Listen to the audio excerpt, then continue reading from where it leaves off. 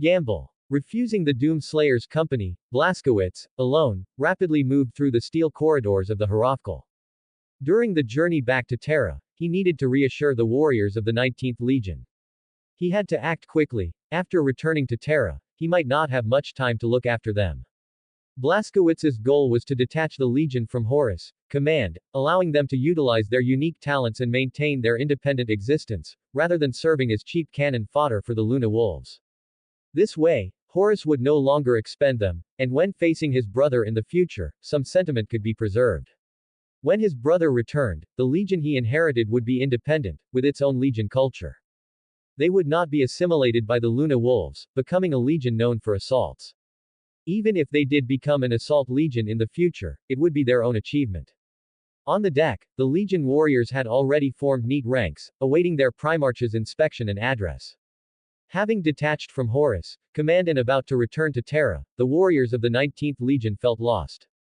Briefly stepping away from the Great Crusade to adjust their existing tactical system, how should they conquer the enemies of humanity? Their path ahead was uncertain, they needed guidance. As a somber atmosphere permeated the Legion, the warriors saw their Primarch's tall figure approaching. Great Primarch. 30,000 Space Marines knelt on one knee, offering the highest respect to the Warrior King with a warrior's salute. Rise. Blazkowicz stood on the platform, his calm voice as warm as sunshine, dispelling the gloom that hung over the Legion. Clank, clank, clank. The sound of armor rubbing was perfectly synchronized as the Legion warriors rose, carefully gazing at their Primarch's glorious image.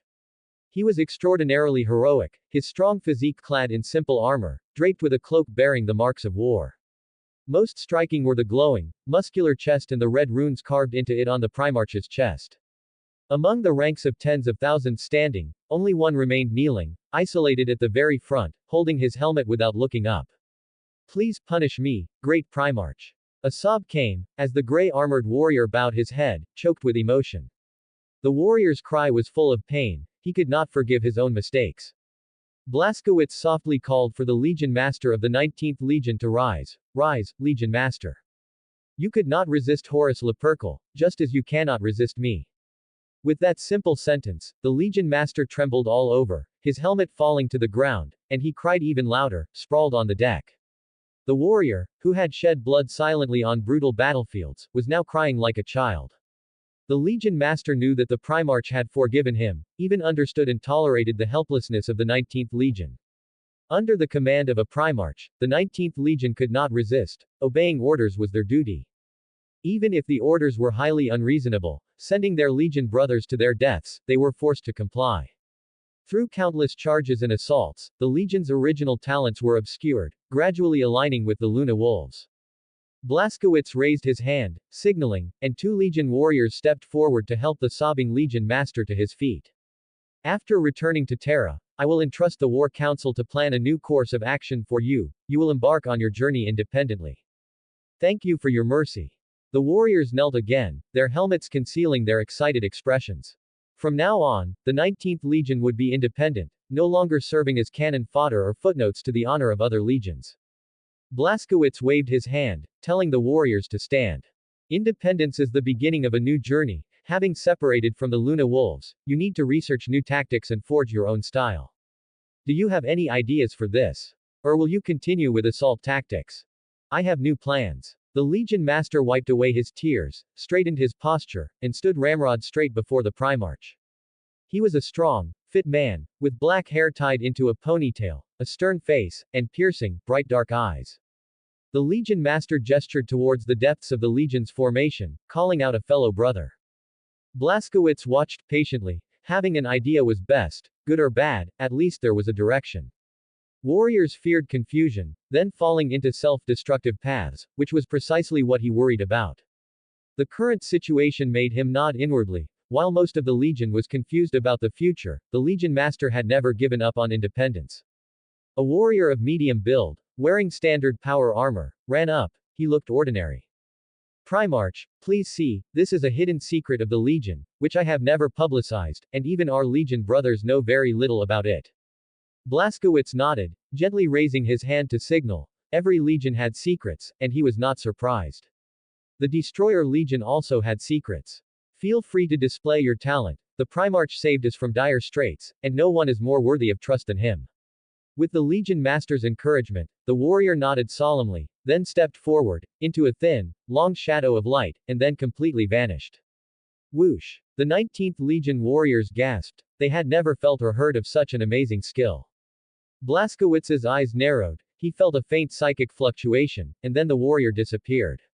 He could still clearly perceive that the warrior still existed, standing motionless in the shadow. Merging into the shadows. Blaskowitz nodded with satisfaction, it was indeed a good talent. Yes, merging into the shadows, invisible to the naked eye. The Legion Master proudly raised his head, saying excitedly, "A gift from the Gene Father, I intend to use this talent as a foundation for the Legion to develop infiltration tactics." Very good. The Primarch smiled, nodding to the Legion Master, this is indeed a unique talent, suitable for developing stealth operations, infiltrating enemy lines. If you had let Horus know earlier, perhaps you could have escaped your predicament. I made my brothers swear never to reveal it to Horus. The Legion Master said with a grim and unwavering expression. Our unique talent will never become an aid to the Luna Wolves, allowing them to exploit us even more deeply. As things stood, Blaskowitz said no more, nor did he try to persuade them. Within the 19th Legion, there had long been resentment towards Horus, but they were powerless to defy his authority. Now freed, away from Horus' oppressive power, their previously hidden defiance immediately emerged. However, from this day forward, the 19th Legion's animosity towards the Luna Wolves would be passed down forever with their Legion culture.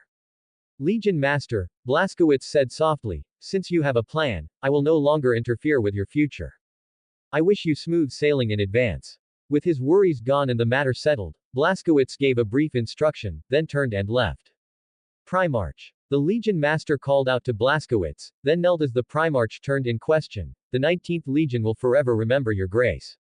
After he spoke, 30,000 Space Marines knelt before the Primarch, their grateful shouts echoing, Great Warrior King, the Legion will forever remember your grace. When the Gene Father returns, I will relay to him all that you have done for his sons. The Legion Master's eyes were red, besides this, he could not express more gratitude. Blaskowitz waved his hand and smiled, gesturing for them to stand, and asked gently, does the stealth skill have a name? Yes, the Legion Master nodded eagerly, telling the Primarch the name of the stealth talent. I call it, Shadow Stealth. Use it well. Blaskowitz nodded in satisfaction, turned and entered the elevator, leaving the deck under the respectful gaze of the warriors. We must remember the Primarch's salvation of the Legion. Watching the Primarch's tall figure depart, the Legion Master turned to his Legion brothers and said solemnly, let everything that happened today be written into the Legion's history, to be passed down forever. The Legion warriors nodded in agreement, the Primarch's grace deserved to be remembered by the Legion. From now on, the 19th Legion will no longer be cannon fodder, let Hor. The Legion Master realized his slip of the tongue, and his eyes shifted as he changed his words, the Luna Wolves, go and seize honor for themselves. Speaking ill of a Primarch behind his back, even if they disliked him, Space Marines dared not speak carelessly. Blaskowitz had not yet reached the Fenrisian-style palace when he smelled the pungent scent of mead. Russ was with his Fenrisian warriors, singing tribal songs and feasting on drink. Come, come, come. Seeing his brother's figure, Russ quickly came over with a drink. Blaskowitz took the goblet, petted Russ' wolf brother with one hand, and without a word, downed the mead. Those little brats have quite interesting talents. Russ put his arm around Blaskowitz's shoulder, and the two sat down together, arm in arm. Horus will probably regret it later. Blaskowitz was not surprised. Russ, though outwardly wild and rough, even seemed a bit simple-minded when he smiled. But he was a Primarch, one of the most powerful beings in the universe. On the Hierarchal, a Primarch's control over information was absolutely top-tier. Blaskowitz smiled, feeling a deep trust. Russ could have kept this to himself. A group of the finest skirmishers, perfect scouts, slipping through one's fingers, is indeed a regrettable thing. The Fenris Corps exited the warp from the Gate of Hades, returning once more to the heart of the human world, the solar system. He was to rendezvous with the War Council to replan the 19th Legion's conquest route and fulfill his promises to them. Brother, I must depart, Russ said, standing at the palace gate, bidding farewell to Blaskowitz. I have many duties, the Space Wolves await on Fenris, and I need to return and integrate the Legion. Russ placed a hand on Blaskowitz's shoulder, his beast-like eyes showing reluctance as he gave his reasons for leaving. The space wolves are only nominally so now, they are not a true pack of wolves. I need to reform the Legion and integrate Fenrisian culture. Blazkowicz nodded to Russ, offering a sincere blessing. May you have a smooth journey. Once the matters on Terra are settled, I too must leave and return to the Nur stars to attend to some affairs. The Destroyer Legion is in Argent Nur, conquering the stars, and I also need to handle that. Legion integration is a significant problem. Once you've finished your tasks, you are welcome to visit Argent Nur, Blazkowicz concluded, opening his arms to invite Russ. My homeland welcomes your visit. Likewise, Fenris welcomes your arrival. The two Primarchs embraced, sharing a smile that conveyed unspoken understanding, then Russ turned and departed with a flourish. Blazkowicz watched Russ figure until he turned a corner deep in the palace, disappearing from sight. He took a deep breath. Now he needed to meet the Master of Mankind. The mission to eradicate the Psychnuans was fraught with too many questions, and he hoped to receive a relatively normal answer. Yes, a relatively normal answer. In Blazkowicz's eyes, the Master of Mankind was a strategist, shouldering the banner of humanity's resurgence and plotting the path of resistance against the four gods. Taken individually, the Master of Mankind's achievements were unparalleled. However, the Master of Mankind was also unreliable in certain aspects, and his methods of doing things were problematic. He always concealed things in his words and actions, revealing half and hiding half, obscuring the true purpose of everything. He strode forward, finding a custodian to lead the way, choosing paths that were as unfrequented as possible. The appearance of a Primarch often sparked fervent crowds of worshippers. As the Great Crusade progressed, Terra's population grew, with aristocrats from other worlds gradually settling down on Terra. For them, no wealth could compare to an inch of land on the throneworld. The Great Crusade spread the Master of Mankind's glory throughout the galaxy, even leading to the widespread belief among the stars that the Master of Mankind was a god. Aside from a god, the newly reconquered human worlds, those saved mortals, could not imagine what other being could achieve such great deeds. And the Primarchs, the Master of Mankind's sons, demigods walking among mortals, were naturally objects of mortal worship and gratitude. Blazkowicz tore down a palace curtain and wrapped it around himself, using it as a disguise. He lowered his voice, chatting with the custodian along the way, learning about recent interesting events on Terra. With the custodian's deterrence, even if curious about the tall figure, the nobles waiting in line for an audience at the palace could still control their emotions and not rush forward to prostrate themselves. Led by the custodian, Blazkowicz entered the Master of Mankind's office for the first time. It was simply too vast. A colossal gilded dome, load-bearing stone pillars adorned with elaborate carvings, and Gothic windows on either side stretching from ceiling to floor. The understated, elegant stained glass panels, polished to perfection, formed immense murals depicting the Master of Mankind's great deeds. There were too many people. Most were lavishly dressed nobles, generals with chests full of medals, and Astarte's legion masters. They formed a long queue, their exhaled breath condensing in the dome and falling as raindrops. Despite such a massive crowd, the hall was eerily silent. They queued in an orderly fashion, not daring to overstep any boundaries. Custodians stood solemnly on either side of the hall, the Master of Mankind's guardians, their silent presence radiating immense power, deterring any miscreants. Blazkowicz entered from the side, and his presence was quickly noticed, causing the crowd to kneel en masse. These were all astute individuals, with a custodian personally leading the way. Unobstructed, the identity of the tall figure was not difficult to guess. A Primarch, a son of the Master of Mankind, had returned. They silently knelt in homage, performing the Aquila, the Cog, and the warrior's salutes, all expressing their respect. Blazkowicz remained silent, not removing his disguise, and gestured to the custodian to quicken their pace. It was not until he saw the Master of Mankind that Blazkowicz frowned at the contrasting scene before him. Those queuing could not see the Master of Mankind. The end of the line was a custodian who relayed the Master of Mankind's messages. At the back of the hall, there was a simple yet dignified small room where Malkador and the Master of Mankind sat opposite each other at a wooden table. Malkador's appearance had never changed. He wore dark sackcloth, held a burning staff, and sat in a chair opposite the Master of Mankind. The Master of Mankind wore a laurel wreath and a white, gold-embroidered robe, toying with a deck of tarot cards. Blazkowicz peered in from the doorway. The two inside were mysterious, like two sorcerers engaged in an evil conspiracy. The Master of Mankind nodded to Blazkowicz, continuously manipulating the tarot cards, arranging them into combinations. Don't come in yet, the master of mankind said, taking a moment to raise his hand, preventing Blaskowitz from entering the room. This little contraption won't work if you come too close. Blaskowitz removed the curtain he was wearing, handed it to the custodian, instructing him to rehang it, and stood at the doorway with his arms crossed, waiting for the master of mankind to complete his ritual. He listened to the constant shuffling and dealing of cards. The two seemed to be playing a game, performing a psychic ritual. Please come in, the master of mankind's slightly weary voice came after 3 minutes of waiting. What's wrong with you? Blaskowitz asked as he entered the room, noticing the master of mankind yawning, the golden light behind his head somewhat dim. The Imperium's borders are expanding, he needs to expend more psychic power to make the Astronomicon brighter. Malkador looked up, his aged face under the hood revealing a benevolent smile, and pointed to a nearby chair. Sit. I see. Blaskowitz nodded and sat down, gaining a clearer understanding of the master of mankind's power. One man, constantly dealing with imperial affairs, maintaining the Astronomicon with psychic energy, predicting major imperial events, and directing the Great Crusade. It was a bit too powerful. What are you two doing?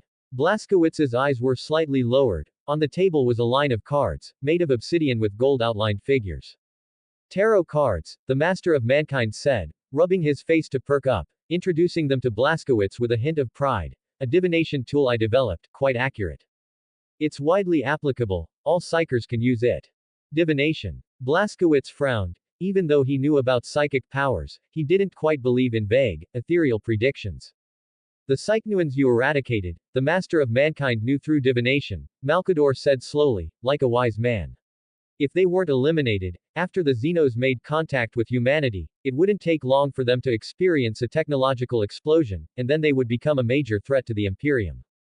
Blaskowitz's mind gradually cleared. The master of mankind was eliminating future enemies. Is that all? He still didn't quite believe it. The master of mankind was a shrewd man, and the reason for sending him seemed too simple. The master of mankind grabbed a card from the table, his eyes glowing golden, and explained, I predicted many outcomes. Russ space wolves would suffer heavy losses, leaving half their progeny among the Xenos. He would return in great defeat. Horus would eliminate the Xenos, but at the cost of most of the human population and heavy losses to his legion. So you chose me. Blaskowitz narrowed his eyes, shaking his head as he denied the master of mankind. I cannot be predicted. How could you be sure I would win? Blaskowitz already knew he couldn't be predicted. Psychers on Argent Nur had tried multiple times, seeing only darkness. You indeed cannot be predicted. Malkador also picked up a tarot card, his aged face smiling, wrinkles crinkling together. So we predicted what kind of future the mortals in those star systems would face. Without a doubt, the results were excellent. 95% of the mortals survived. No, that's not right. Blaskowitz shook his head. Since I cannot be predicted, you naturally cannot use me as a baseline for an overall prediction. Therefore, I sent Russ and you together to provide corroborating evidence from the side. It's like solving a math problem. When I can't get the answer, I introduce new variables to cross-reference. The master of mankind stirred his hand across the table, then drew a card. The image on it was the chariot. The chariot represents victory, he said, discarding the card in his hand, which was the world. The world represents completion. Malkador discarded his card to match the master of mankind's. It was the sun, symbolizing success. A complete and grand victory, the master of mankind said, spreading his arms, finally reaching his conclusion. As for the reason I sent you, there's actually another one, Malkador said, nodding slightly to the master of mankind. It's his personal reason. The master of mankind's eyes widened, looking at Malkador incredulously. His most trusted friend had betrayed him at this moment. Mixed with someone's personal revenge, an intense revenge born of unfulfilled desire, to smash it to smithereens. He waited for this day for decades, eagerly anticipating the complete annihilation of the Xenos world. Malkador's smile held a hint of playfulness, his eyes sparkling with excitement, as if exposing an old friend's embarrassing secret brought him immense pleasure. They were the best of friends, and the closest of partners, yet precisely because of this, Malkador especially enjoyed the fun of digging up an old friend's shortcomings. There was no opportunity before. Now, with Blaskowitz present, someone of equal standing by their side, he naturally had to thoroughly mock his old friend. Before the Great Crusade began, he said unhurriedly, the Emperor used existing benchmarks to predict the overall direction but discovered resistance in the salt system. There exists a conscious world there, symbiotic with the planet's organisms, sheltering the souls of the Psychnuans, right? Malkador smiled as he asked Blaskowitz, simultaneously revealing that both of them already knew the specific situation of the SALT system. A conscious world exists, symbiotic souls and identical psychic power, with dead souls returning to the world. Blaskowitz's expression gradually darkened. The two people before him clearly knew everything but were only willing to reveal bits and pieces. He couldn't help but recall the scene he faced at the time and the choice he made. I originally thought it was a political necessity and didn't think too much, opting for orbital deployment against a race without orbital defense capabilities. You nearly caused the deaths of many soldiers. Don't be impatient, listen to me finish before you draw conclusions. Malkador nodded in agreement, slowly speaking to stop Blaskowitz from delving into responsibility. We already know the outcome of the war, and we deeply believe in your choice. Please let me finish first. Blaskowitz let out a long breath, suppressing the irritation in his chest, and listened as Malkador explained the reasons. Malkador glanced at the Emperor. His old friend was expressionless now, like a prisoner awaiting judgment. The Emperor's consciousness crossed the star sea and once descended upon that world, conversing with its world consciousness. The Elder's words stunned Blaskowitz, and his gaze naturally turned to the Emperor, who was now leaning back in his chair, looking up at the ceiling. The Emperor believed that the Salt's world should accept humanity and bind souls with humans, to shelter the souls of deceased humans. Haha, what a pity. Malkador's tone was meaningful. At first listen, it seemed like mockery, but on closer inspection, it hid regret. Someone was severely rejected and ultimately parted on bad terms. Blaskowitz nodded repeatedly. With this explanation, he understood the Emperor's grudges and affections with Salts. He understood the regret in Malkador's tone. If humanity could take control of Salts and bind their souls to the world, it would indeed be a tremendous boon. People born there, their souls returning to the world after death, would enjoy peace and no longer be corrupted by the warp. Unfortunately, things did not go as planned. The world consciousness did not recognize humanity. It has a certain ability to shelter the souls of humans in several star sectors, but it is unwilling to change. The Emperor straightened up, a look of regret appearing on his dark brown face. I intended to spare its life, to have a good talk someday and strive for harmonious coexistence between us. His face suddenly darkened, and his calm, upright voice abruptly changed, becoming as chilling as a cold wind. But it incited the Psychnuans to attack the human world and plunder human resources. It must die. So you sent me to kill it. Blaskowitz tilted his head and asked the Emperor, then why didn't you make it clear? I wouldn't shirk. The Emperor fell silent, his lips twitching slightly, trying to maintain his expressionless dignity. Blaskowitz looked at him in confusion, thinking there was another unspeakable difficulty, and sat up straight to listen attentively. I told him long ago to be honest with you. Malkador's lips curled into an uncharacteristically mocking smile, but he said he wanted to surprise you. Surprise. Blaskowitz looked at the Emperor's embarrassed face and shook his head. This isn't a surprise, it's a fright. I understand. Blaskowitz suddenly thought of a possibility, then narrowed his eyes and asked the Emperor, is this a kind of interaction similar to Russ? The latter nodded weakly, covering his mouth with his hand, trying to hide his embarrassment after his thoughts were exposed. Blaskowitz stood up, looking at the silent Emperor. He could indeed feel that the Emperor wanted to be closer to him, and he was trying to build a relationship. Frankness and honesty are the most genuine emotions between us, and the bridge of communication. Blaskowitz was very helpless. Such a result was too absurd, making it difficult for him to accept for a while. I will return to Argent Nur to conquer the surrounding worlds. Contact me when you need help. Take your progeny and leave. The Emperor nodded and said to Blaskowitz, the more worlds conquered, the more test subjects, and the greater the success rate. Speaking of this, since entering the solar system, dozens of new sensations had appeared in Blaskowitz's mind. He was surprised in his heart. Every bit of increased power against demons was an additional help. Including the original warriors, the Legion now had 200 people. The Emperor had invested a lot, and the results were equally evident. The Legion was growing robustly. What is the success rate? Blaskowitz asked Malkador, the founder of the Department of the Interior and its head. For a long time, he knew the success rate was very low but had never asked for the specific number. You don't need to know. Malkador's face was serious, shaking his head, refusing to answer Blaskowitz, then seeing his expression change slightly. The aged voice quickly added, You don't need to worry, it's within an acceptable range. Blaskowitz did not press further. He could imagine the difficulties involved. I hope that in the end, the returns on these investments will ultimately benefit humanity. Fighting chaos is the basis of their cooperation.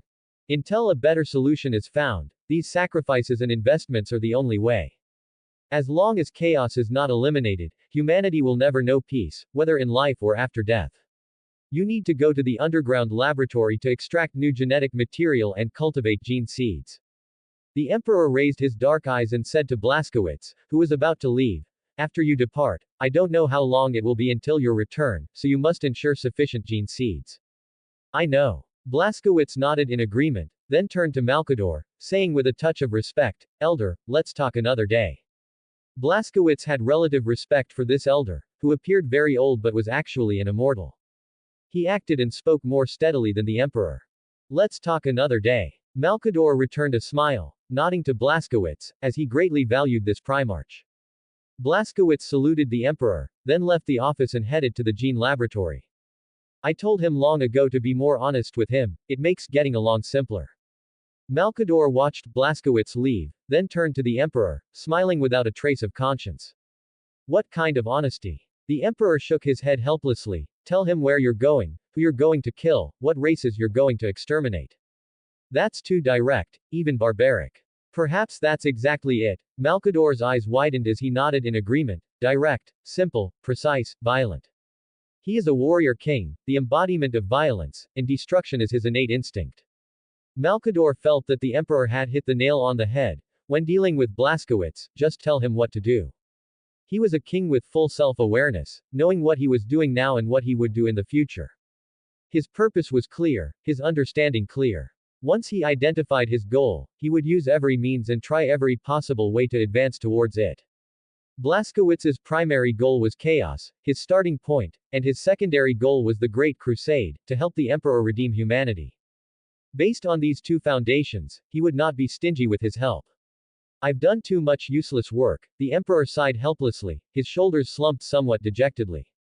Not entirely. Malkador looked at him seriously, his old friend.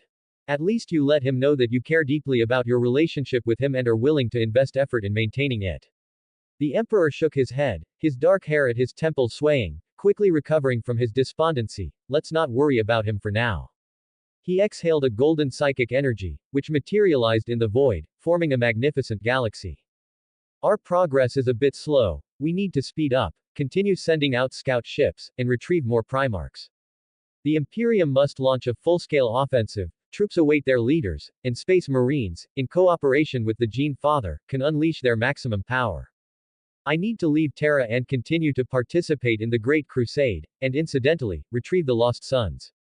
Understood. Malkador's eyes reflected the Golden Galaxy. It was incredibly brilliant, vast, and dangerous, with the Imperium's controlled territory being only a small part. The Department of the Interior will fully cooperate, build more warships, urge the Adeptus Mechanicus to produce armaments, and recruit soldiers from conquered worlds. The Emperor's face was solemn. When he heard, Mars Adeptus Mechanicus, a golden light flashed in his eyes. Are the Adeptus Mechanicus behaving themselves now? They are now working with great enthusiasm, knowing that they have a replacement. The Adeptus Mechanicus output has significantly increased. Haha. Do I have to thank Blaskowitz? He brought a great gift upon his return. In this regard, his cooperation is impeccable, giving the Adeptus Mechanicus a sense of crisis that they are not irreplaceable. Blaskowitz walked out of the laboratory, escorted by over 1,000 custodian guards. Frankly, Blaskowitz had never seen so many custodian guards densely gathered in one area performing a single task. They surrounded the laboratory in layers, making it impenetrable, personally controlling every detail. Blaskowitz secretly estimated that even if Russ were to force his way in, the fully armed custodian guards would subdue him. If it came to a death match, the custodian guards' fire support would be limitless.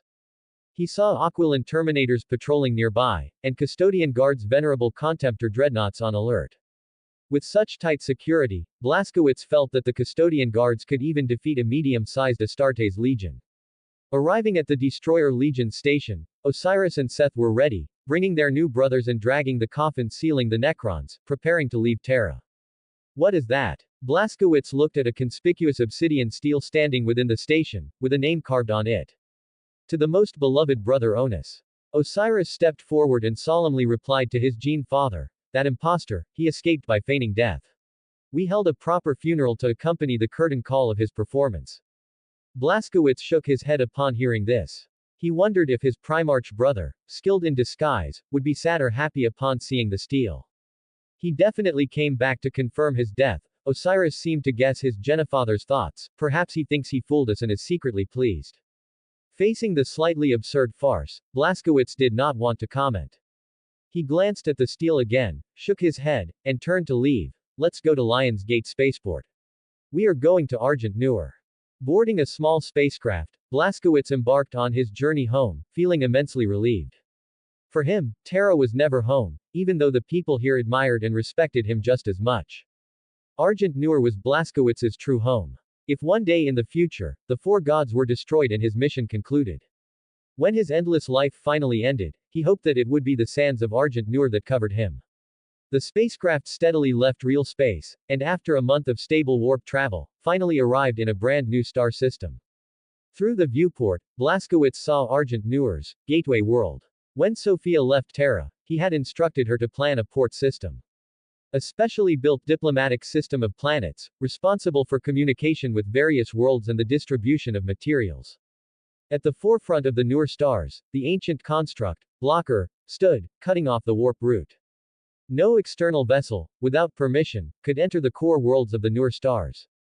All incoming and outgoing vessels had to leave the warp, re-enter real space, and dock at the gateway world. Blaskowitz did this out of deeper concerns.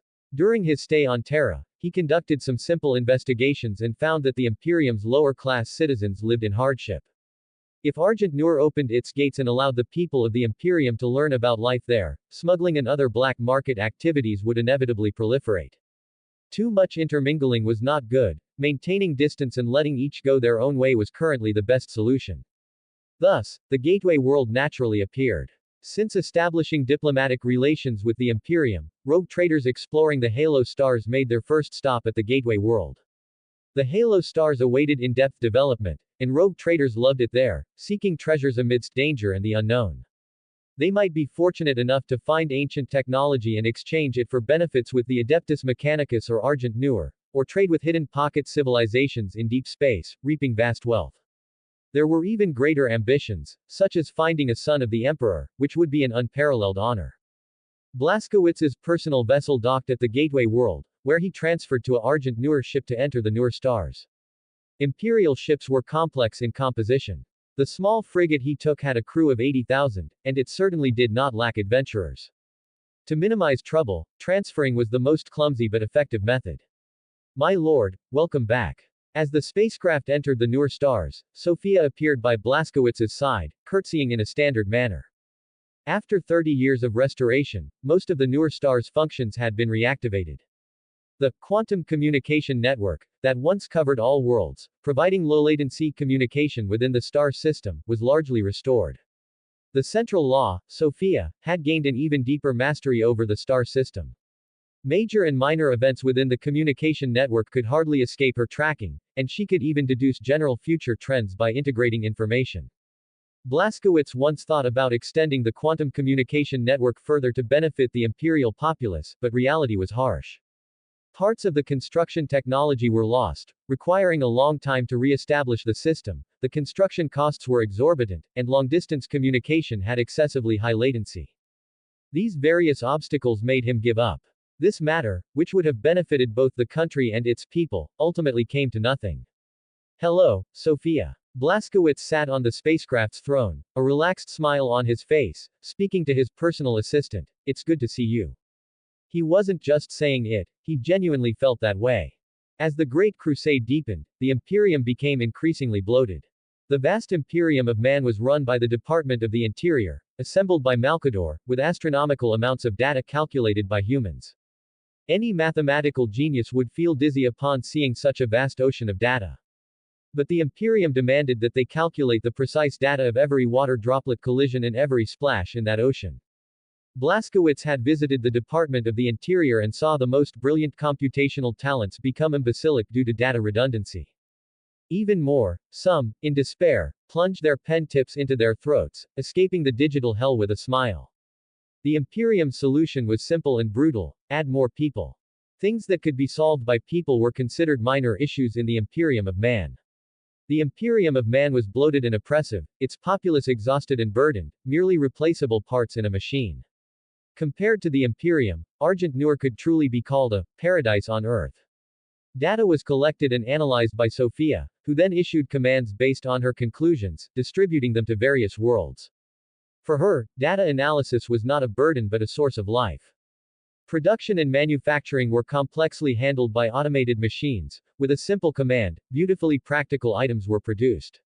The concept of machines needing rest or leisure also did not exist. Sentient machines and automated machines could not be compared, an insurmountable chasm separated them.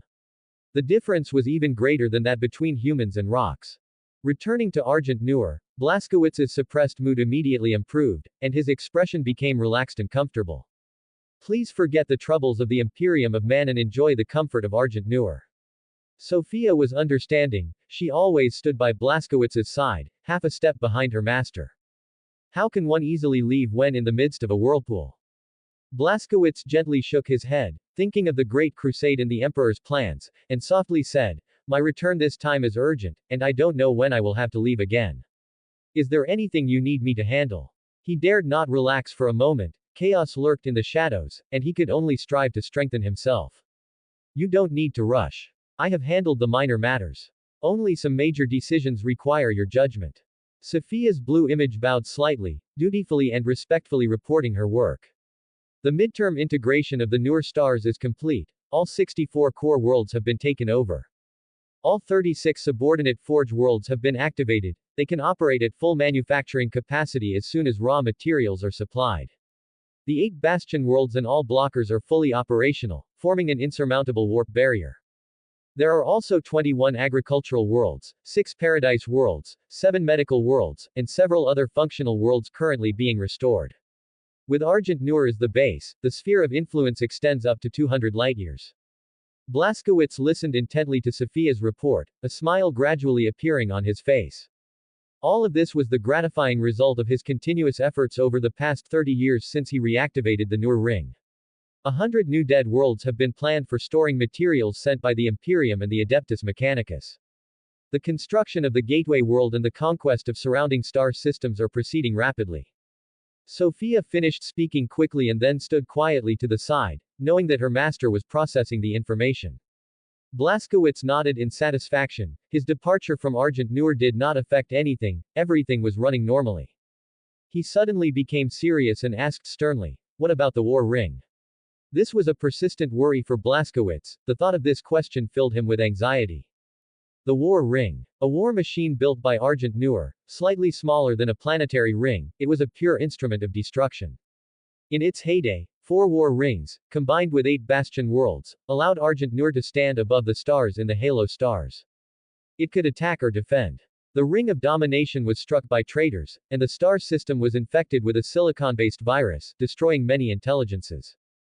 The war ring's killing intelligence, relying on its own computing power, resisted the silicon-based virus erosion and launched attacks against traitors and psychers.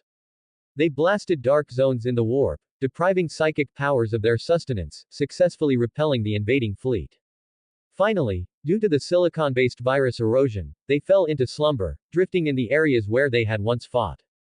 Waking them up would be easy, but the risks involved made Blaskowitz hesitant to act. The Doom Slayers were extremely dangerous, created solely for war, their cold circuits filled with aggression and destructive urges. They drove away the invaders at the last moment, proving their continued loyalty to humanity. If their minds were intact, awakening them would be a great help. However, the silicon-based virus erosion could very likely damage the Doom Slayers' minds, causing them to attack indiscriminately upon awakening. Every time Blaskowitz thought of the war ring, the terrifying images it caused were still vividly clear.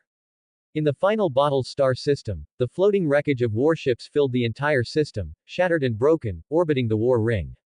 Ship logs echoed with the Doom Slayers' frenzied electronic screams, full of destruction and annihilation. It howled in pain from the silicon-based virus erosion, unleashing destruction and pure violence upon the invaders. By the end of the battle, its logic had completely collapsed, and it slaughtered indiscriminately based on preset commands. My compatriots are still dormant, and the dismantling of their intelligent cores is progressing slowly. Sophia shook her head regretfully, then brought up a holographic projection and reported the progress to Blaskowitz. These designs are too complex. Even I, or the Iron Man brothers, don't understand their intricacies. Even a slight mistake, touching the wrong circuit, could very likely trigger an alarm and awaken the Doomslayer. Progress isn't the priority, caution is paramount. Light reflected in Blaskowitz's eyes as he solemnly instructed, ensure the safety of the technical personnel. Blaskowitz's plan was to first remove the intelligent cores from the ring, place them in a safe room, and then activate the Doomslayer. Even if it went mad, it wouldn't cause too much harm. The dismantling work proceeded in an orderly fashion, and Blaskowitz nodded, his inner worries somewhat lessened. The war ring was like a dud bomb, it had to be cleared and dismantled to prevent endless future troubles. If its existence were ever discovered by enemies in the future, malicious activation would be a disaster. Now, with time and energy, it was decisive to dismantle the core and nip the problem in the bud. The spaceship quickly returned to the Nur ring, and Blaskowitz arrived at the ring's royal palace, which was bright and spacious, with the lines of its dome reflected on the mirror-like floor. Several parchment papers lay on a table. These are the matters you need to handle. Sophia's finger lightly pointed to the documents on the table. I cannot decide for you. Thank you for helping me. Blaskowitz softly thanked Sophia. If not for her, during his time away on Terra, the documents on his desk would likely have piled up like mountains upon his return. It is my honor to assist you. Sophia's rational voice was elegant as she curtsied again. Blaskowitz took his seat and opened the first document, his brows gradually furrowed. It was a letter of resignation written in vigorous script. He quickly finished reading, then finally sighed and instructed Sophia, have him come see me. I will notify him immediately.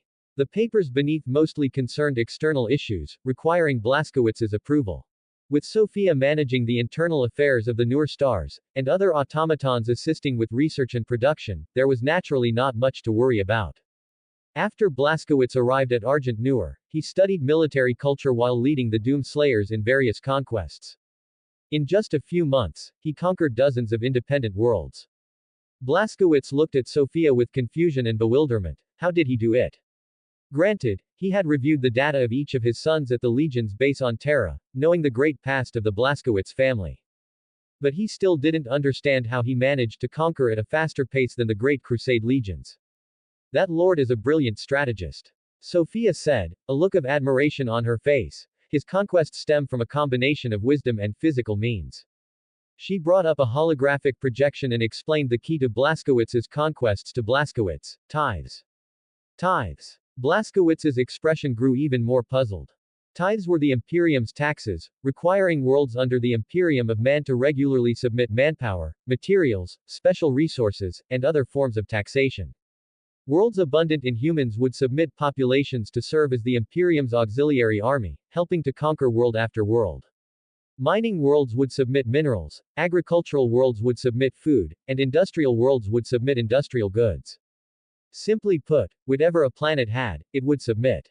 Although called tithes, the tax amount needed to be adapted to local conditions, with different worlds having different tax rates. The Nur stars were granted special tax exemption by the Imperium, requiring no submission of any taxes. Blaskowitz had not understood why this special exemption was granted at the time. Argent Nur had been integrated into the Imperium, and their relationship was one of cooperation, so why were there tax levels? What did he do? Blaskowitz asked in a low voice.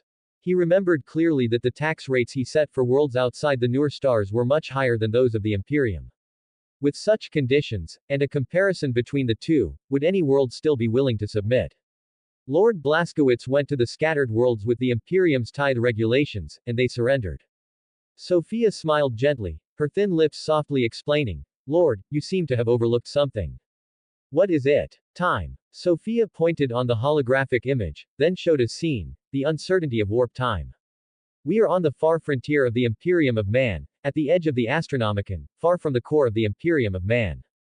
The tax collection ships that come here might arrive every few days, every few years, or even every 100 years. Lord, you should now know, Sophia asked her master, her eyes smiling, What kind of terrible consequences the people of the scattered worlds face, right?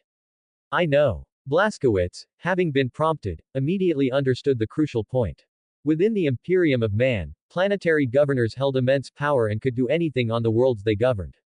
They could indulge in debauchery, exploit the people, live in extravagance, and suppress their subjects. They could do anything, but they absolutely had to pay taxes. They wouldn't dare to evade taxes even a little. Paying taxes to the Imperium was what maintained the governor's rule. Taxation was the cornerstone of everything. This was true for the Imperium, and equally true for the governors. When the Imperium's tax ships arrived in a planet's orbit, it represented the descent of imperial authority, an existence that defied reason. Governors were also willing to pay taxes, as the Imperium's taxes could still be squeezed from the populace.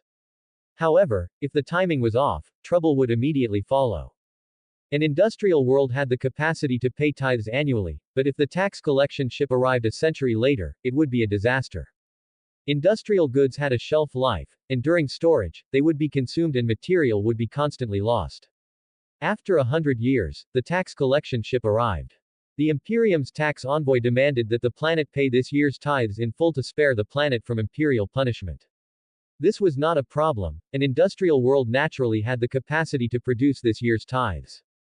Then the envoy demanded that they also make up all the taxes from the past 100 years, not a single bit less, and the quality could not be compromised. Paying all historical taxes at once was naturally impossible.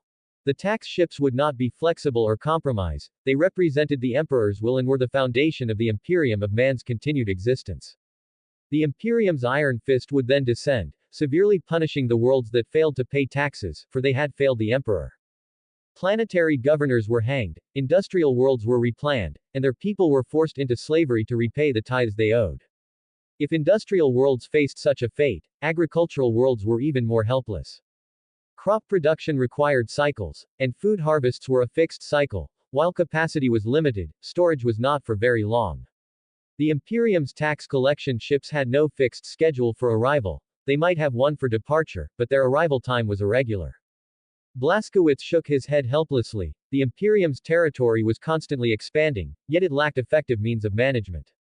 While seeking a new route for the 19th Legion, he had heard in the War Council chamber that some worlds had rebelled due to taxes. Such incidents would only become more frequent as the Great Crusade deepened. Sophia pulled up a list of worlds conquered by Blaskowitz, representing his achievements. Blaskowitz Jr. used the Imperium's tithe regulations to explain the pros and cons, and the surrounding worlds surrendered one after another. Since his arrival at Argent Noor, he has conquered a total of 47 worlds, using force on only 9 of them. He is excellent. Blaskowitz nodded with a smile, acknowledging Jr.'s achievements. This Jennison, just like his ancestors, conquered the stars as if conquering the lands of Terra. Blaskowitz acknowledged Jr.'s achievements and also saw the drawbacks of the Imperium's tithes, further understanding the Emperor.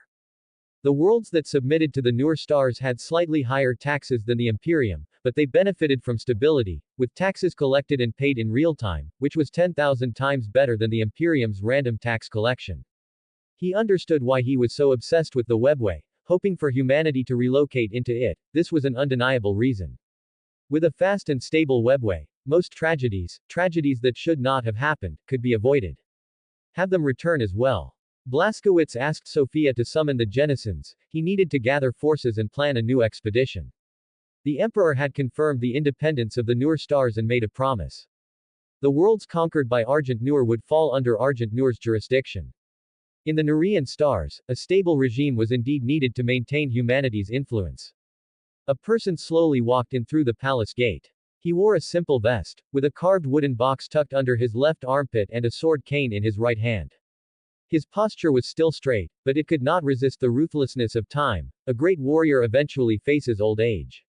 His sword cane tapped on the ground, the sound echoing through the hall, its rhythm as brisk as a war song. The chief grand swordsman of the court, dean of the war college, Saran. He was a great warrior who had witnessed the rise of 3 King Noaks and guarded their heritage, now entering his twilight years. The sharpness in his eyes was gone, replaced by a cloudy dullness. As the long table in front of Blaskowitz slowly descended, there was nothing else in the hall.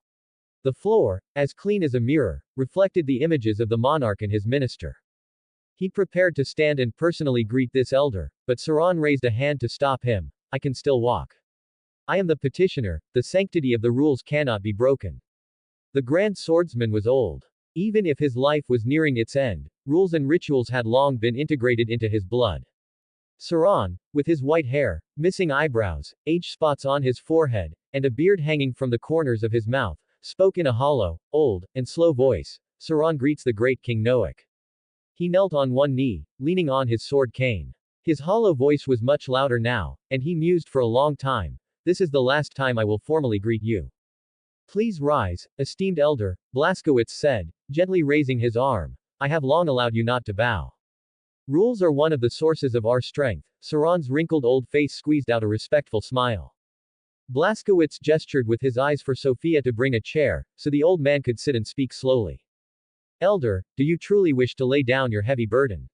He asked Saran softly, maintaining the demeanor of a king, ensuring the grand swordsman had no fault to find. The resignation on the table was Saran's written report. The grand swordsman had decided to return to an ordinary life. Looking at the grand swordsman's aged figure, his heart was filled with reluctance. This warrior, pure of soul, refused all means of extending his life, facing the end like an autumn leaf quietly returning to its roots. My king. My mind is slow, Saran said, simply stating the facts without regret. It is time to retire and let new people welcome a new era. Recalling his life, a gentle smile appeared on the grand swordsman's face, with no regrets in his heart. The future belongs to the young. My thoughts and soul will be passed down through my students. I have no regrets in this life. As he spoke, his eyes were full of pride. For a legendary warrior, death is not to be feared. Legacy and remembrance are their lifelong pursuits, hoping their skills can be passed down. Saran's warrior career was complete. His meticulous principles and balanced combat techniques were taught to one sentinels after another. Then do you have anyone in mind? Someone who can take over your position? Blaskowitz, seeing his resolve, no longer tried to dissuade him. He asked the grand swordsman if he had any suitable candidates to take over his position. Saran's position was crucial, chief grand swordsman and dean of the War College. The former was responsible for the development and inheritance of court combat techniques, while the latter educated warriors, teaching skills and shaping their souls. Court Grand Swordsman, Flano Novik, Dean of the War College, Erika von Stern. Saran named two people almost without hesitation. Blaskowitz nodded slightly. The Grand Swordsman's recommendations were consistent with his own thoughts. Flano Novik. Beneath his refined appearance lay superb swordsmanship, sufficient to hold the position of court grand swordsman. It was time for him to take on some responsibility and end his leisurely semi-retirement. Most importantly, Flano had a son and a daughter, making him best suited to educate the future generations of all races. Erika von Stern, that serious, unsmiling lady, with sternness flowing in her veins, was perfectly suited for the position of dean. She tolerated no injustice, had an unyielding character, and her qualifications were unmatched. Can't the position of chief grand swordsman be held by Harlan Ogilvy? Blaskowitz looked at Saran, asking with a hint of anticipation. He wanted to know if Saran's attitude towards his son-in-law had changed. These two rivals, one an old man stubborn to the death, the other a warrior desperately trying to prove himself. The feud between them had never eased over decades, instead, it had twisted into an unbreakable knot with the passage of time. If he takes the position of chief grand swordsman, I would rather die at my post. Saran's face instantly became serious, his brows furrowed with disgust, and his tone became much stronger. I will never allow such a thing to happen before I close my eyes. Blaskowitz shook his head helplessly. All his wisdom was useless at this moment, he could not reconcile the father-in-law and son-in-law. Harlan lived for himself in the first half of his life. He fought fiercely on the battlefield, striving for honor, only to leave a mark in the royal swordsmanship. His goal changed in the second half of his life, he still sought honor, but it transformed into seeking Saran's approval. Marrying Saran's daughter was perhaps a premeditated act of retaliation, and Harlan also took on the corresponding responsibilities. He hoped to gain his father-in-law's approval, proving his wife's choice was right, and he fought tirelessly for it. Since establishing a relationship with Harlan, his wife had been driven out of her home by Saran, and the stubborn old father had never visited his daughter. Saran loved his daughter, so he hated Harlan for taking her away. If his daughter had married any other warrior, Saran would not have been so angry, he would have been happy. But she married a champion swordsman, the most dazzling warrior on the battlefield, one who engaged in duels. A person who carried his head on his waist, regarded life as nothing, and repeatedly provoked death.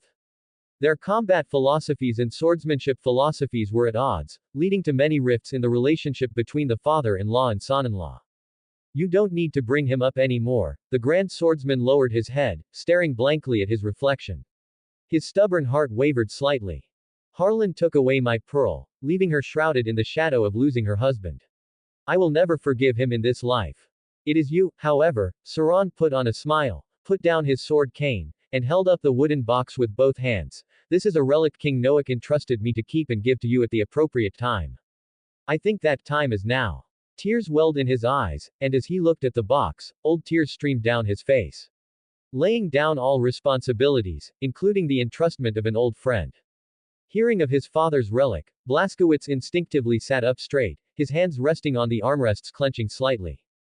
Blazkowicz tried to maintain a serious demeanor, not daring to show any neglect, his voice a little hoarse. Please bring it up.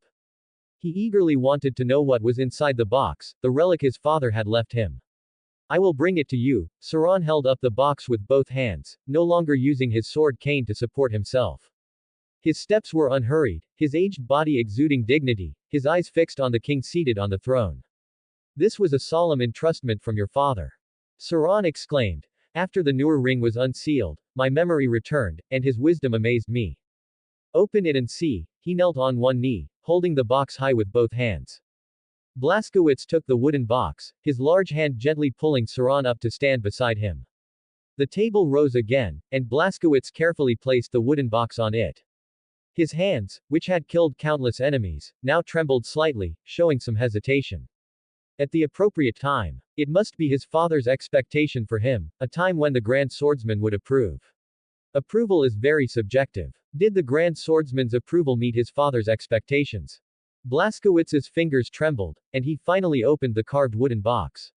What was inside made his eyes light up. This is. His voice trembled with surprise as Blazkowicz saw a crown, pressing down on a letter sealed with wax.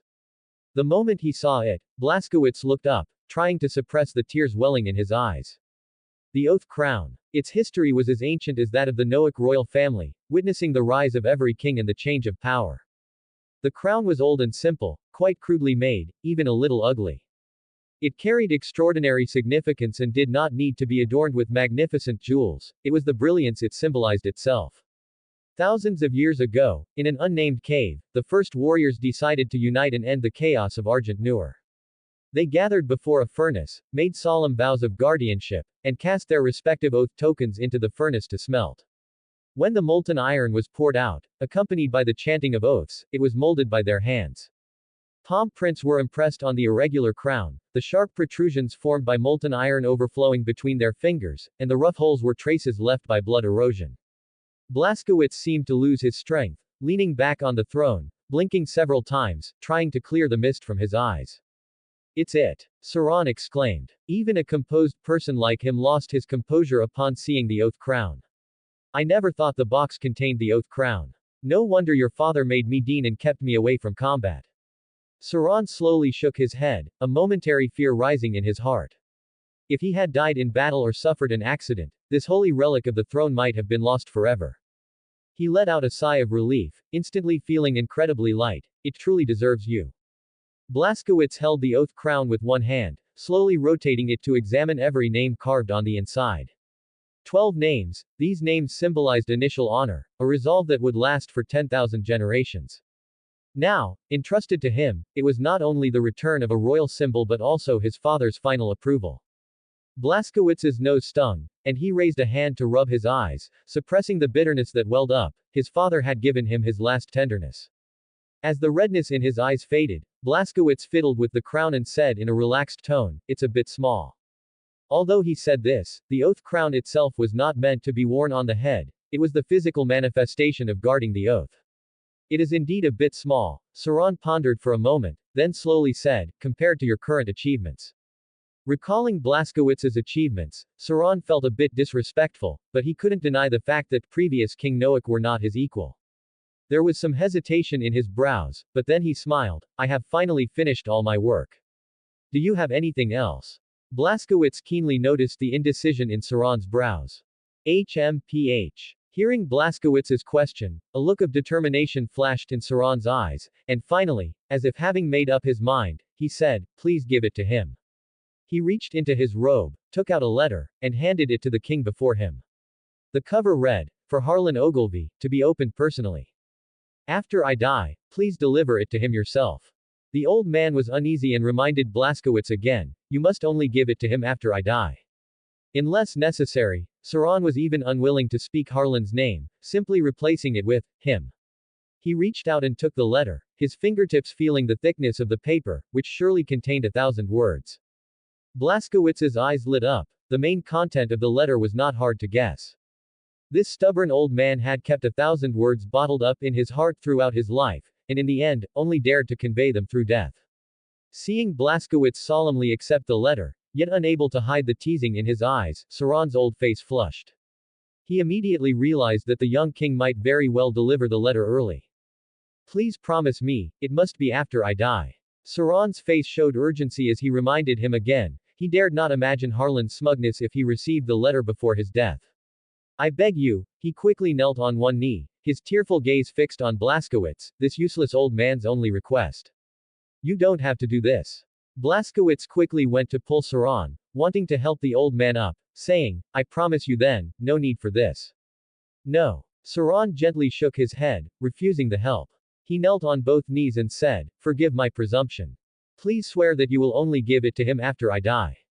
Hesitation flashed in Blaskowitz's eyes, but he finally relented. He placed his right hand over his chest and said with a serious expression, "I swear in the name of Noak, that before your death, I will never willingly give this letter to Harlan Ogilvy." "Thank you." Sauron's tears turned to a smile, and he quickly stood up, leaning on Blaskowitz's arm, his face full of relief. "Since things have come to this, I should leave now." After standing, he slowly retreated, pointing to the letter in the box. "You still have some matters to attend to." Sauron bowed, retreated to the center of the hall, picked up his sword cane, and left happily. Having laid down a heavy burden, his steps were incredibly light, and he walked with great vigor. Blaskowitz's expression was somewhat complex as he clutched the heavy letter, watching him depart with a helpless shake of his head. He placed the letter aside, took out the wax-sealed envelope from the wooden box, and carefully unsealed it. 2. Blaskowitz Novik, my most anticipated son. After reading the first sentence of the letter, a smile appeared on Blaskowitz's face. He continued to read, carefully absorbing every word. "When you read this letter, your mother and I are no longer in this world. You don't need to be sad or grieve, we have long since transcended life and death. Your future path is long, and we will not be by your side. Remember to protect yourself well." As Blaskowitz read, the redness that had faded from his eyes crept back, his expression changed several times, and he shook his head with a bitter smile. "As for leading the Argent Nur people out of their predicament and embracing the stars again, I believe you have done it. I have never doubted this, you have never disappointed my expectations. However, the universe and its stars are infinitely beautiful but also harbor dangers. You must face them cautiously. My wisdom is limited to Argent Nur and I cannot offer you other advice. But I believe that after encountering the profound universe and complex human nature, you will develop your own independent understanding and perspectives, and establish new values. You will also make new friends, journey with them, and forge deep friendships. Your life is bound to be wonderfully exciting. On the canvas of the universe, a significant stroke is destined to be yours. I won't say too much. My love for you is difficult to convey in a letter, one piece of paper is not enough. Finally, may you forget sorrow and stride boldly into the future. Your ever-loving father, your ever-caring mother." As Blaskowitz read the letter, hot tears streamed down, dripping onto the tabletop. The emotions within him could not be suppressed, and in the empty hall, a low murmur filled with longing echoed, "Father. Mother." Silence reigned in the hall for a long time, the warrior's vulnerability and sorrow silently spreading, then slowly subsiding. Blaskowitz composed himself, sitting on the throne with a proud smile. He had always been his father's most anticipated and proud son. With extremely light movements, he refolded the letter and stored it in the compartment of the desk. Damn chaos. Remembering how his parents died, Blaskowitz clenched his fists and gnashed his teeth in hatred, the anger in his heart constantly surging. He vowed that the four gods would pay the blood debt. "Sophia, take me here."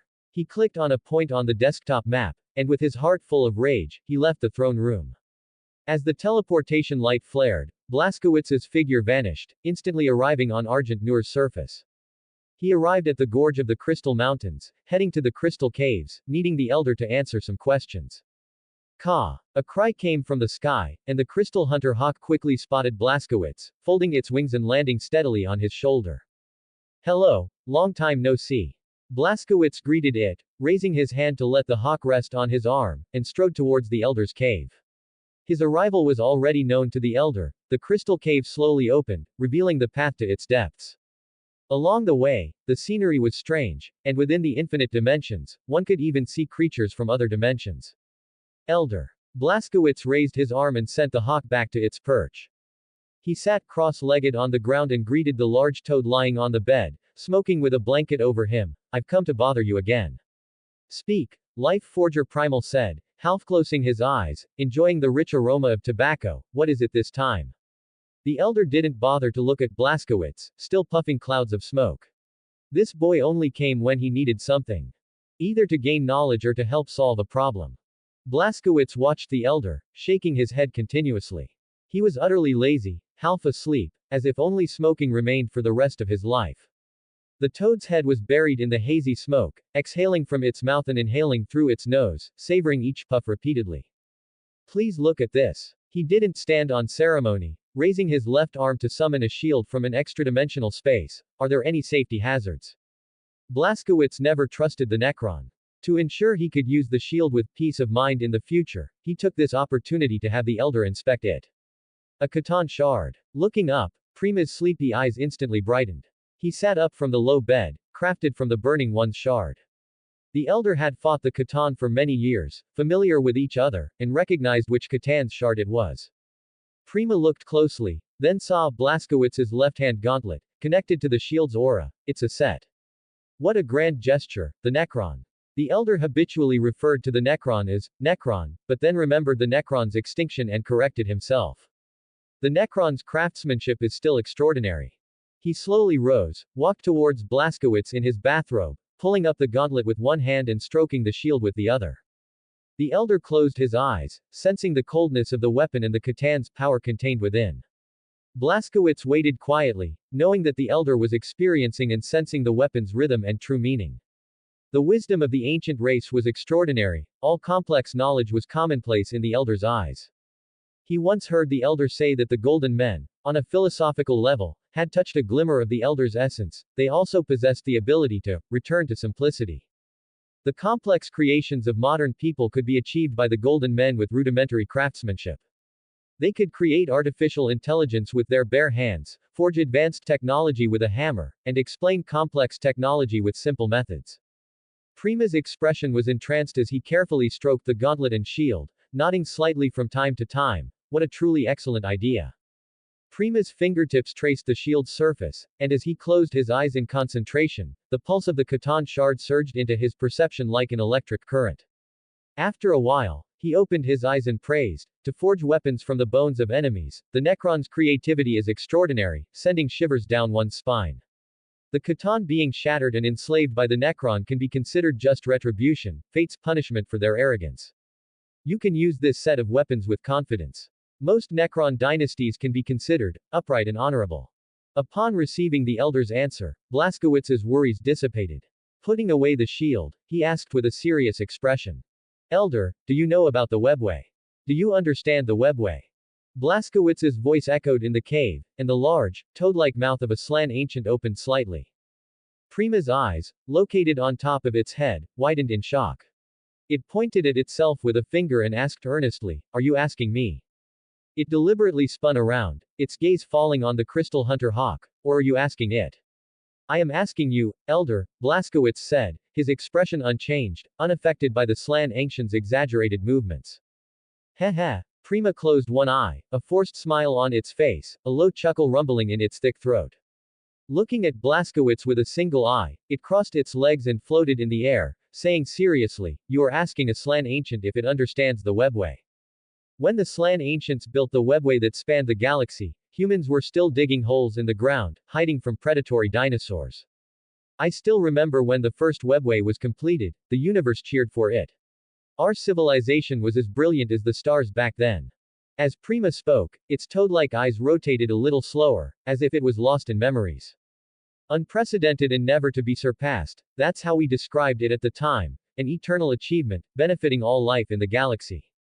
Blaskowitz agreed wholeheartedly. If not for the war in heaven, the glory of the Slan ancients could have illuminated the stars forever. The four gods would never awaken, the warp would remain as calm as ever, and with the Slan ancients mediating, the real universe would also be much more peaceful. Unfortunately, there are no ifs in the world.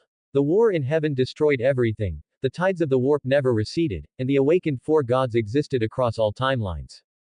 You understand it very well, don't you? Blaskowitz showed a look of joy. The Slan ancient knowing about the webway should mean it possessed some related knowledge. He sought out the Slan ancient, checking the shield was secondary, his main goal was to acquire knowledge about the webway.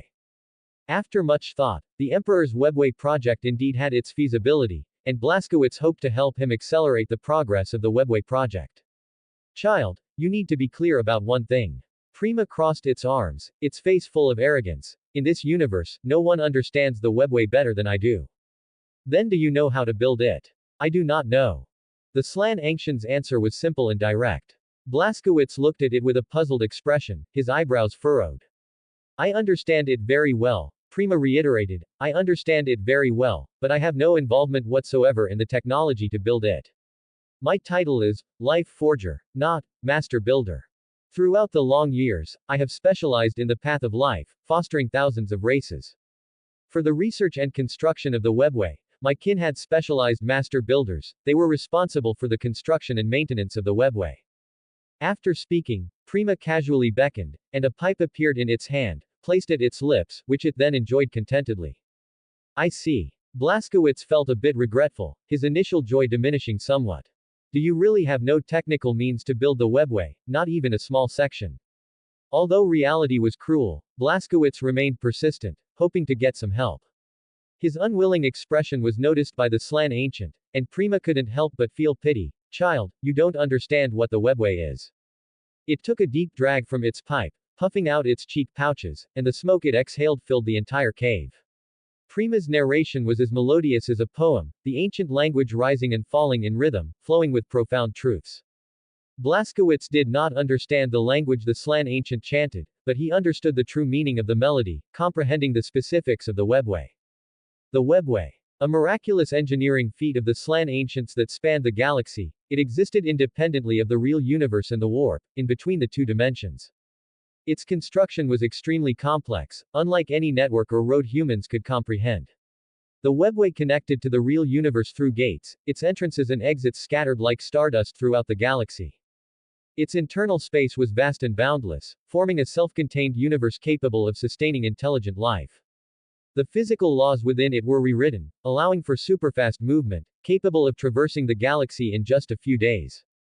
But the greatness of the webway did not lie in its self-contained universe, nor in its high-speed travel. The technology to build the webway was indescribable, defying the rules of the universe and the common sense of the warp.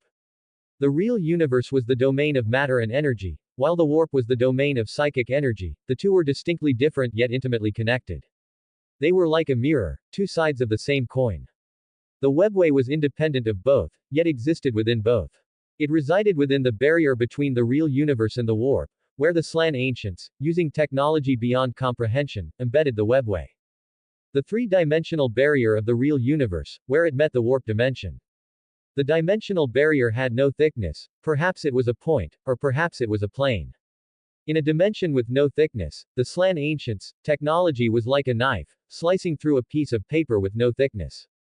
Using null crystal as a framework to support the new dimension, and a self-repairing material called wraithbone as walls, the webway walls were built.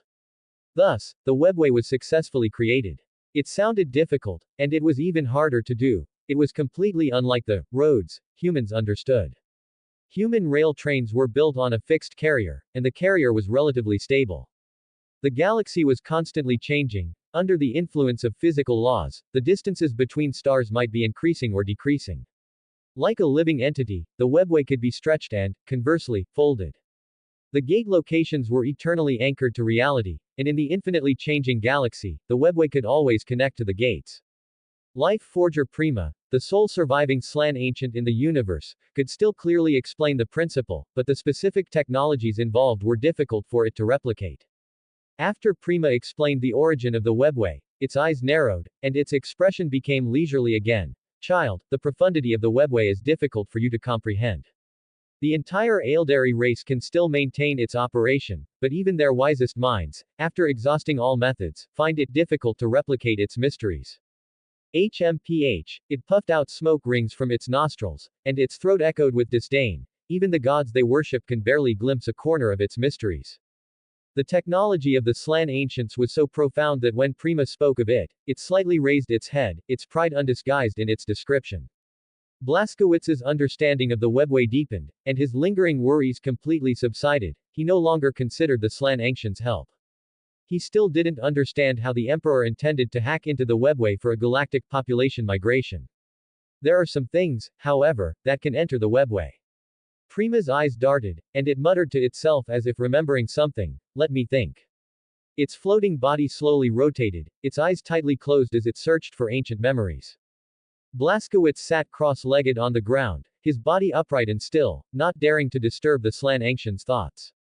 Towards the end of the war in heaven, there was a divine artifact used for excavating the webway. The master builders disassembled it to prevent it from falling into Necron hands. Prima opened its eyes, raised a hand, and held up 3 fingers to Blaskowitz, 3 fragments of the divine artifact. They were sealed separately. Child, if you can find them and reassemble the webway artifact, you will be able to enter the webway. A dim hope rekindled. Blaskowitz's eyes widened slightly, and he asked with anticipation, which 3 artifacts? Heart of Plague, Rattlesnake, and Tuchucha.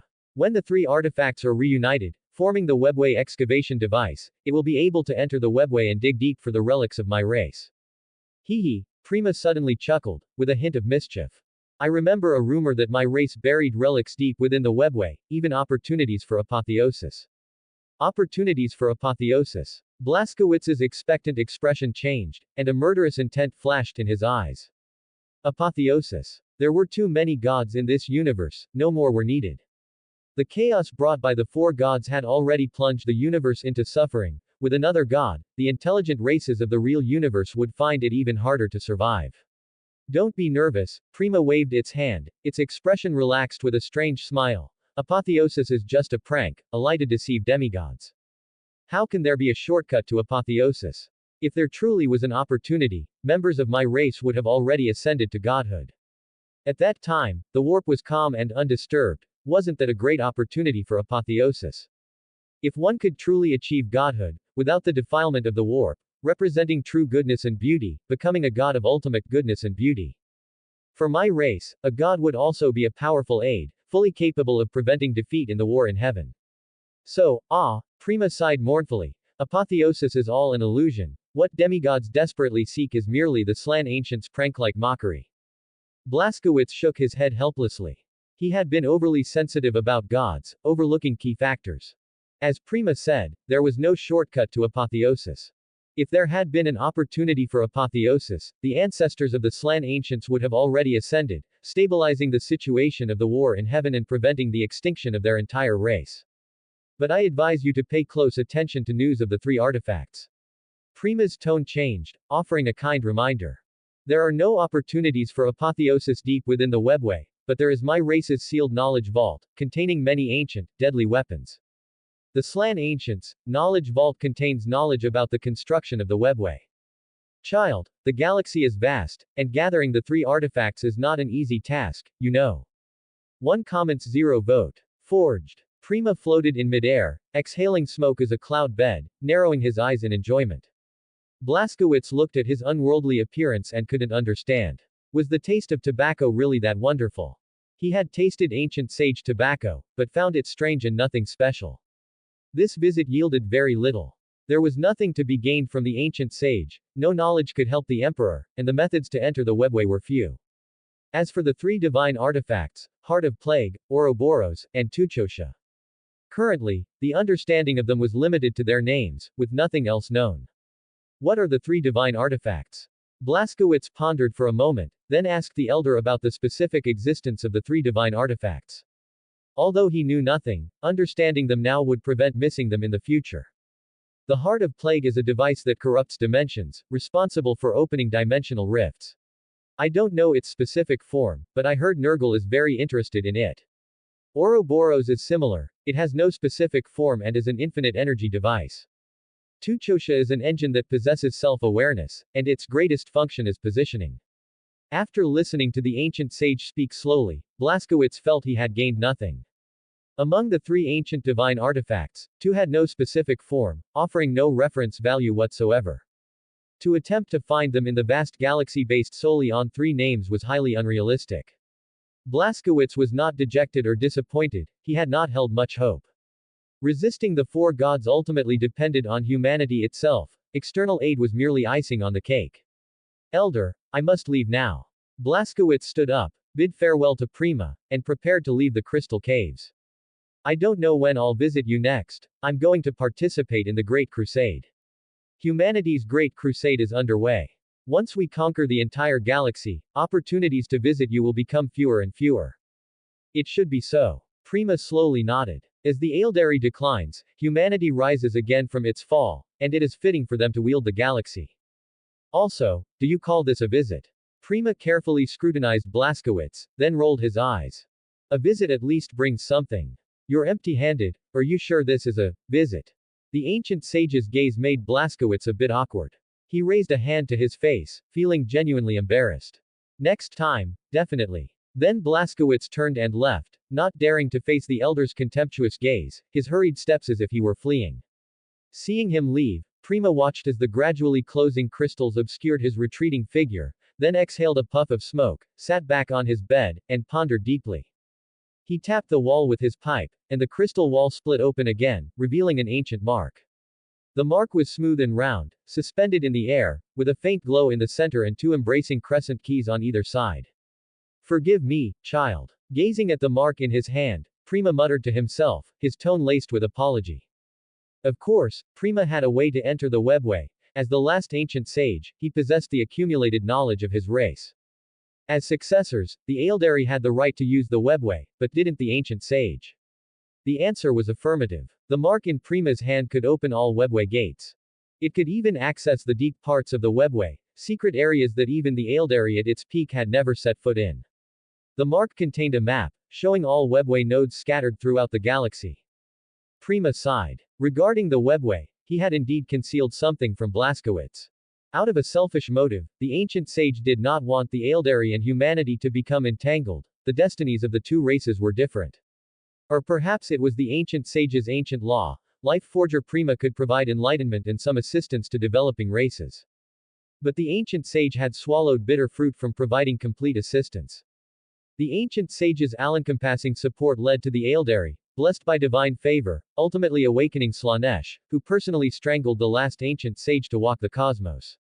The boomerang of fate always comes back to hit oneself in the end. Blaskowitz's destiny was not fixed. Everything he did was a choice from within his own heart. He was a human, and naturally, his stance was with humanity. Prima was an ancient sage, a high-ranking race with a broad mind, a patron of both humanity and the Aeldari. To him, both were like children in the family. After the ancient sage's demise, it didn't matter which child inherited the legacy.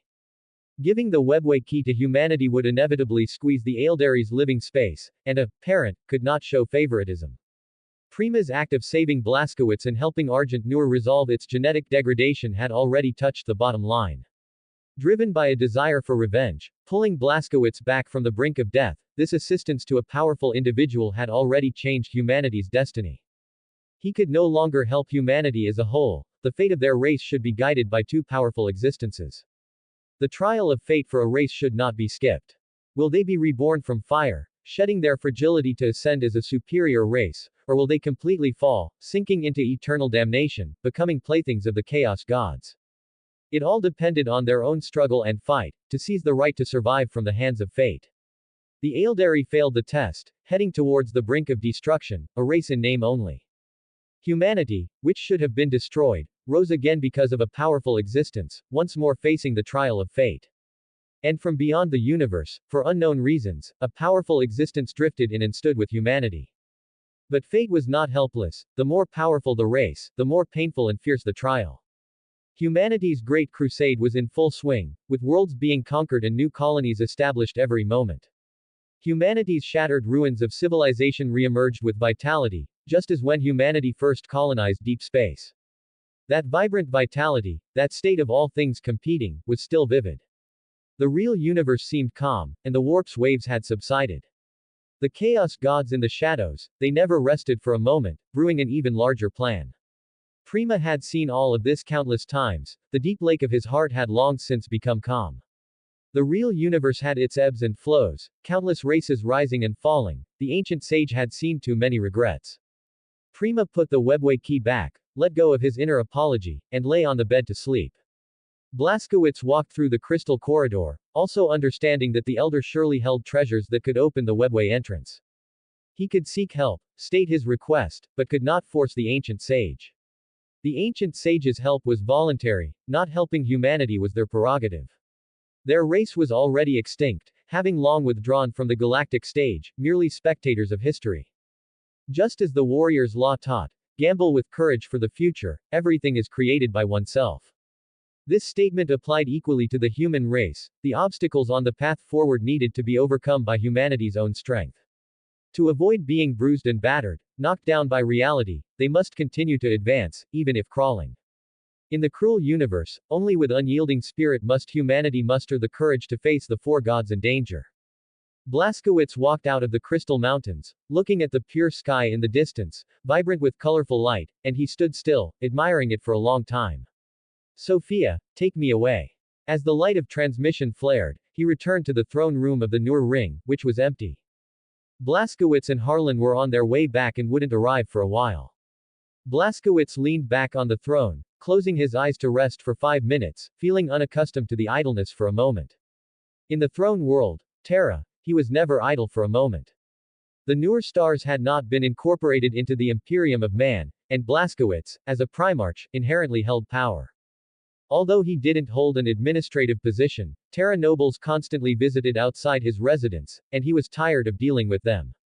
High-ranking officers of the Space Marine Legions also frequently visited to discuss tactical arrangements. Mortals could be refused, but the Space Marine Legions had to be helped. They were the main force of the Great Crusade. Helping them eliminate inefficiencies and reduce army casualties was a responsibility to their brothers who had not yet returned. After returning to Argent Nur, Sophia, the central law, had dealt with most of the complex governance. She had arranged everything meticulously, leaving him quite idle, even a bit bored. In his boredom, Blaskowitz opened the holographic image to check on his Genisons brought from Terra. Their training had already been arranged. They entered the War College to learn Argent Nur's military code. They also needed to learn martial arts. After the gene seed implantation, their moves were sharp and powerful, and systematic learning would allow the Doom Slayers to advance further. Blaskowitz couldn't help but curl his lips. Osiris and his brothers were currently stripped of their power armor. Erika von Stern personally instructed them. Her beautiful face was cold as ice, one hand on her hip, the other holding a whip, mercilessly striking the floor. They stood on one foot on blade tips, with weapons folder-ed between their toes, their bodies stiff and rigid. Snap! The whip cracked in the air, and Erika's seductive voice rose as she incessantly admonished, "Stretch your bodies, use skill, not brute force. Your strength is undeniable, but relying too heavily on the techniques carried in your genes, you must resist your instincts." Erika stood with one hand on her hip and a whip in the other, her blue eyes serious as she scanned the tall warriors in training. The gene children of the current King Noak, inheriting the divine power of the Primarch, were like unpolished jade. The power within your gene blood refines you into powerful warriors, but the instinct for killing is far from enough. You are currently rough steel, hard but prone to breaking. I need blades that are both tough and resilient. Don't tense your muscles. Erika's voice was sensual but cold as ice. She raised her thin whip and struck the Doom Slayer's well-defined thigh. Her strike was just right, causing a sting without breaking the skin, leaving a red mark on his bronze muscle. The warrior's thigh twitched, and he immediately released his toes, bringing both feet to the ground simultaneously. He shook his head, reflecting on why he failed, then, summarizing his experience, stepped onto the low stool, clamping the edge of the blade with his toes, thinking about how to relax his muscles. With a sharp blade clamped between his toes, his body's sense of danger resisted, a slight slip would cut him. If he didn't keep all his muscles taut, how would he exert force? The previous instructor had demonstrated it once, and he had indeed managed it, clamping the blade with his toes while keeping his body completely relaxed and natural. Erica nodded slightly. Although the warriors before her were powerful, few were arrogant, they were willing to learn more techniques. These powerful warriors were taciturn, their mental state clearly that of seasoned veterans, yet King Noak said they were greenhorns. Their muscles were taut and stiff, their souls like quenched steel, with explosive power hidden within their forbearance. Do not be dominated by instinct. Only by overcoming your own protective instincts can you become even stronger. Imagine the swords beneath your feet as a stage, and you are performing a dance. You possess great strength, every exertion of force is an all-out effort, a release of your power. I don't want your full strength. Control your posture, first, relax your mind, only then can you grasp the key. Thud, one warrior failed. The moment he tried to relax his muscles, both his feet landed on the ground. Everyone, come down. Erica's expression grew even colder as she exhaled a breath. I will personally demonstrate to you how to control your muscles. She turned and left to change into more suitable attire for the demonstration. The Doom Slayers all landed, standing on either side of the blades, awaiting the lady's demonstration. After a while, Erica returned, dressed in a brown, form-fitting bodysuit. The bodysuit was exceptionally thin, allowing every subtle muscle movement to be clearly seen as she walked. Having shed her pristine instructor's robe, the warriors finally noticed the lady's slightly bulging abdomen, clearly indicating her pregnancy. Erica had married a warrior 10 years ago, fulfilling the important task of procreating. Most sentinels, especially those wounded in the War of Truth, were assigned by Blaskowitz to the academy to serve as instructors and continue to contribute. With her long hair tied back with a simple knot, Erica had grown it out during her long absence from the battlefield. Her sapphire blue eyes swept over everyone, and she sternly reminded them, watch closely, warriors, what I am about to demonstrate for you. With that, Erica bit her ponytail, performed a front flip, and landed gracefully on the swords. She gripped the blades with her bare feet, her calf muscles showing no tension, her body seemingly weightless. Erica felt no instinctive nervousness, she even closed her eyes, took steps, and precisely clamped each blade with her toes. Memorizing the position of the blades was not difficult for a sentinels or a doom slayer, the challenge lay in trusting oneself to precisely grip the blades. This confidence was a composure that transcended mere self-assurance and even arrogance. Just as she had said, beneath her feet were not dangerous blades, but a stage belonging to her. An ordinary human, knowing that sharp swords were set upright beneath their feet, would instinctively look down, even when walking on a bridge, to confirm its safety and whether they were off course. A trained person could disregard the sharp edges, knowing they were in a safe zone, and thus cross the bridge quickly. Erica, however, went further. She overcame humanity's primal instincts, having no subconscious fear, and confidently displayed her skill. The lady's elegant figure danced upon the blades, like a nimble snake gliding on an edge, her posture sharp yet without an ounce of excess. Backflips, side spins, rolls, and even handstands where her thumb and forefinger pinched the blade, she moved with a fluidity that seemed otherworldly. The graceful and agile dancer, performing on the blades, showcased astonishing control over intricate details. The Doom Slayers held their breath, their pupils contracted like hunting owls, their vision as precise as a high-definition camera, recording every detail they saw. With their extraordinary memory, they recorded the details the lady demonstrated, every stretch of her muscles.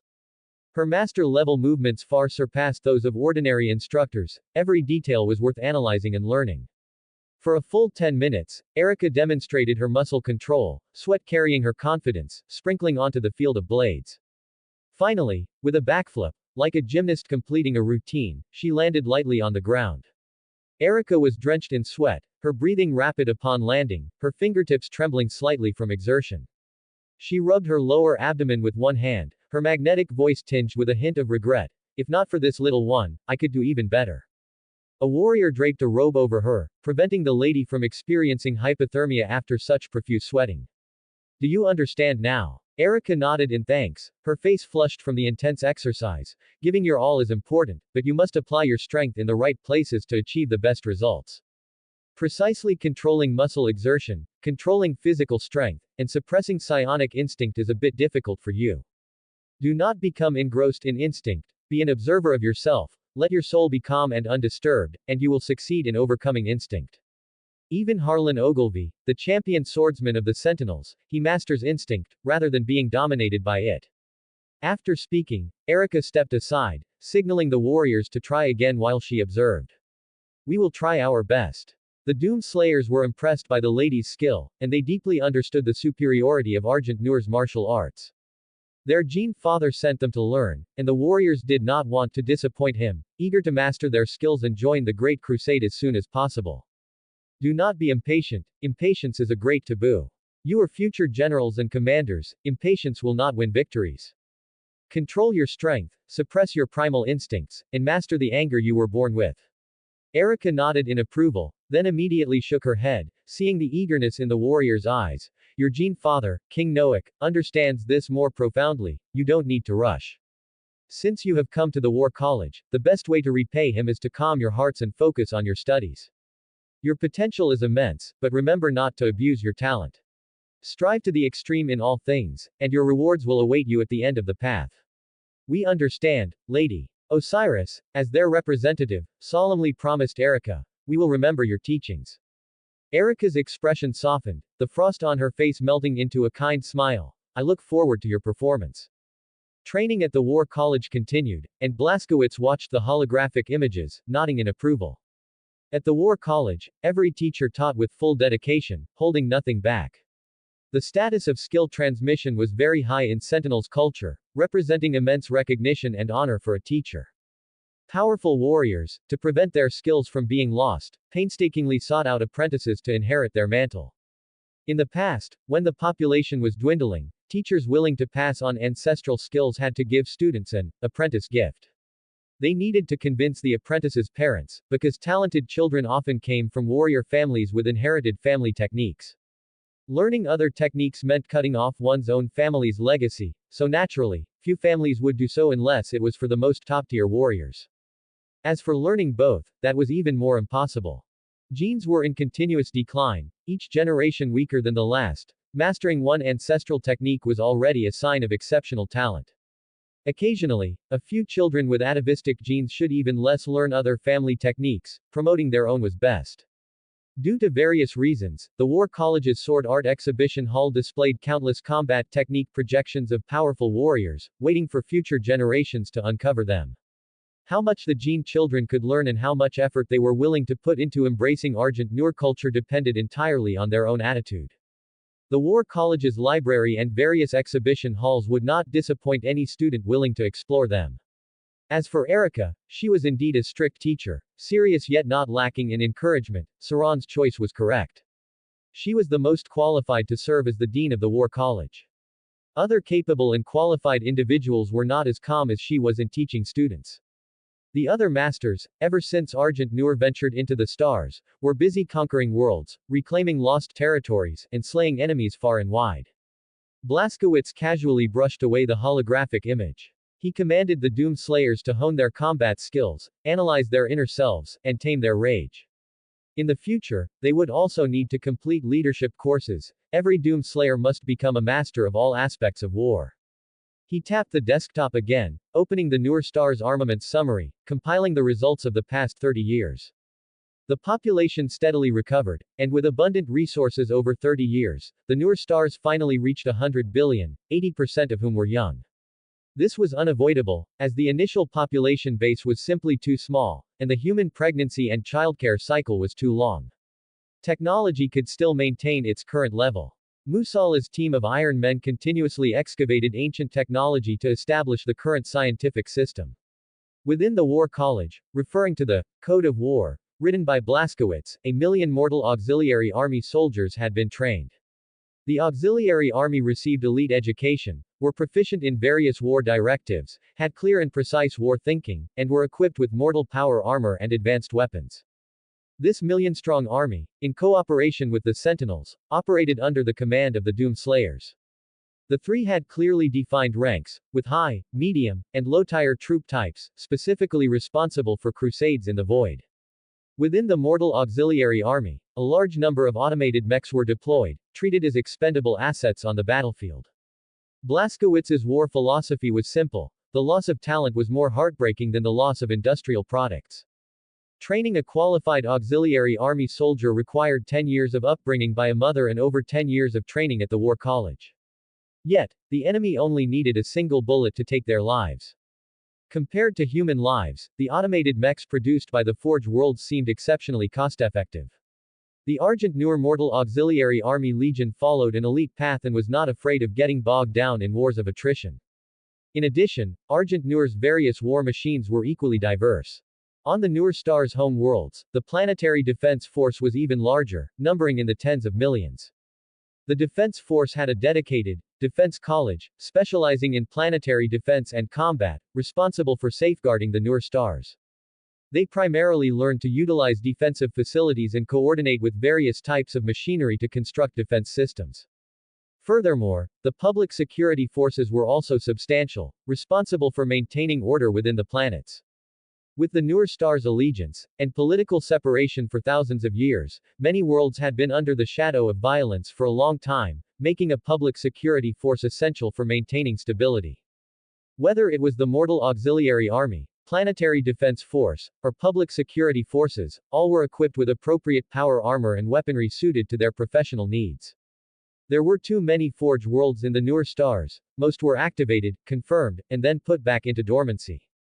Currently, the Forge worlds responsible for individual armaments in the Noor Stars were operating at full capacity, capable of arming every resident to the teeth. Besides human troops, Argent Noor had an Iron Man public security team, formed spontaneously by retired Iron Men, to prevent highly intelligent AI crime. They enjoyed tranquility, were willing to take on corresponding responsibilities, and were willing to protect peaceful lives in specialized fields. Blaskowitz quickly scanned the information. His extraordinary brain was calculating, comparing it to the development strategy he had set 30 years ago. He nodded continuously. It was indeed worthy of the central law of the Noor Ring, the digital life of the Ring of Dominion. Sophia was not the strongest in any single aspect. Her strength lay in her comprehensiveness. She was a digital life, and also a strategist adept at numerical deduction, a super coordination master. Resource scheduling, resource allocation, information management, and prioritizing tasks, she handled everything meticulously. Under her management, the Noor Stars flourished, mortals lived in peace and contentment, and society was harmonious and orderly. To prevent abuse of power, Sophia's terminal intelligence participated in all functional departments. Everything was going according to plan. The blueprint Blaskowitz designed 30 years ago had largely become a reality, meeting his strategic expectations. The holographic data before him scrolled at high speed, let alone ordinary mortals. Even a space marine would be unable to discern the data displayed. Only a Primarch, whose brain could process vast amounts of data, could perform detailed analysis. Gradually, the data displayed on the desktop showed discrepancies, not meeting the initial plan. Blaskowitz quickly scanned it. It was the Navy's construction, which couldn't keep up with the rapid development of the Noor Stars. His expression remained normal. He did not summon Sophia to inquire. He knew the reason internally. Naval construction was simply like that, a slow and steady process that couldn't be rushed.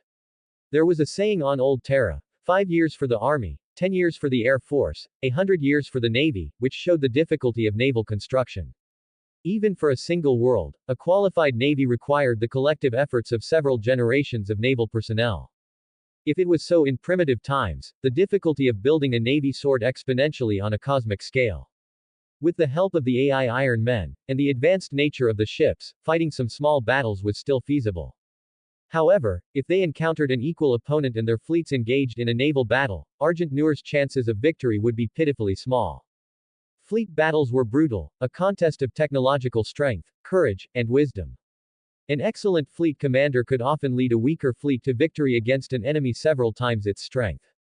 The AI Iron Men were powerful. Once connected to the warship control system, they could precisely control the warships. But this was far from enough. The strategic direction of fleet combat was superior to minor tactical advantages. Argent Noor's navy did not lack ships, it lacked qualified professional naval personnel, lacking captains and fleet commanders. This was not something Space Marines or the Sentinels could solve. Since the AI rebellion, Fewer and fewer ships were active between the newer stars, and the tradition had been broken for a long time. Building a navy from scratch was not as simple as merely constructing ships and then filling them with sailors. The navy was the branch of service that most required accumulated experience. For every unexpected situation, corresponding experience reserves were needed. For example, Sophia had suggested whether to change some ship designs to adapt to the current Argent Noor. Blaskowitz refused after careful consideration. He understood a principle. Some functions and designs of ancient ships might seem unreasonable, but they were experiences summarized by predecessors with their lives. Before fully absorbing Argent Noor's legacy and establishing a corresponding technological path, it was best not to alter it. The current Argent Noor Navy was merely a firepower transport fleet carrying warriors, all show and no substance. For this, Blaskowitz had specifically sought out the Imperial Navy, requesting some experienced commanders and generals to teach at the Argent Noor Naval Academy. He put aside his pride, tempting the Imperial generals with benefits to make them settle permanently in Argent Noor. Unfortunately, the Imperial generals were resolute, displaying strong personal devotion and vowing to follow the Emperor to their deaths. Helpless, Blaskowitz could only think of other solutions, but so far, he had not found any good ones. As he reviewed the Navy's recent situation, Blaskowitz's inner frustration surged, and a faint bitter smile appeared on his radiant and heroic face. He saw from recent military conflicts that the Sentinels and Doom Slayers had completely abandoned fleet battles. Blaskowitz always boarded enemy ships to destroy them in every battle, showing initial path dependence. Harlan was the same. Ever since being boarded by the 5th Legion, he also extensively used boarding tactics. Boarding combat spread like a plague through the Argent Noor fleet, with other Sentinels masterlords scrambling to imitate it. As he scrolled through the data, one person, in particular, made Blaskowitz's eyes light up. Racing Master, Ayrton Senna. This fastest man in Argent Noor, serving as a royal messenger, found a new direction in the void. The fleet he led was relatively normal, and its combat methods were also standard fleet operations. The only unusual point was that the Racing Master's tactics, with high-speed penetration as his specialty, leaned towards harassment and maneuver warfare. Blaskowitz analyzed it. Senna's tactics were excellent, utilizing mobility advantage to harass and wear down the enemy.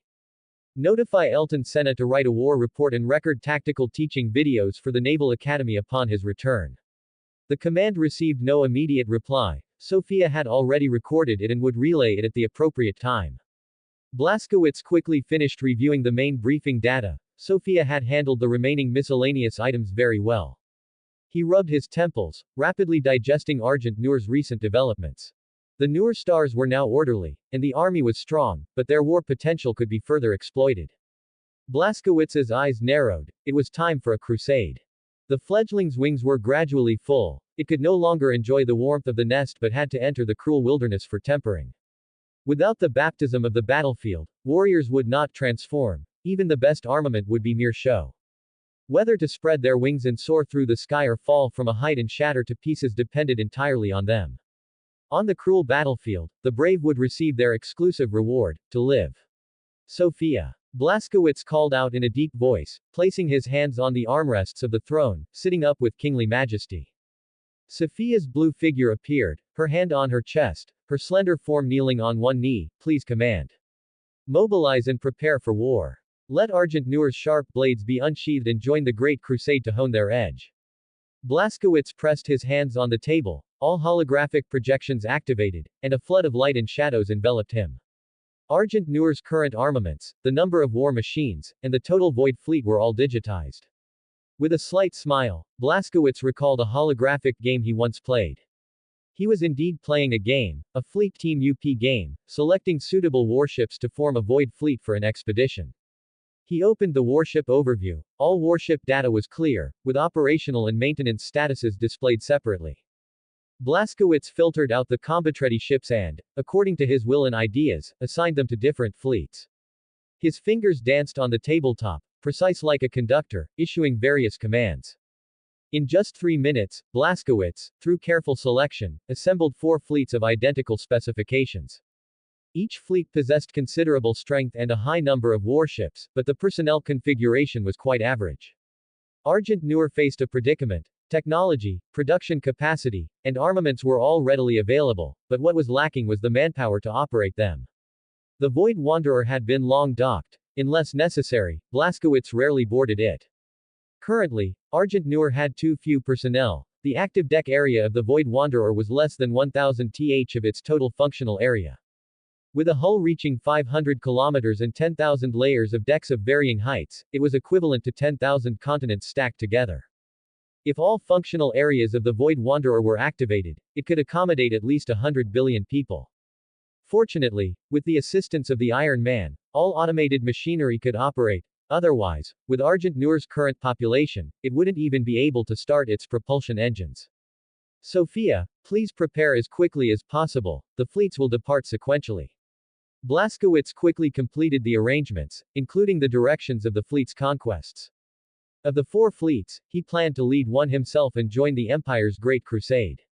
The other 3 fleets would be led by Harlan, Blaskowitz, and Senna respectively, continuing to conquer scattered star systems and extending Argent Noor's influence into the Halo stars.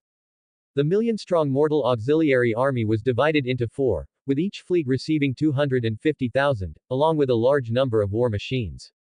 Within the fleets, there were also Iron Men, responsible for providing technical guidance. Since Argent Noor reconquered its homeland, the Iron Men had gradually returned. They were the best technical personnel. And the Iron Man, highly automated Argent Noor warships, could not be without their participation. The first fleet will depart first. Blaskowitz clicked on the star map, choosing to head north of Argent Noor. I will personally lead it to conquer the stars in deep space. The second, third, and fourth fleets will strike out from other directions, expanding simultaneously on all 4 fronts. The main fleet's advance route was rich with star clusters, containing many habitable star systems. My lord, in your plan, the third and fourth fleets will depart 3 months later. Sophia's eyes flashed with numbers. Her master's planned departure times differed slightly.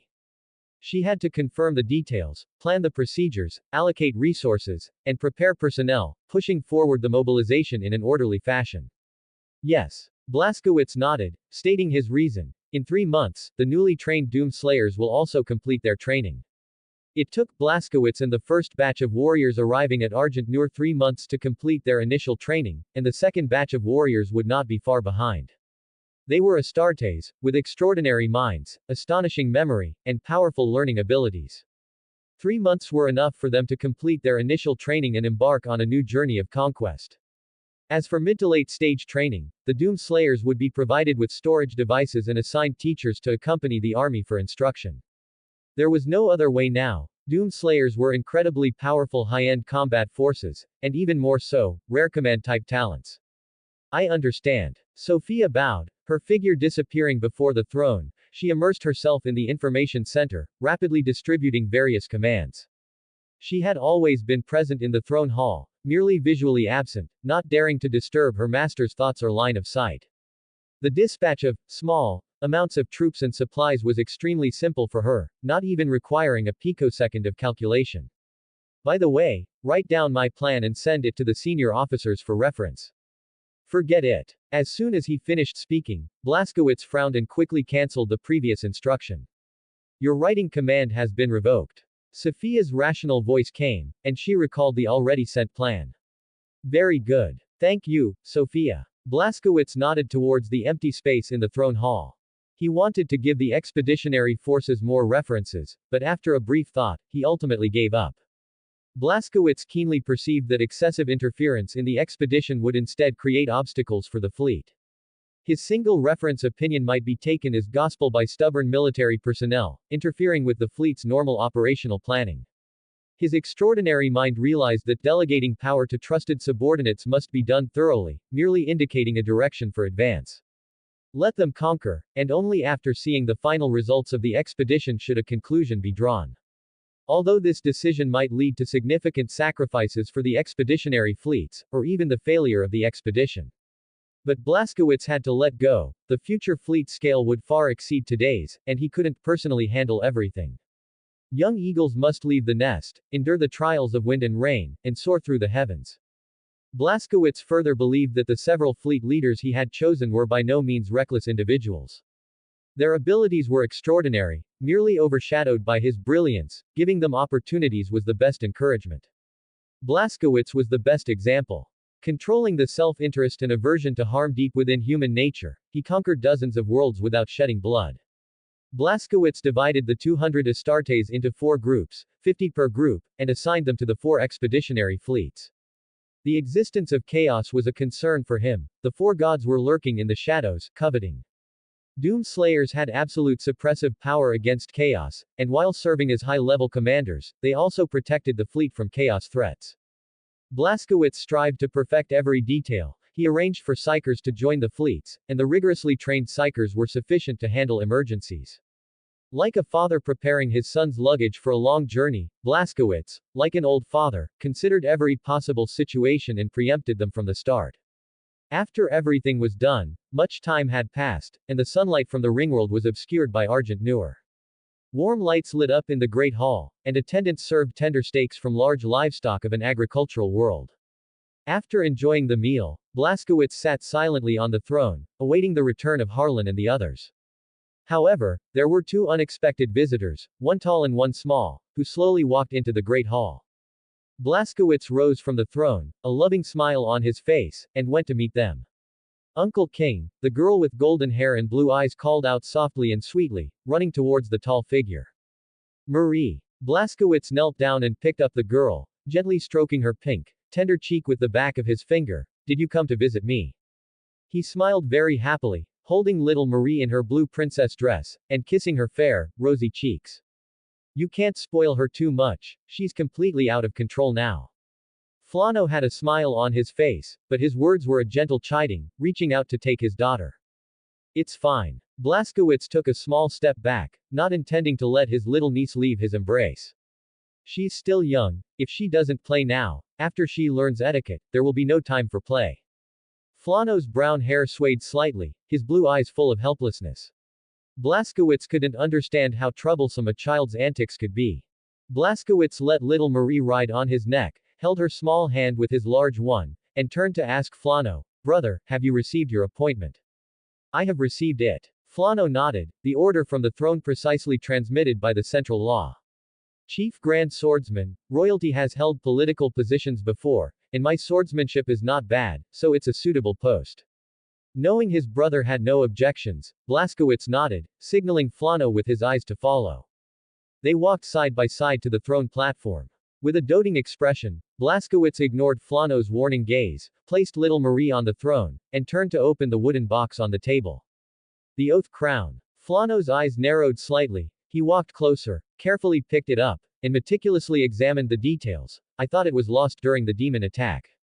Father entrusted it to Saran for safekeeping. So that's it. Flano nodded knowingly, a glimmer of satisfaction in his eyes. Father ultimately chose you, and you did not disappoint his expectations. Yes. Blaskowitz involuntarily puffed out his chest. Receiving his family's approval deeply encouraged him.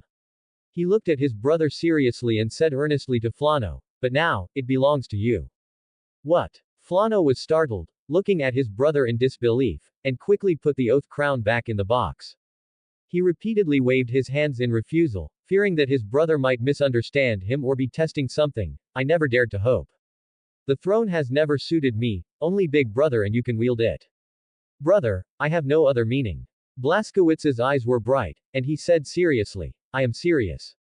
With his brother's face overflowing with sincerity and not a hint of falsehood, Flano twitched his nose slightly and asked in a deep voice, why? During his tenure, Blaskowitz had undoubtedly done very well. He was incredibly powerful, and longevity was not an issue for him. Flano didn't understand why his brother, who had always been wise and sagacious, would make such a decision. I must plan ahead as early as possible to avoid future troubles, Blaskowitz said with a solemn expression. The Great Crusade is fraught with peril, unknowns and terrors await me. Time, space, the laws of physics, every aspect of our journey harbors danger. I must make arrangements so that the people of Argent Nur always have someone to pledge their loyalty to, avoiding division and power struggles. Blaskowitz spoke with great gravity, sharing his concerns with Flano to completely eliminate any unexpected events. Should anything happen to him, the authority of the Oath Crown would establish the leader of the Nur Stars. Why not your Genisons? Flano asked again. He knew clearly that those tall warriors were his brother's Genisons, and their abilities were equally outstanding. Brother, Blaskowitz frowned, his eyes piercing Flano's heart as he stated a firm reason. We are sons in name, but in reality, we are tools, tools of the great crusade created by the Emperor. Space Marines are not rulers, and the ultimate fate of Primarchs is still unknown. Blazkowicz knew very well what role he played in the Imperium of Man. He was not a fool. On the contrary, he was one of the smartest people in the galaxy.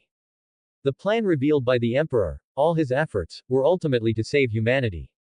Primarchs and Space Marines, the sons and superhuman warriors created by the Emperor, were tools to conquer the galaxy.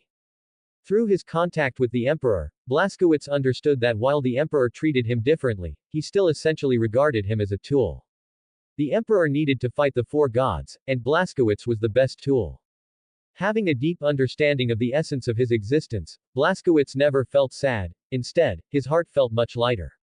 Therefore, his attitude towards the Emperor was always one of equality, never naively demanding so-called filial piety. Blazkowicz was happy to accept the identity of a tool, identifying with the Emperor's grand endeavor to save humanity while weakening the four gods. He observed the Emperor and Malkador, discovering that everything they did was for humanity. In other words, the Emperor considered himself a tool, and Malkador and Valdor were also tools. The Emperor, while seemingly humane, was essentially a cold machine, rational to the extreme, precisely calculating investment and return. Everything, in his eyes, had value. Humanity and human lives were quantifiable things. Everything in the Imperium of Man was a tool in the Emperor's hands, used to save humanity. The Great Crusade will have an end, and I will eventually slay the Chaos Gods to avenge my father and mother. Blazkowicz's smile carried comfort as he knelt on one knee to meet his brother's gaze. What fate will ultimately await us then, I do not know. Blazkowicz thought of the War Council, composed of mortals on Terra, and his heart grew even firmer. The Emperor's final choice, he would surely return power to mortals, this was foreseeable. Space Marines and Primarchs, after completing their historical mission, would withdraw from the human world with glory and splendor. This was inevitable. Even if the Emperor never mentioned it, Blazkowicz, by observing the minutiae of the Imperium of Man, could deduce this conclusion. Terra's governing bodies were entirely composed of mortals, with no Space Marines in sight. The Oath Crown must be inherited by the Novik dynasty. Blazkowicz's authoritative words resonated, leaving no room for Flano to refuse. I also believe that the bloodline of the Novik dynasty will continue a wise rule. One day, I and the superhuman soldiers will recede, and the future will certainly belong to mortals. Flano looked dazed, for a moment not knowing how to respond, and a brief silence fell over the great hall. Marie sat on the throne, her emerald eyes wide, curiously watching her tall uncle and father. She didn't understand their conversation, but she could feel a kind of suppression that made the human child feel very uncomfortable. No need to hesitate. Blazkowicz handed the wooden box to Flano. It's bound to happen sooner or later. It's best to arrange it early to avoid major problems in the future. Which will arrive first, the future or an accident? I understand. Finally, Flano raised his hands and solemnly accepted the carved wooden box. His hands trembled slightly. A small square wooden box made Flano feel as if it weighed 1,000 pounds. The responsibility and burden within it made him hold his breath, and he even felt the urge to put it down. The Nur stars were no longer just the simple Argent Nur world. Their sphere of influence spanned nearly 200 light-years, encompassing over 100 worlds and a population exceeding 100 billion. As his brother's Great Crusade advanced, its influence deepened, more worlds embraced Argent Nur, and its sphere of influence continued to expand. Flano's breathing became a little uneven for a moment. His brother's expectations put immense pressure on him. Giggle, giggle. After receiving the crown, the serious atmosphere in the great hall eased slightly, and Marie's heart lightened, giggling as she sat on the throne. Her innocent laughter dispelled the last vestiges of seriousness. Blazkowicz smiled, stood up, and held Marie, gently rocking and teasing her. His daughter's laughter made Flano's eyes light up. He looked at the wooden box in his hands, and a brilliant idea came to his mind. The galaxy is vast, it spans 100,000 light-years and contains countless worlds. With the Imperium of Man launching the Great Crusade and the Nur stars conquering the stars, it would be difficult to conquer the galaxy within a century. If there were no accidents, the human emperor would complete his work, and Blazkowicz would complete his revenge, optimistically estimated to be after 100 years. Blazkowicz's reign would last at least another 100 years. As for after 100 years, Flano was secretly laughing inside, his eyes mischievously looking at Marie, and he also thought of his young son at home. Wasn't this a ready-made successor? Thinking of this, Flano became invigorated and full of drive, and the box in his hand instantly felt lighter. The royal tutors of Argent Noor had ample experience in raising two successors. If that didn't work, he could always try harder and have a few more children with his wife, there would always be a suitable heir. Blaskowitz naturally saw his brother's mischievous gaze, fixed intently on Marie in his arms. He shook his head helplessly, understanding the emotions and meaning conveyed, and stroked Marie's soft hair, saying, "I will not interfere with how you arrange things."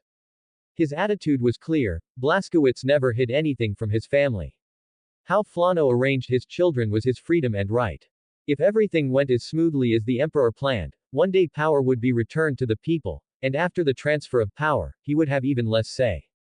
Argent Noor belonged to the Novik family, inherited by the family bloodline, and the Sentinels fully supported them. "I shouldn't have come to visit you," Flano sighed. His daughter insisted on seeing her uncle, and he couldn't refuse. As a result, he hadn't fully processed what had just happened.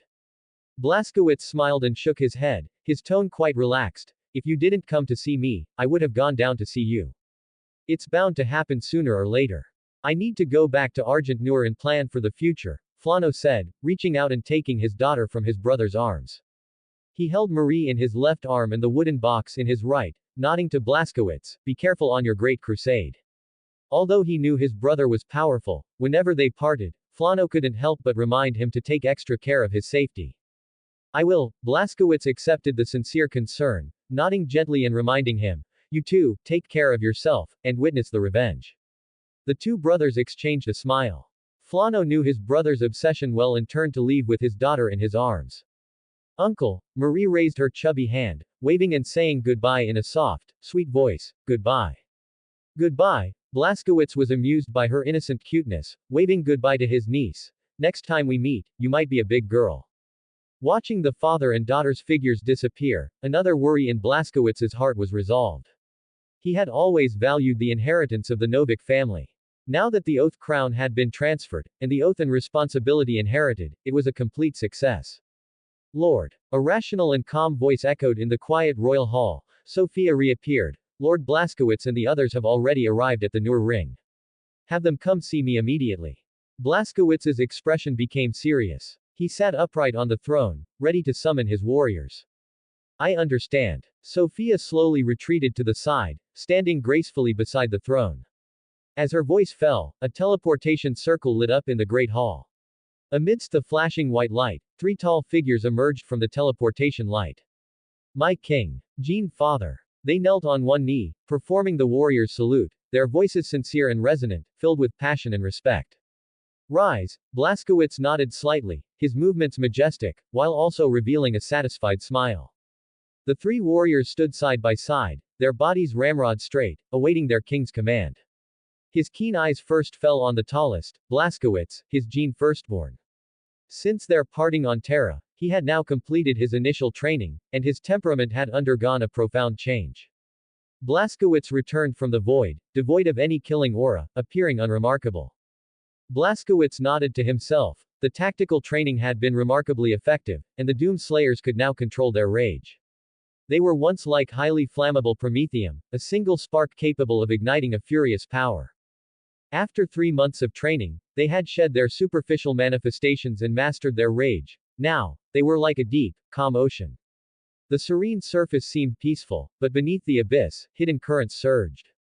His short black hair stood erect, his black eyes mirrored people's hearts, and his gaze was sharp yet restrained. Blaskowitz's lineage originated from old Terra's Europa. His physical features were distinct. Black hair, black eyes, blade-like brows, an underlying sharpness in his gaze, thin lips, and white teeth, all adding a touch of elegance to his face. He wore pitch-black adamantium battle armor, and a golden inlaid book box, with gold thread patterns intertwined and a destroyer mark engraved in the center, was attached to his waist chain, with different colored gems set in each corner. Blaskowitz had reviewed all the records of his sons and knew that the book box contained the eternal genealogy of the Blaskowitz family.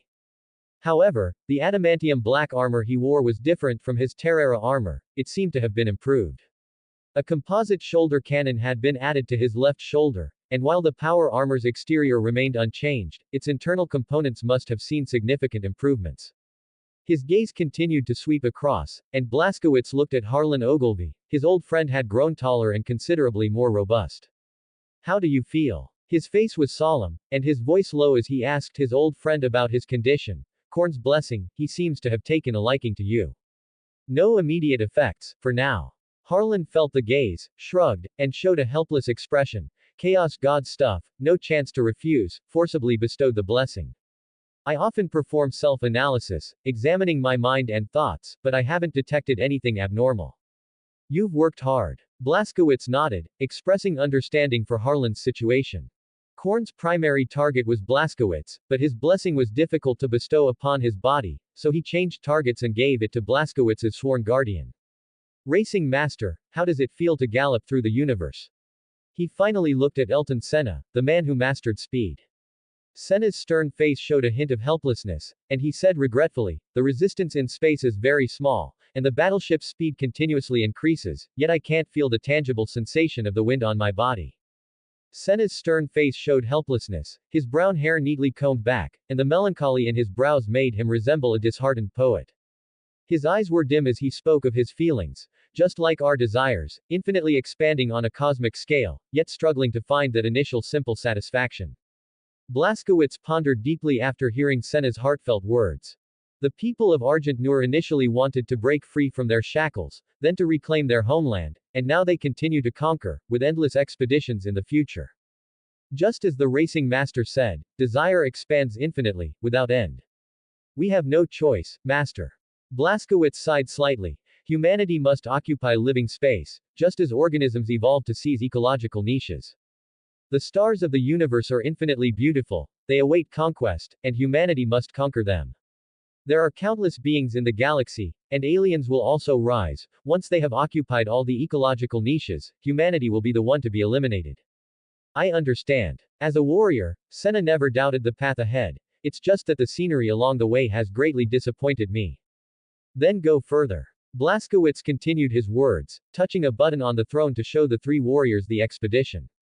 A projection lit up before the three, clearly showing 4 fleets, attacking from all sides of the Nur stars to conquer the Star Sea.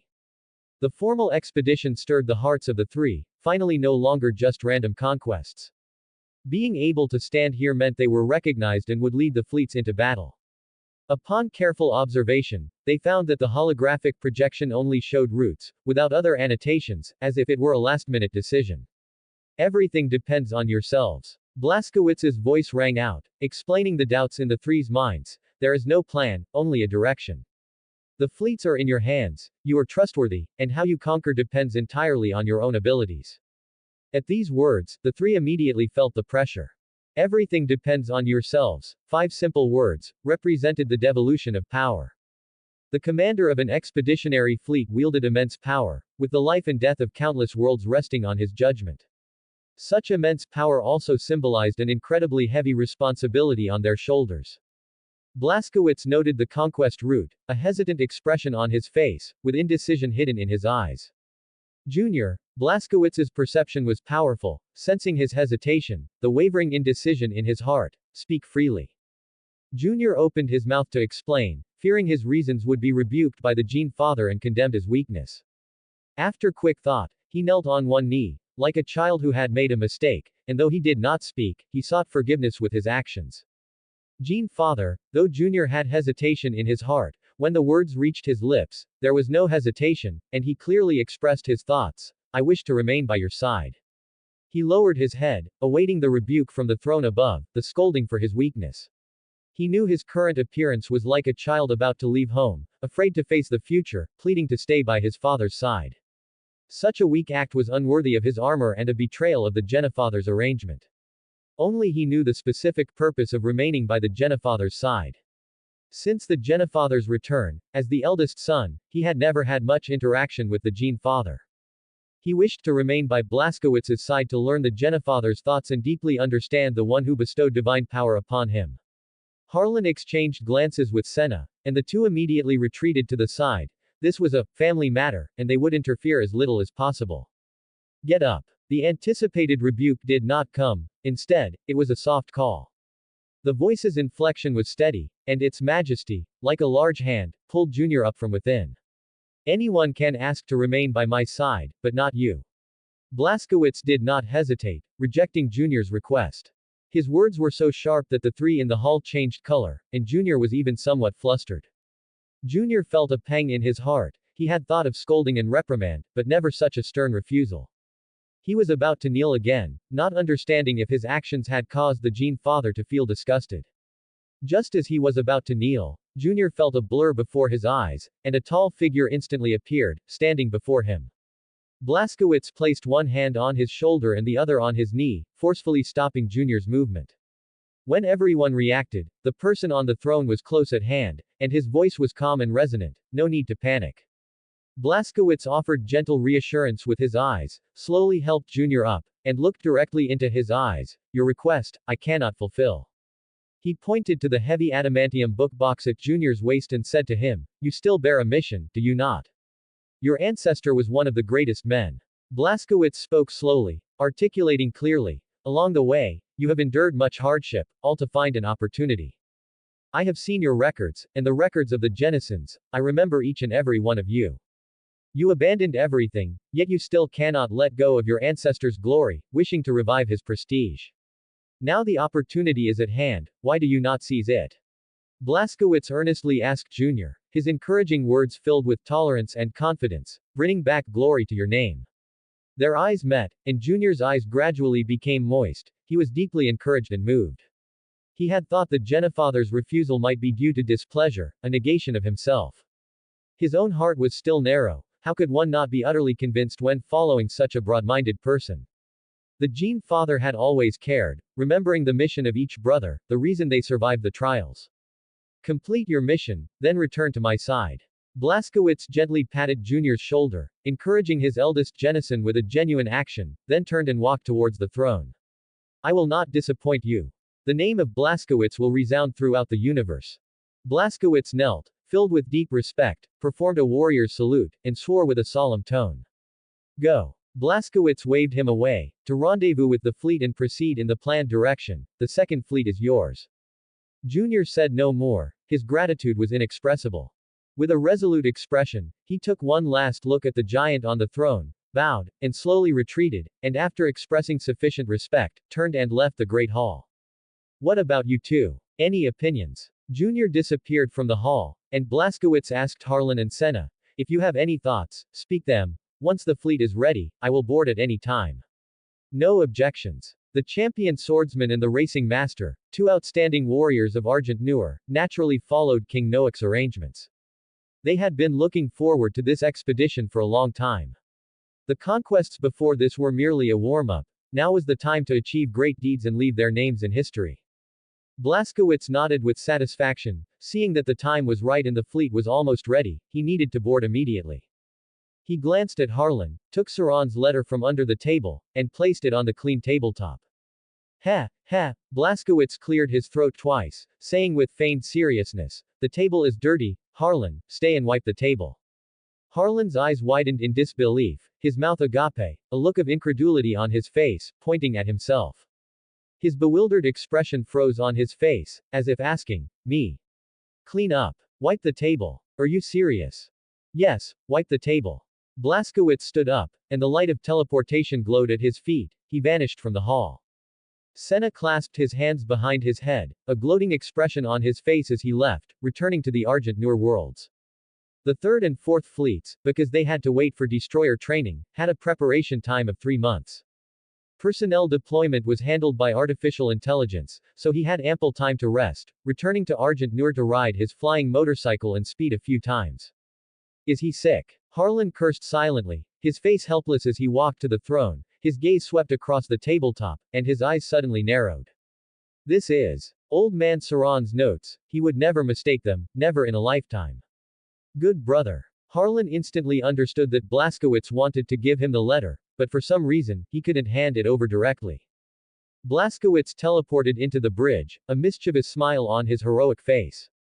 He had never actively given Harlan a letter, it was Harlan who, accidentally, discovered it while cleaning. As for Saran and Harlan, Blaskowitz didn't care what would happen between the two of them later. The fleet assembled at the Gate of Far Travel, a stable Mandeville point in the Argent Noor system, and the ancient Star Gate was reactivated after repairs. He was about to set sail, commanding the fleet on a distant expedition into the void aboard the Gloriana Queen-class battleship. She was once named the Fortress of Destruction. The Gloriana Queen-class battleship, gifted by the Emperor, was jointly constructed by Mars and Saturn, a 30-kilometer-long warship. Since her arrival at Argent Noor, she had been moored at the Noor Ring shipyard for refitting. Except for the keel, all equipment was removed and replaced with Argent Noor's advanced systems.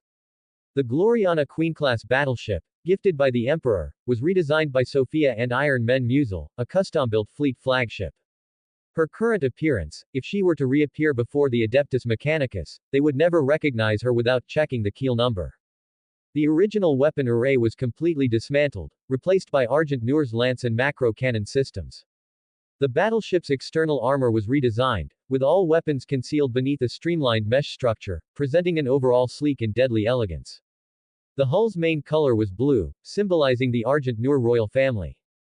Golden lines outlined the hull, with a triumphal floral bas-relief adorning the port side and the mark of destruction carved on the starboard side. After being refitted by Argent Noor, the Gloriana Queen-class battleship symbolized majesty and nobility, with both might and reason. Blaskowitz chose her, the Royal Majesty, as his flagship for this expedition, to sweep away enemies in the void. The Void Wanderer was too magnificent, inconvenient for expeditionary tasks, and remained at Argent Noor for continued outfitting. The bridge adopted the style of Argent Noor warships, spacious, comfortable, clean, and bright, with higher informational and visual displays. As Blaskowitz teleported into the bridge, the throne immediately rose, awaiting its master's seating. My lord, it is an honor to see you and fight alongside you. Everyone on the bridge knelt, welcoming their king. Rise. Blaskowitz looked around. They were all familiar faces, and the personnel accompanying him on the expedition had all arrived. The fat Iron Man Victor, with his shining bald head and a beaming smile, was responsible for providing technical support, including the maintenance and management of the ship. Iron Man gates floated in the air. It had only a saucer-shaped head with no facial features, blue streams of light rotating along its disc-shaped edge, and a dozen mechanical tentacles trailing beneath it.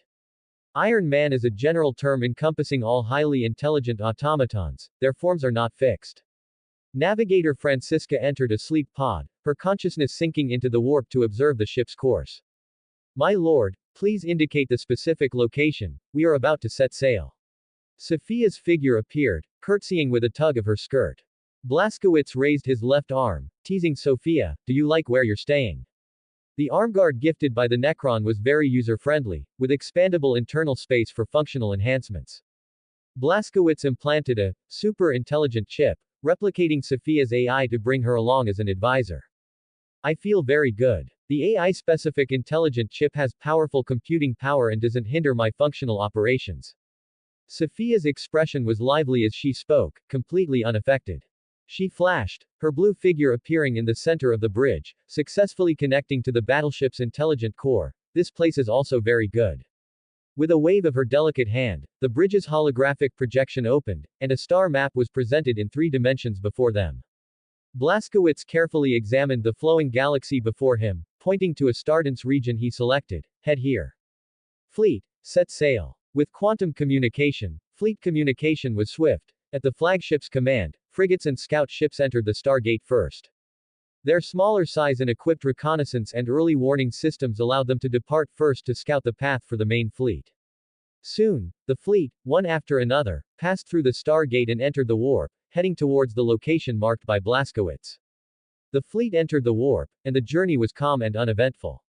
A Doom Slayer teleported into the bridge. He was taller than his usual brothers, his body like a towering wall. Even through his helmet and armor, Blaskowitz still recognized him, Obelisk. Obelisk was not good with words. He saluted Blaskowitz through their psychic link, then silently stood to the side. For this expedition, he was responsible for guarding the bridge's security, protecting everyone except the Gene Father. Blaskowitz carefully observed Obelisk. He noticed that his shining gold power armor also had a composite shoulder cannon mounted on his left shoulder. His weapon had also changed. It was no longer a physical spear but an unlit dimensional spear. A few small upgrades. Sophia appeared beside him, bringing up the upgrade projects and presenting them to her master. Gifts for your denizens, they can become even stronger, so as not to waste their talents. Following Sophia's guidance, Blazkowicz quickly reviewed the items, his eyes growing brighter and brighter. The armament upgrades made jointly by Sophia and the Iron Men deeply met with his approval. The exterior of the shining gold armor remained untouched, but the interior had undergone a complete transformation, with a total redesign and integration of its internal systems. It was fitted with Argent Noor's electronic muscle fibers, woven at an atomic level, maintaining the same weight and quantity but doubling the output power. The armor's joint rotation motors were made using remnant technology, ensuring they would never wear out, perfectly suiting the Doom Slayer's rapid movements. Thanks to the Doom Slayer's imposing size, 3 cold fusion cores were injected into the inner back of the armor, ensuring ample energy supply. Argent Noor crystals were embedded in the belt, reflecting a dimensional shield to provide ample protection.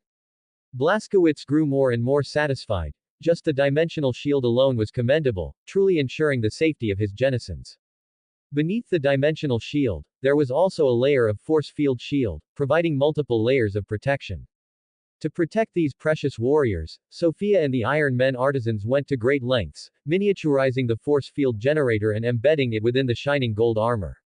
This no-expenses-paired investment elevated the Doom Slayer's survivability by several levels. You worked hard. Blazkowicz said to Sophia sincerely, then turned to thank Iron Men Victor. Thank you for your efforts. We dare not take credit. Both bowed, flattered. Continuing to read, the power armor's upgrade projects were numerous, utilizing Argent Noor's highest technology. Nanorepair, aim deflectors, advanced life support systems, emergency medical systems. The most powerful upgrade was the implantation of a super-intelligent chip. The intelligent chip connected to the warrior's nerves via the power armor interface, calculating in real time and assisting in controlling the composite shoulder cannon.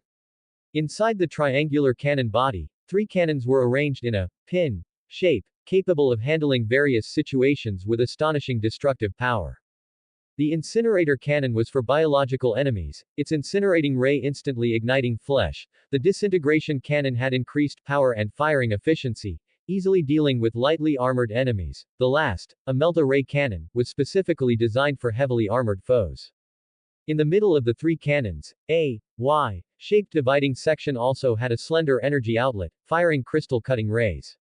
It was precisely these 3 cold fusion cores that output massive energy, providing power support for weapons and shields. Good. Good. Good. Blazkowicz showed a rare display of excitement, repeating, good, 3 times. He had originally planned to upgrade the Doom Slayer's armaments, making them even more formidable. He never expected that Sophia and the Iron Men artisans would do such a thorough job, far exceeding his own upgrade plans. The crystal weapons in the Doom Slayer's hands had undergone precise improvements and upgrades, with strictly controlled energy output. The over 3 Metatol warriors wielded custom proportioned handles. In addition to firing cutting rays, the length of the light blade could be adjusted, extending up to 3 meters and maintaining it for a long duration. Blazkowicz secretly gasped. He had never thought of these upgrades. Now, the Doom Slayer was truly armed to the teeth.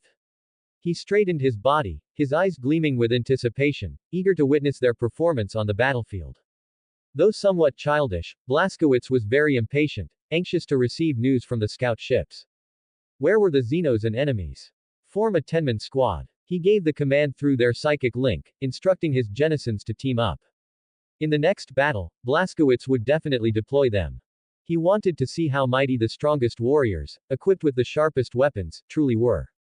Time passed in waiting. Warp travel was exceedingly monotonous. Blazkowicz's gaze roamed through the bridge's viewport, his fingers tapping rhythmically on the armrest of his throne, awaiting the next astropathic communication. Sophia. He softly called his advisor, a light flashing in his eyes as he remembered a crucial matter. Have the astropathic choir send a message back to Argent Noor, prepare 10,000 dimensional shields. Where do you intend to use them? Sophia was diligent. She didn't ask why they were being prepared, only where they would be used. They won't be used in Argent Noor's combat sequence. I have my own uses for them. Blazkowicz briefly explained, but did not reveal the specific purpose. I understand. Sophia didn't press further. She was a clever lady and naturally understood the general purpose. If not used by Argent Noor, then only the Imperium would use them. The ship's holographic image lit up, and a message came from the reconnaissance vessel ahead, reporting the discovery of an alien species ravaging the human world. The briefing was short. A reconnaissance ship, equipped with a stealth field, had discovered a lost human world at the edge of a black hole cluster known as the Star Cemetery. They were being plundered by aliens, and a war was erupting between the invaders and the Guardians. Argent Noor's reconnaissance ship, covered by a stealth field, masked the ship's electromagnetic and infrared signals and reduced the engine's glow. Once the field was activated, the warship became visually invisible, allowing it to approach silently for reconnaissance.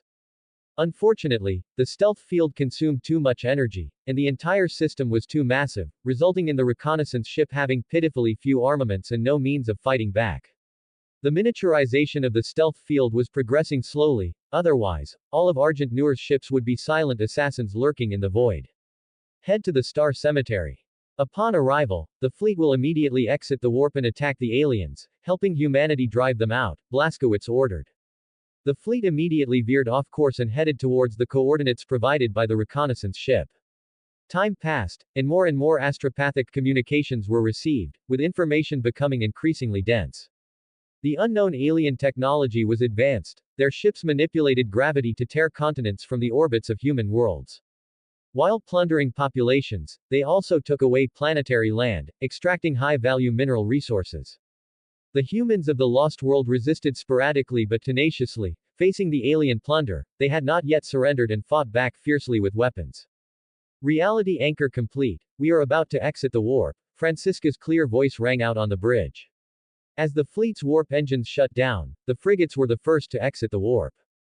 Blaskowitz sat on his throne, his eyes fixed on the holographic projection as Royal Majesty slowly emerged from the warp.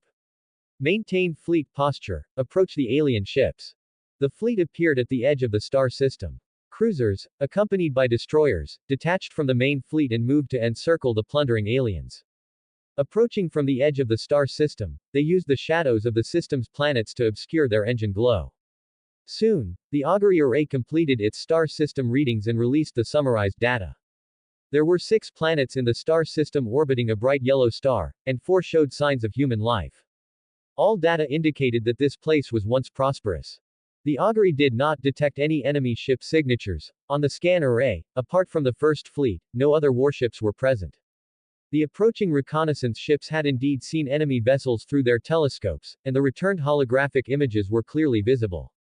8 alien ships, ranging about 10 kilometers in length, mostly butterfly-shaped or elliptical, were suspended in the void.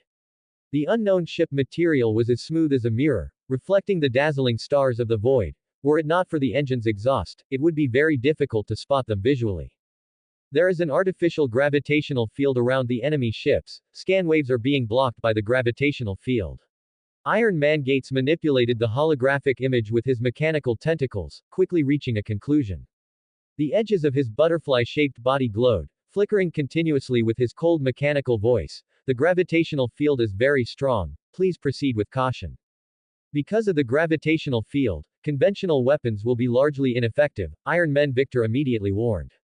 His shiny face was solemn as he cautioned Blaskowitz. The gravitational field around the enemy ships is like a small black hole. Conventional weapons such as lances and macrocannons will be deflected by gravity. However, Victor grinned fiercely, they've encountered us. Our fire control systems are equipped with surhit devices. Once within firing range, their gravitational deflection will be useless. Augury facilities adjusted. We see them now. Sophia quickly completed the adjustments, recalibrating the augury. Since communication with the Empire, many of Argent Noor's specialized names had been changed to Imperial terminology for mutual convenience. After readjusting the scan variables, 8 alien ships appeared on the augury array. They were gathering. We've been discovered. The alien fleet was gathering, indicating they had detected a threat. Where did the threat in the star system come from? The answer was obvious. No sooner had Blaskowitz finished speaking than a communication request came through the comms channel. The alien's communication probe arrived swiftly.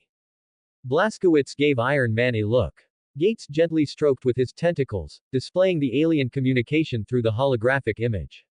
A never-before-seen creature appeared, resembling an ancient Terra slug. Its body was composed of transparent gelatin, with its internal organs clearly visible. It was like a composite of a mollusk and a vertebrate, with a spine extending from its head to its tail within its translucent body. Its semisolid body swayed, and several blue energy glands flickered within its body. The alien did not have obvious visual or auditory systems. Humans. The slug's voice, though it had no visible vocal organs, was slick and hollow. It seemed to pause when it saw Blaskowitz. It hadn't expected that the organized fleet appearing in the star system belonged to humans. Yes, humans. Blaskowitz slightly raised his chin, a look of disdain in his eyes, proudly acknowledging his species' identity. Then there's nothing to discuss. The slug did not hesitate, cutting off the communication with a harsh threat and contempt before it ended. We are the Horanian, children of the abyss, the superior species to humans. The Horanian showed no expression, its slick tone filled with extreme arrogance, viewing itself as the superior species to humans, and demeaning the human race. Filthy, soft-bodied aliens, if the human race were to casually sprinkle sodium chloride, not even your corpses would remain. Blaskowitz showed no weakness, returning the insult with words, expressing his contempt for the aliens. We'll see, monkeys. The alien's energy glands flowed faster, its emotions clearly agitated, its voice filled with hatred. The universe was vast, and there were many soft-bodied creatures. The Horanian clearly understood, and also knew the lethal power of sodium chloride against slugs. Wait until I come over and stomp you all to death, SNOTWORMS. Blaskowitz's expression was arrogant, his verbal assault undiminished. Then the communication was cut, and the holographic image disappeared, setting the tone for this encounter. Both sides understood that there was only one outcome now, an unending struggle. The aliens were plundering human populations and resources, their crimes were clear for all to see. The Horanian knew very well that with the arrival of the human fleet, they would surely face retribution. Argent Noor's fleet had a clear objective. In this first battle of the expedition, they would make the aliens realize the terror of humanity once more. Fleet scatter, charge weapons, and give these opportunistic aliens a good beating. Blaskowitz sat firmly on his throne, ordering the fleet to assume an attack posture, ready to engage the alien ships charging towards them. The 8 alien warships abandoned their plunder of the human world, forming a combat formation to cover each other. Data from the augury showed that as the Horanian warships drew closer, their gravitational fields interfered with each other, creating chaos around them. Ordinary lances and macrocannons, firing lasers and shells, would be deflected from their trajectories by the mutual pull of the gravitational fields. The aliens were confident, seemingly well aware of human attack methods, and their warships closed in on the fleet's center. The bright surfaces of the 8 warships emitted ripples, like waves on water. Gravitational fluctuations detected. Gates' report was urgent, his mechanical voice simultaneously pinpointing the gravitational disturbance. The First Fleet's augury array detected anomalies in the alien warships and distortions in the gravitational field of space. The Horanian launched the first attack, creating a gravitational field in front of the First Fleet to drag the human fleet into collisions. Recommend adjusting the output of gravity weapons to neutralize the gravitational anomaly ahead of the enemy, the Stone Man suggested. Victor's internal biocomputer reacted extremely quickly, immediately finding a countermeasure. Blaskowitz nodded in agreement, his technical experts and advisory team were highly professional, providing endless reassurance. A cruiser received the command, its hull grids opened, revealing a strange device that emitted a burst of spatial fluctuations. Soon, another gravitational point appeared in front of the First Fleet.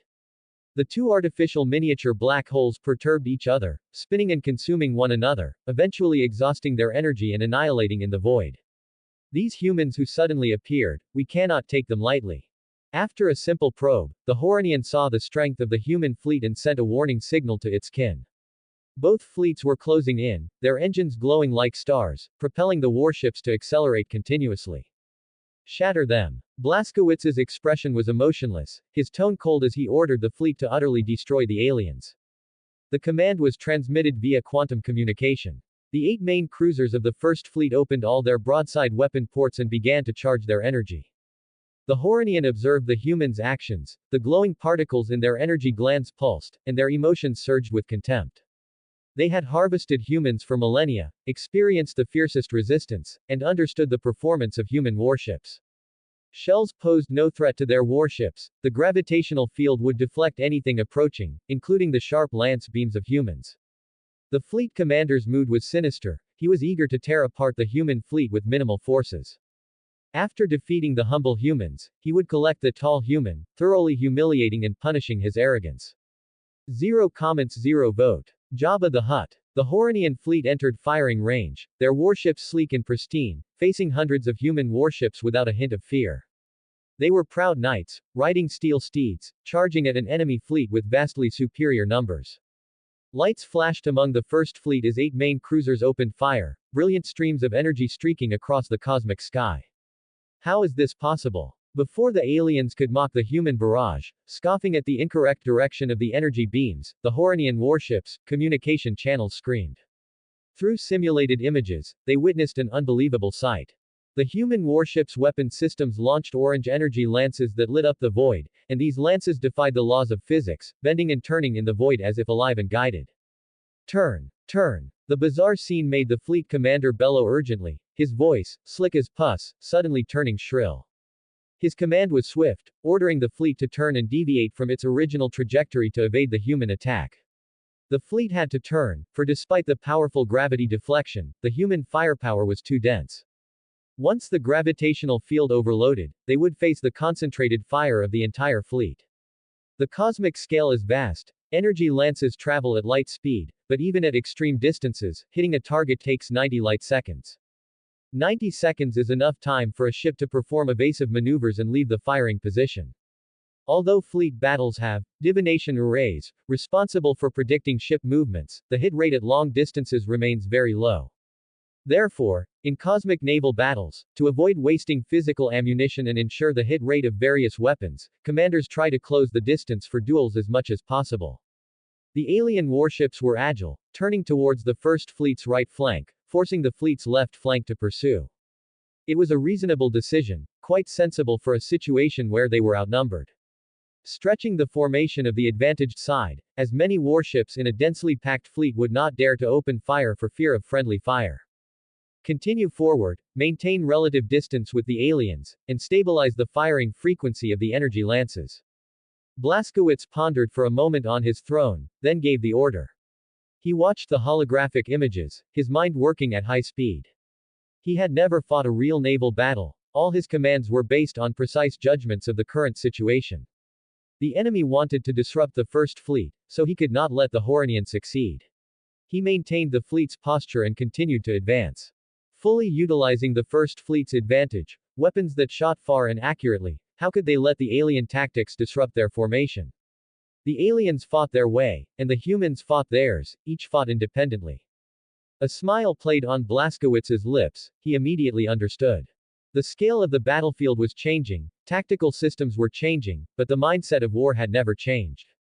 With this realization, his mind became clear. A holographic control panel floated before him, displaying real-time battlefield changes within its spherical holographic space.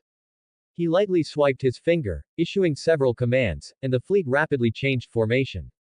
The earliest flanking fleet continued to encircle, and from the main fleet group, a Fist Fleet was pulled out, advancing at full speed to pursue the aliens. It was like the ancient human sport of boxing. The left hand delivers a fierce punch, while the right hand maneuvers, awaiting its opportunity. Blaskowitz's operation was precise. The detached fleet had ample firepower and continuously fired upon the alien fleet.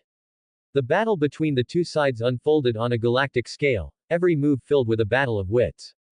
The first batch of energy lances, after a long journey, finally approached the alien warships, carrying the causality of certain hit, and bore down on the Horonians' overly perfect mirrored hull plating. The energy lances moved strangely. The scorching energy beams twisted like crimson snakes in the chaotic gravitational field, struggling to break free from the field's restraints. Finally, to the Horonians' disbelief, it pierced through the gravitational field and accurately hit the hull. At an ultra-long distance, the energy lance's power attenuated by 90%, leaving only a high-temperature red mark on the smooth armor. Although it didn't penetrate the armor, the deterrent significance of the energy lance's hit far outweighed its destructive power. Why do intelligent beings act with impunity? Because they have something to rely on.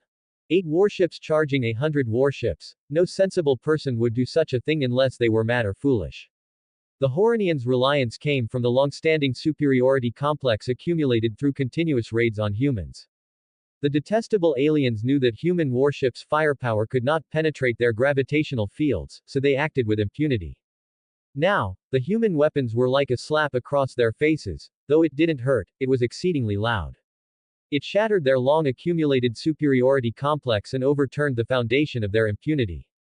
Breakthrough. The fleet commander made an immediate decision, ordering the fleet to scatter and break through into the void beyond the star system. We must leave, return to our homeworld, and inform our kin of everything that has happened here. Its energy gland suddenly paused, and it said regretfully, humans are no longer objects our race can bully at will, they have returned to settle accounts. Our race will avoid the humans' sharp edge and hide in the depths of the void. Humans cannot remain strong forever. When time passes, our race can make a comeback. Outside the viewport, human attacks grew stronger with each wave. As the distance closed, the power of the energy lances began to manifest. The warship vibrated, and the pristine exterior of the warship showed burnished pits, its outer armor melting under high temperatures. The Horonian warships were melting, and their established confidence was collapsing.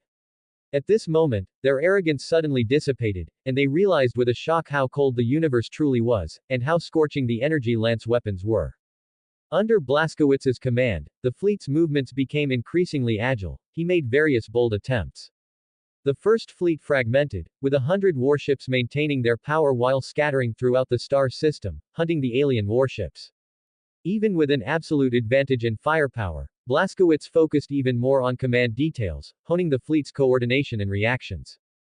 The alien warships separated, moving in different directions, their panicked appearance much like large fish in a pond. Go capture a tongue for me.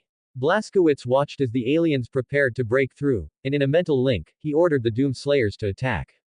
You will be obeyed. The Genofather's offspring's response was as surging as a tide. They could finally show their prowess under the Genofather's gaze. Among the first fleet, an assault ship's engine particle stream surged.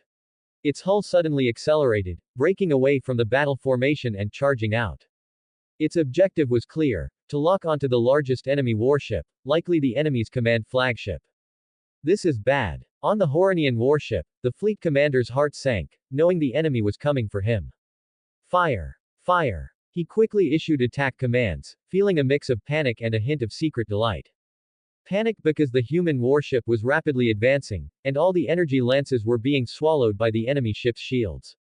After their own ships had separated, their firepower seemed somewhat weak.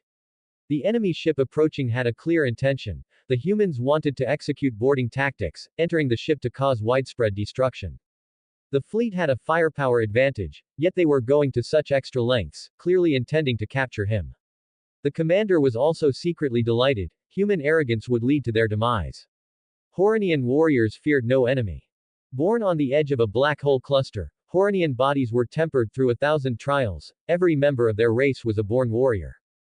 The weak human bodies could never defeat Horonian warriors, the boarders would simply throw their lives away. He activated all his visual sensory organs, staring intently at the holographic image, watching the human warship rapidly charge to its death. Kin, we have guests.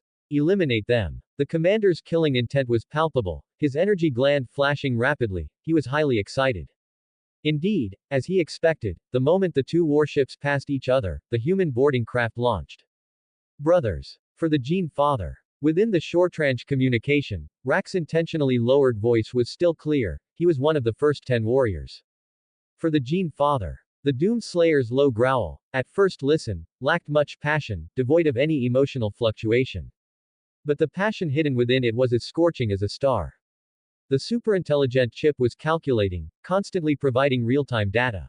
The boarding craft's 4 thermal melters activated, melting through the enemy ship's old wounds, already softened by the energy lances. Boom! The boarding craft plunged into the warship's interior.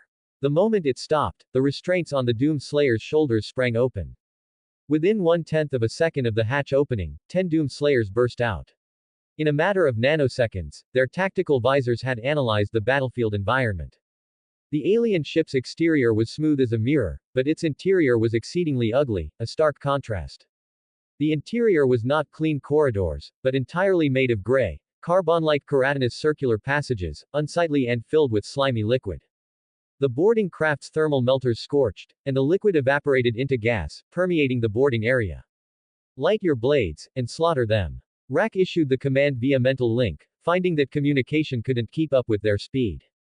Multiple auxiliary systems within their helmets rapidly analyzed the Horonians' physiological structure, constructing effective scanning methods. Soon, translucent slugs, 2 meters tall and 4 to 5 meters long, were outlined by the scanners. Again, in an instant, the superintelligent chip was even faster. The moment the brainwave transmitted, the composite cannon on the left shoulder fired fiercely. A bright circular ring appeared at the muzzle of the composite cannon, a symbol of the incendiary weapon firing. The incendiary ray was vicious and terrifying. Designed for unarmored flesh, it would instantly ignite its victims. At the same time, 10 orangered rays pierced through the smoke, igniting 10 organic bodies. The Doom Slayers moved swiftly, their composite shoulder cannons firing continuously, made even more formidable with the assistance of their super-intelligent chips.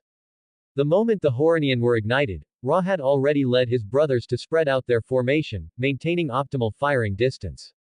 The composite shoulder cannons fired continuously. Burst fire rays, disintegration sparks, and thermal melt rays were unleashed dozens of times within a single second. Atomic sparks exploded, burst fire flames glowed orange, and thermal melt rays pierced through bodies. Within 1 second, all enemies at the boarding point were cleared, and all Horonian were annihilated. They didn't even have time to resist. Their proudly tough fluid bodies were useless against high-tech weapons. Carbonized skeletons rolled on the ground, gelatinous bodies were shredded, and massive bodies were perforated by thermal melt. Follow. Ra issued a brief command. Without a moment's mourning for the Xenos, he identified the direction of advance, charging into the chitinous passage first, leading his brothers to follow. Watch their bodies. A brother noticed something unusual. The enemies coming to encircle them carried no external weapons of any kind. The Doom Slayers immediately understood that since they carried no external weapons, the Xenos' bodies themselves must be their weapons. There was nothing surprising about this. The universe was vast and full of wonders, and biological weapons were common. The Psychnuans annihilated by the Gene Father carried their own psychic abilities, which were also powerful weapons.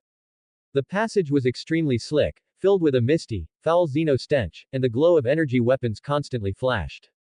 The Horonian, arriving in an unending stream, were so quickly dispatched by the Doom Slayers' ultrafast reaction speed that they didn't even see their enemies.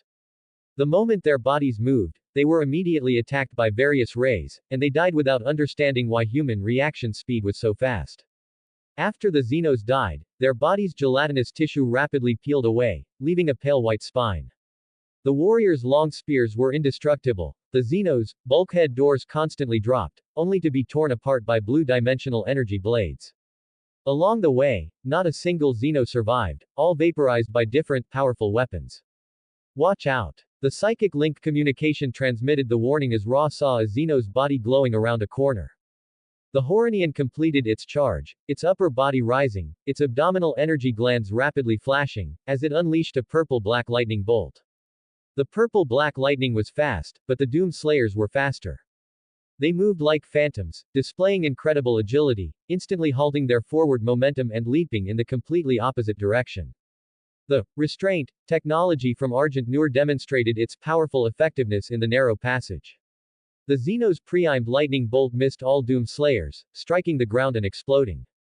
Ra's reaction speed was extremely fast. He clearly saw a momentary, miniature singularity appear where the purple-black lightning struck the ground. Boom! A deafening sound exploded. Nearly 4 square meters of ground were torn away, compressed at the location where the singularity vanished, leaving a fingernail-sized piece of compressed matter. Exclamation mark! Exclamation mark! Exclamation mark! Exclamation mark!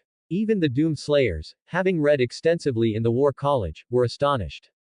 Horonian. They could use their flesh to create miniature singularities, with power far exceeding conventional weapons. Their not using external weapons indeed had a reasonable explanation. The ability to create miniature singularities with their bodies was astonishingly powerful, surpassing the weapons of most species. Ra's next movement changed. He moved incredibly fast, leaving afterimages in the passage, approaching at a speed the Xenos could not react to. He spun around, released his long spear, and then delivered a punch, striking the Xenos' back. Iron fist met gelatinous body. The impact, transmitted through the Auramite gauntlet, made Ra feel that the texture was off. The Horonian's gelatinous body was extremely tough, similar to a non-Newtonian fluid, dispersing most of the force. Ra changed his fist into a claw, his sharp Warhammite fingertips piercing the gelatinous skin, directly into the Xeno's body. His palm sank into a warm embrace, and Ra's fingers touched something hard. Through the translucent body, he saw his hand touch the Xeno's spine. Ha! With a muffled growl, the large hand suddenly exerted force, crushing the spine while simultaneously tearing upwards, pulling out the Xeno's brain. Ra removed his helmet, quickly devoured the brain tissue, chewing a few times before swallowing. Among the Space Marine modifications, there was one called Gene Detection Nerves Enhancement. Its specific function allowed a Space Marine to gain information about an enemy's habits and some fragmented intelligence by consuming its flesh and blood. However, the Space Marine Legion did not encourage this, unless the situation was extremely urgent and unconventional methods were necessary. This was because the acquired memories would impact the Space Marine's mind, and over time, could lead to psychic corruption. Despite having this function, the Space Marine Legion used it cautiously to avoid psychic corruption. The Destroyer Legion, blessed by their Gene Father, was immune to psychic corruption. They were still very cautious, rarely using gene detection nerves to avoid unnecessary trouble. The Ninth Legion, known as the Ghoul Legion, was a negative example. Now, the situation was urgent. The Horonians' biological weapons were beyond the danger threshold, and Ra had to understand the Xenos. After eating the Horonian's brain tissue, Ra immediately put on his helmet, turned around, and caught his long spear before it hit the ground. The entire process was swift and sharp, a series of actions incredibly concise, yet creating the illusion of dazzling speed.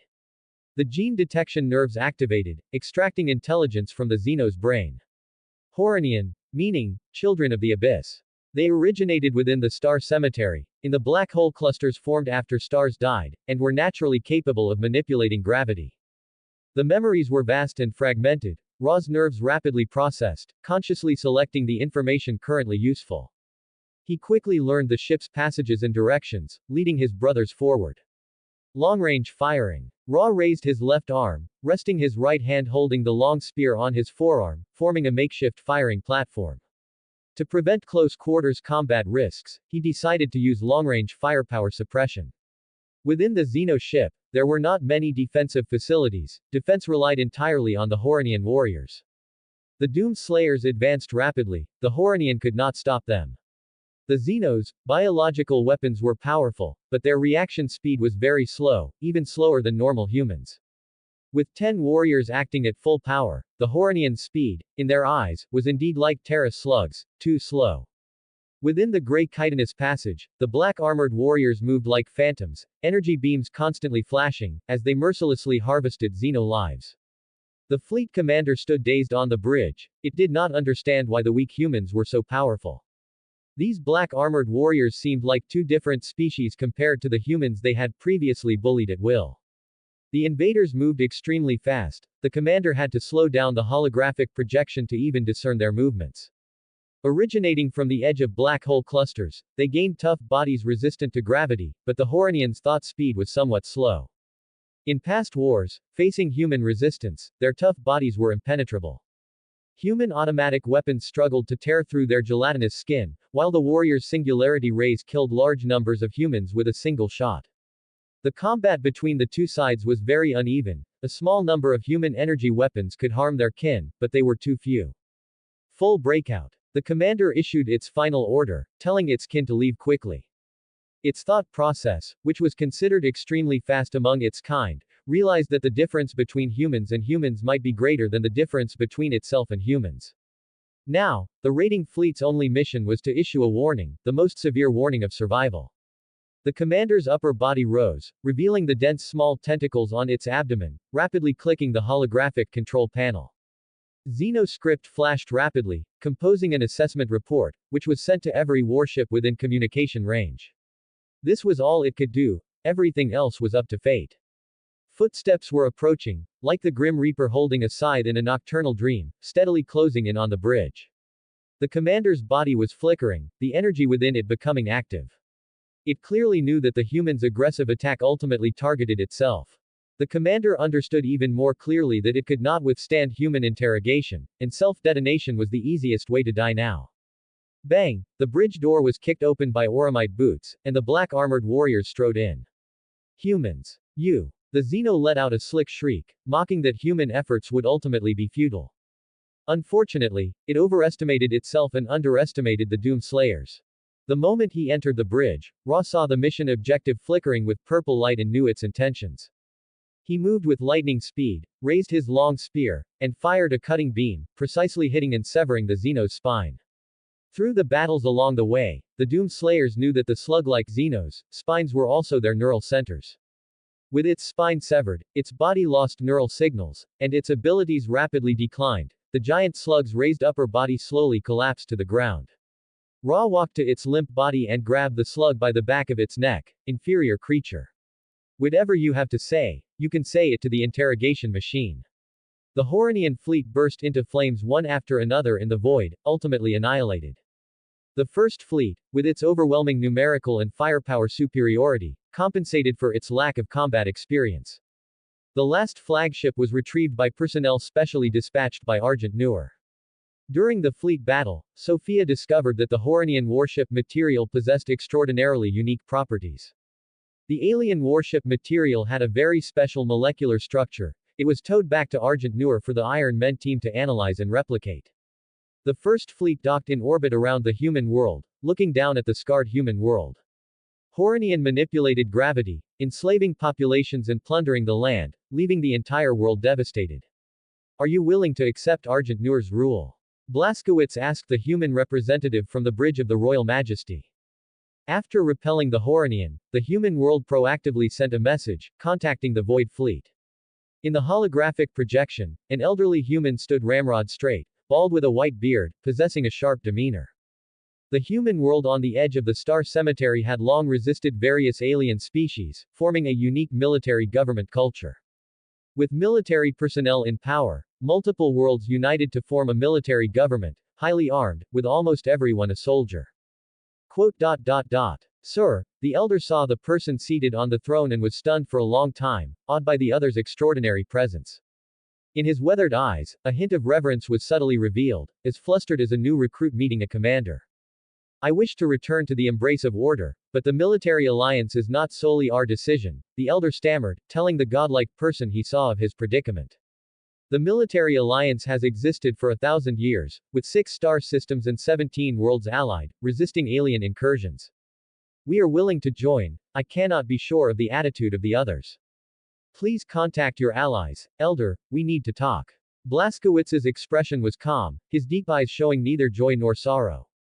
He had long been accustomed to concealing his emotions to avoid revealing information during negotiations.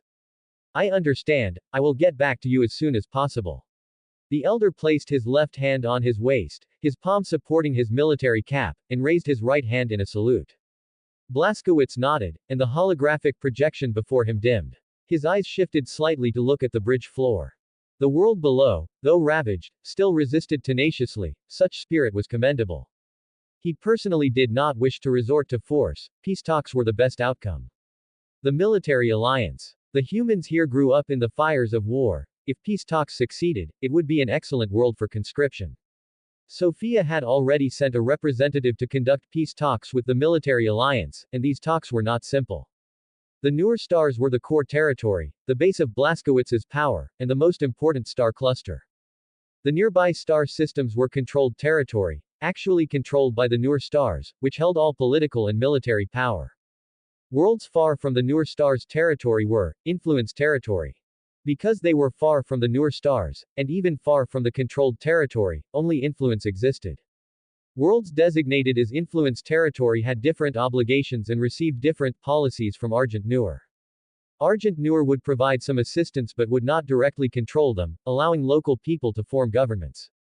Worlds in the influence territory would provide Argent Noor with tithes, paying in population or resources.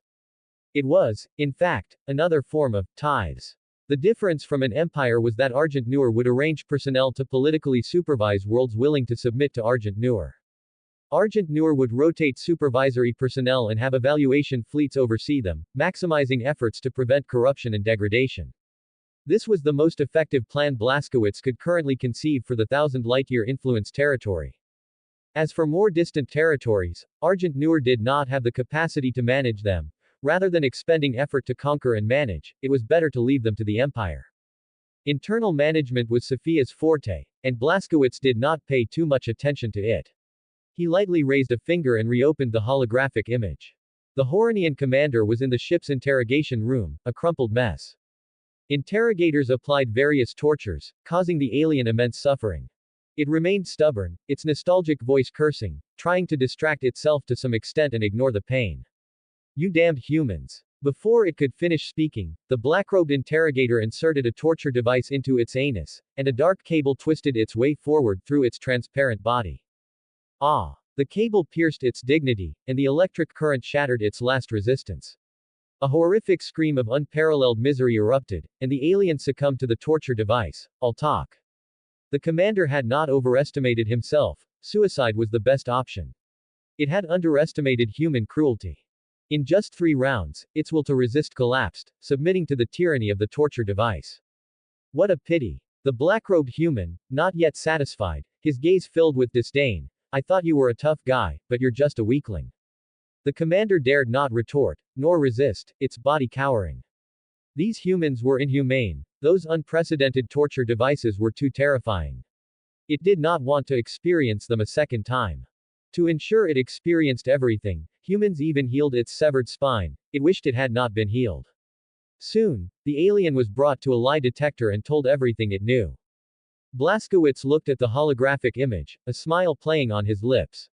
The interrogators from the punishment world were indeed very professional. They coaxed, threatened, and enticed information out of it. "If you don't talk, there are plenty of your compatriots who will. You are not our only captive." The simple application of the prisoner's dilemma horrified the alien commander, who then disclosed all intelligence. Interrogation proceeded in parallel, with information cross-referenced to ensure its veracity. After being organized by the interrogators, the Horanian intelligence was uploaded to the ship's data core, available for the fleet to access at any time. Blaskowitz casually called it up, browsing the interrogators' work. The more he read, the heavier his heart became, his thick eyebrows furrowing. The alien race originated from a black hole cluster, at the equilibrium point where black hole gravity converged. There, some shattered worlds existed. Horanian. Their world had no sun, the only light source came from the black hole's accretion disk.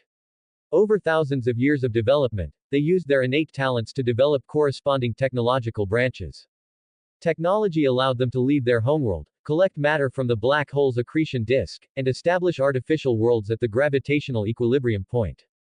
The Horanian emerged from the star cemetery 8,000 years ago, and the first race they encountered was humanity, with whom they had fought for 1,000 years.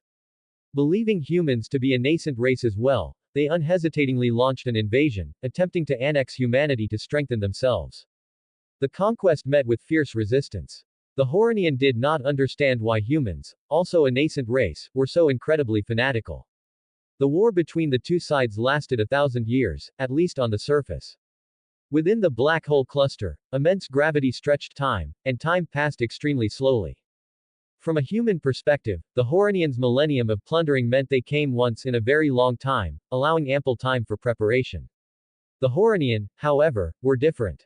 They would transport plundered resources and populations back to their artificial worlds and then emerge again, by which time a very long period had passed in the outside world.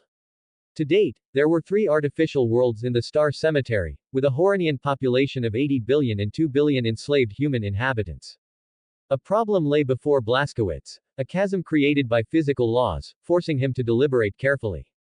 80 billion alien inhabitants, 3 fully armed artificial worlds, and a large number of fortress space stations. The most crucial point was the difference in time flow. According to the intelligence provided by the aliens, within the stable zone of the black hole cluster, the time flow ratio to the outside world reached 1 to 100. 1 month in the black hole cluster was 1 year outside. It was an abyss where time had fallen. Blaskowitz's fingers rubbed together. The Horanian had to be eliminated, this much was clear. The alien race had immense potential. By manipulating one of the universe's fundamental forces through their physiological structure, allowing them to develop further would leave a lasting poison for generations. Blaskowitz's biggest concern was time. The First Fleet absolutely could not get bogged down in a protracted war. Annihilating the alien stronghold had to be a quick and decisive battle. Everyone, his gaze swept across the bridge, his voice authoritative and resonant, do you have any good solutions? All information about the Horanian was displayed across the entire bridge. Holographic images enveloped the staff. The bridge was silent. Many extraordinary beings carefully analyzed the alien intelligence, attempting to find a breakthrough. Sir, the Iron Man Gates waved his tentacles, and the holographic control panel moved with him. I have a plan. An Iron Man's computational thinking was extremely fast. It was the first to present a plan. It created a holographic image, outlining its data-driven idea. Speed and decisiveness are the first priority. The mechanical synthetic voice was cold and emotionless. The extermination of the aliens is the second priority. My suggestion is simple. Use extinction-level weapons on a large scale to destroy the alien artificial worlds. Seeing Iron Man's plan, which listed dozens of weapons, Blazkowicz did not outwardly respond, but inwardly weighed its proposal. Gates' plan was highly efficient. Its objective was clear, going straight to the point of exterminating the alien race. As for the human population, since they were not Argent Noor's citizens, they were not within its consideration. And you. Without changing his expression, he shifted his attention to the stone man Victor. Victor's large hand caressed his head. As a stone man with humanity, he naturally understood what his lord was thinking. The 2 billion people plundered by the Horanian were a precious asset, and his lord wanted to protect them.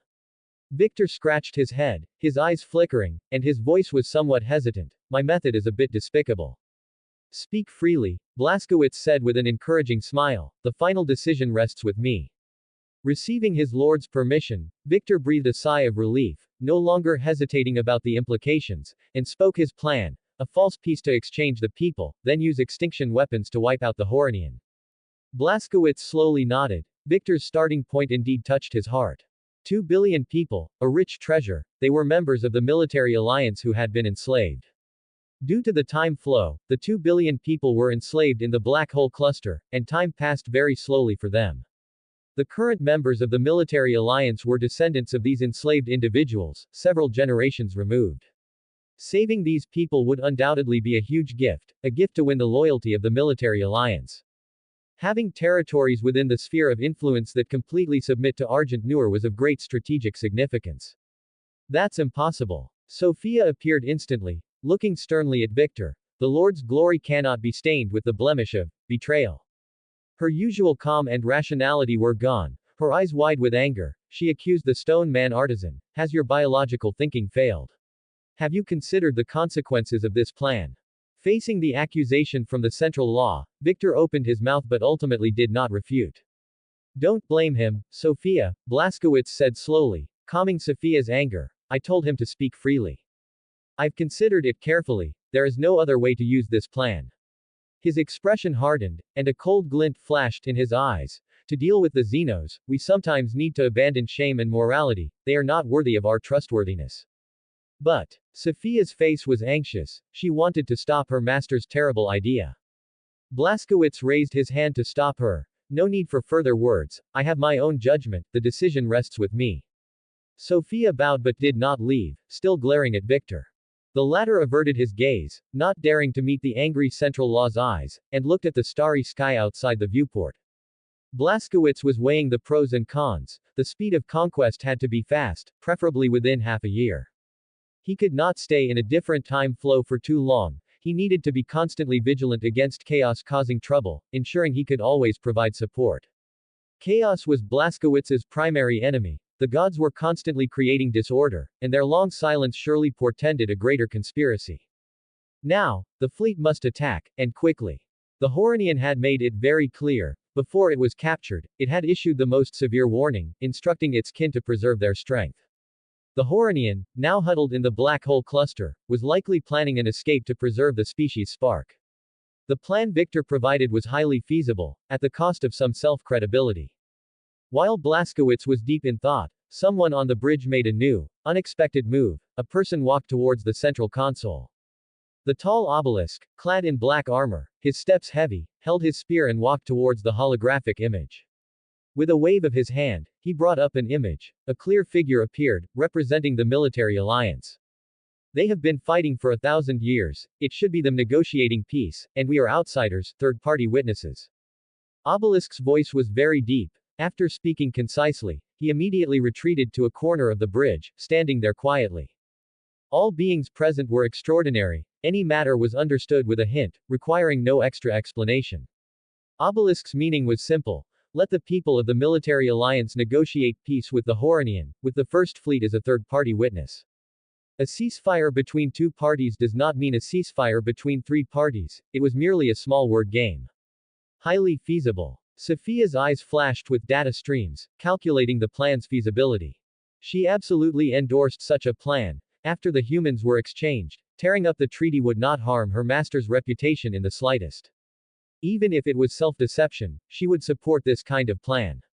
The other individuals with speaking rights on the bridge, after some thought and calculation, nodded slightly. The plan's feasibility was not low. They couldn't help but look up to that silent warrior, who possessed a delicate heart beneath his imposing exterior. Have the delegation contact the military alliance representative and ask for his opinion. Blaskowitz issued the order, endorsing his son's plan with concrete action. Send someone to talk to the captive, they are the best messengers, familiar with our strength. The fleet is preparing for battle. The first prerequisite for peace talks is to have enough power to make the Horonians sit at the negotiating table. With the highest order issued, the fleet quickly prepared for the next battle, a charge into the Horonians' lair. The plan for a false peace proceeded rapidly. Upon hearing the battle plan, the military alliance did not hesitate at all and actively participated. They were deeply grateful, thanking Argent Noor for his benevolence, which would allow their ancestors and kin to return. At the same time, the military alliance stated that if the enslaved population returned, 17 worlds would submit and accept the rule of the Noor stars. Even knowing the stakes, they would still negotiate peace if the rescue failed, for man proposes, God disposes. They asked the foreign saviors not to bear too much psychological pressure. The Horonian commander was even more agreeable. It cheered with joy, willing to act as a messenger to persuade its kin, eagerly anticipating the outcome. It had long given up hope, believing it would die in the human world, burned at the stake. It knew the sins it had committed against humanity were unforgivable. A glimmer of hope suddenly appeared in its dark future, and the commander was moved to tears of gratitude, praising the mercy of fate. As for any potential hidden schemes, the suspicion that arose in its heart was overwhelmed by intense joy, and it subconsciously ignored the danger. The commander knew perfectly well the disparity in combat power between humans and its kin.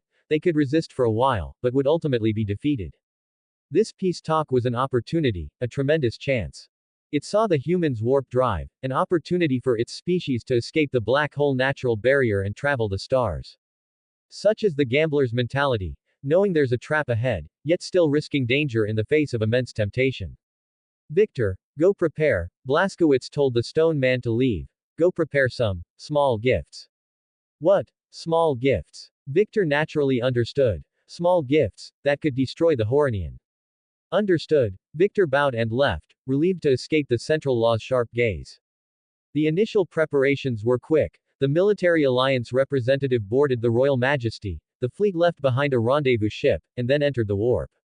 The Horonians' homeworld was deep within the star cemetery, hidden in a place where light struggled to escape.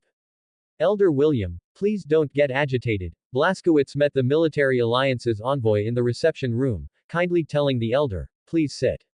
The old man named William, in military uniform, was emotionally agitated at this moment. He dared not sit in the clean and tidy reception room. Everything here was too beautiful. William had only heard in legends of such grand and magnificent warships, how proud his ancestors must have been when they traveled through the void. The military alliance had warships, but very few large ones. Those steel behemoths had been dormant for a long time. Small warships stayed away from the battlefield, hiding in the void, ensuring that humans could evacuate at the most critical moment. The warship beneath his feet was like a dream, far more advanced than the remaining warships, and its owner, radiating divine light, sat across the long table. William, past 50, his heart hardened by trials, knew he shouldn't be flustered. The godlike being told him to sit, so he knelt down. I pay my respects to you, Lord, from afar. As his knees bent, William felt as if he couldn't kneel. A large hand supported him. The giant before him made him dizzy. Even on the battlefield against the Horonian, William had never been so flustered. He bowed to him, preventing him from kneeling. Lo, Lord. The old soldier's tongue was tied, unable to form complete words, his mind a mess. Old soldier, please relax. Blaskowitz pulled up the mortal soldier, offering a comforting smile. The way you are now, you can hardly bear the weight of the plan. At the mention of the plan, William, who was about to be immersed in the radiant smile, froze. The old soldier decisively bit his tongue, a clear light flashing in his eyes, and reverence and shock were replaced by hatred. I will definitely complete the mission. The soldier's voice was strong and powerful, his body standing ramrod straight. For 1,000 years, we have yearned for revenge. Seeing him calm down, Blaskowitz stood up and returned to his seat. This is the plan we proposed. Blaskowitz's finger tapped the table, sliding towards the old soldier, and the contents of the plan appeared before him. William's face was serious, his stinging tongue licking his dry lips. He was highly focused, reading the holographic image. The plan was simple, yet allowed no room for error. Soon, a meeting would be held here to facilitate peace talks between humans and the Horanian. After the human population was exchanged, the fleet would destroy the Horanian world, completely exterminating the Horanian. I have no objections whatsoever, I will completely follow your instructions. The first fleet exited the warp, returning to the real universe amidst a magnificent glow. Raising his palm and clenching it, Blaskowitz clearly felt a viscous resistance, as if time had been compressed into a physical entity. He looked through the viewport. There was no lush and brilliant starry sky here, as starlight could not escape the gravity. A colossal accretion disk hovered in the void, like the greedy tongue of a black hole, devouring all light and heat. Time was materialized by gravity, turning into sand at the far end of the accretion disk, but stretching into a linear form at its closest point. Such a magnificent sight, yet before Blaskowitz could even exclaim, he immediately felt the royal majesty beginning to drift. The warp energy surrounding the ship dissipated, and the laws of real-world physics took over, with the black hole's gravity pulling at the ship. Under the pull of gravity, the ships of the First Fleet collectively began to drift towards the lower right. Stabilizing the battleship, a cold, mechanical voice announced, as Gates hovered in the air, his mechanical tentacles flying rapidly. The Iron Man performed multi-threaded operations, igniting multiple auxiliary engines, quickly stabilizing the battleship's drift. Recalculating gravitational formula, Sophia's rational voice echoed through the battleship before she was seen, injecting into the automatic control system. The fleet's Iron Man stabilized the battleship, and the data core sent gravitational data, quickly stabilizing the battleship's posture. Lord, we need to leave quickly, the battleship's engine output is climbing. Gates quickly reminded, and the holographic image displayed plasma spewing from the battleship's side. Even without the Iron Man's reminder, outside the left viewport, all engines on the parallel battleship's side ignited, pushing the battleship to prevent further displacement. Lock coordinates, display our real-time position on the map. The holographic image changed, showing a star map of the black hole region and the fleet's current location. The black hole cluster map was painstakingly created by interrogation personnel, confirmed multiple times, even using psychic devices to extract alien memories. In this extremely dangerous place, even a slight coordinate error could lead the fleet to fall into a black hole. Astronomical telescope has found the target, displaying on the holographic map. Reports kept coming in, as the fleet's telescopes locked onto and discovered the aliens' artificial world. 3 agglomerations of steel and chitin, shimmering with artificial light, were massive. Each artificial world was about the size of Terra. Around these artificial worlds, various sized spaceships floated, guarding the alien homeworld. Full speed ahead, sink their battleships. Blaskowitz sat back on his command throne, his gaze at the alien images gradually turning cold. Just as he expected, hundreds of alien battleships of various sizes were assembling around the artificial worlds. The first step of the plan was to demonstrate sufficient military might to bring the aliens to the negotiating table. The First Fleet deployed into combat formation at full speed, all engines ignited, entering a full-throttle sprint. The fleet plunged into the alien defense perimeter, piercing it like a dagger into skin. All capital ships opened fire, sending dense lances of light towards the alien battleships. The alien battleships hastily formed up, advancing towards the First Fleet, constantly deploying gravity weapons to disrupt the human fleet's formation. Unfortunately, after the first wave of contact, the First Fleet was familiar with the aliens' attack methods. Horanian battleships and technology largely relied on gravity technology, making their attack and defense methods quite singular. They lacked warp engines, exploring the universe using superluminal engines, and had not encountered many other races, leading to slow technological development. Their first battle after emerging from the black hole cluster was against the human world, which offered stubborn resistance, blocking them at the star cemetery exit. Their inherent power easily crushed human remnants, so they naturally had no need to develop technology. Like the Psychnuan, Horonian had fallen into a developmental dilemma, a lack of stimulation from powerful external enemies, causing technological stagnation. The environment constrained their imagination. Before leaving the star cemetery, they believed the universe was just black holes, with no prosperous star clusters. Before encountering humans, they also believed themselves to be the only life in the universe, a fated race. The two sides went to war in the dead deep space, which welcomed elongated prosperity. A beautiful scene appeared in the void. Scorching lances of light cut through the darkness, their trajectories not straight lines, but exaggerated angles. Macro cannon shells, severely deviated by gravitational pull, were then entangled by inevitable hit causality, creating winding trajectories. Heavy torpedoes were even more bizarre. Their speed was the slowest, quickly losing power under gravity's influence, and hovering in the void. But a terrifying scene unfolded. The torpedoes were extracted from the real universe-like building blocks, appearing at their intended position just before detonation. Guaranteed hit within range. The incredible technology of the Golden Age, once fired, guaranteed a hit, defying physical laws. The causality technology was extraordinarily superb. It wasn't natural technology, but rather a technical means to modify the universe's underlying logic. Violating the peacefulness of the natural universe, causality was humanity's unyielding stance, an unquestionable absolute will. At the edge of the black hole, something more despairing than inescapable light occurred. Horonian battleships were hit repeatedly, their smooth exteriors becoming pitted and scarred under various firepower. The aliens discovered a terrifying fact. The human battleships' hit rate reached a terrifying 100%. Their own battleships constantly sank, falling into the deep gravitational pull of the black hole, torn into fundamental matter. The mutual slaughter of battleships felt sluggish to Blaskowitz. On the vast, infinite scale of the universe, void battleships were like tiny insects.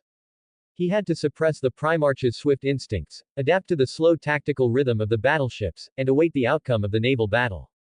Although the battle's progression was identical to his mental simulations, he still had to wait patiently, that anxious waiting refined into serenity. In the Void Fleet battle, the First Fleet's absolute firepower dominated, giving the aliens a hard time. Lord, incoming signal, Gates' mechanical voice prompted, it's Horonian. Blaskowitz put on a cold expression and gestured for the Iron Man to connect the signal. Humans, a holographic image of a slug appeared. Its body's energy glands flowed slowly, making it appear very dejected. Horonian's appearance and physique were almost indistinguishable. Human eyesight found it difficult to differentiate them. My race admits defeat. The Horonian's gelatinous body sagged, its slimy voice exuding dejection. We are willing to negotiate with you. Negotiate. Blaskowitz's face showed confusion, as if he hadn't understood. There has never been negotiation, only racial extermination. Without revealing any emotion, Blaskowitz adamantly expressed his intention for racial extermination. Negotiation was the goal, but it couldn't be revealed too early. By pressing relentlessly and showing no mercy, then relaxing just a little, the aliens would be utterly grateful. Even as humble as I am, I can see that you are a great being. The Horonian's tone became even more subservient, and its raised upper body lowered. Though species and cultures differed, based on the instinct of biological evolution, a submissive posture to show surrender was a code etched into the genes of all cosmic life. The Horonian pleaded, in your great radiance, there should be no stain of racial extermination. The children of the abyss have offended humans, and we are willing to accept punishment. No. No. No. Blaskowitz still shook his head, without any mercy on his face. I deeply love humanity, yet your race wantonly enslaved humans. You must be held accountable. The words were grand and righteous, revealing love and benevolence towards humanity, perfectly segueing into the upcoming performance. Horonian will never surrender. Having said all that, the Horonian could no longer endure, revealing anger and resolve. Lord, please wait a moment. Just as the negotiations broke down, an old man rushed into the bridge, his expression anxious. Please forgive my intrusion, William said to Blaskowitz with an anxious, undignified expression. Lord, please give me a chance to speak. Speak. Blaskowitz frowned deeply, very displeased, and raised his hand to allow him to speak. Thank you very much. William's face brightened. He turned to the Horonian and said, the military alliance is willing to negotiate, but there is one prerequisite. What prerequisite? The Horonian representative craned its neck, eager to know the answer. You abominable aliens, William gritted his teeth, his old face filled with grief and indignation, must release the enslaved human population. This, the Horonian hesitated, the frill on its abdomen undulating, clearly in a state of extreme indecision. Intelligent beings are not fools. The aliens naturally knew that the only thing humans feared, and what they held, were the 2 billion enslaved humans. With captives in hand, humans might be hesitant to act, leaving room for maneuver. Once they were all handed over, humans would have no more qualms. You have 3 days to consider. Just as it hesitated, Blaskowitz applied pressure again. After 3 days, we will launch an attack. His face was expressionless, his voice firm and resonant, without any pretense.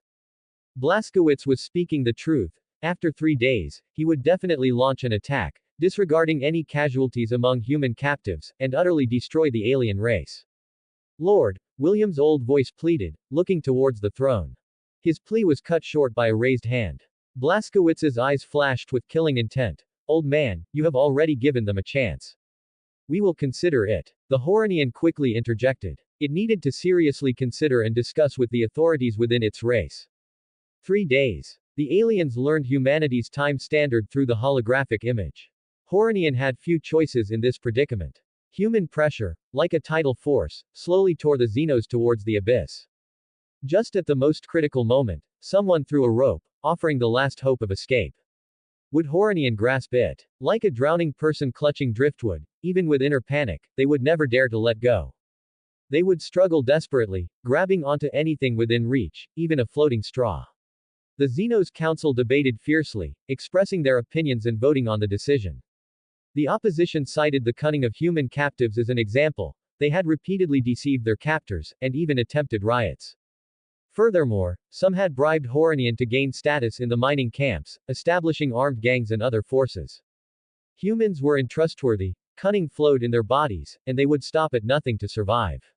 The opposition's view was realistic. The human captives could not be returned. Those pathetic slaves had now become the race's lifeline and must be held onto tightly. Even if humans attacked, 2 billion humans would perish, severely humiliating humanity's powerlessness. But what if, fellow race? The fierce debate in the council fell silent at the sudden question, and Horonian became quiet. What if? This damned, what if, was the weakest point of intelligent beings, the unavoidable hope against hope.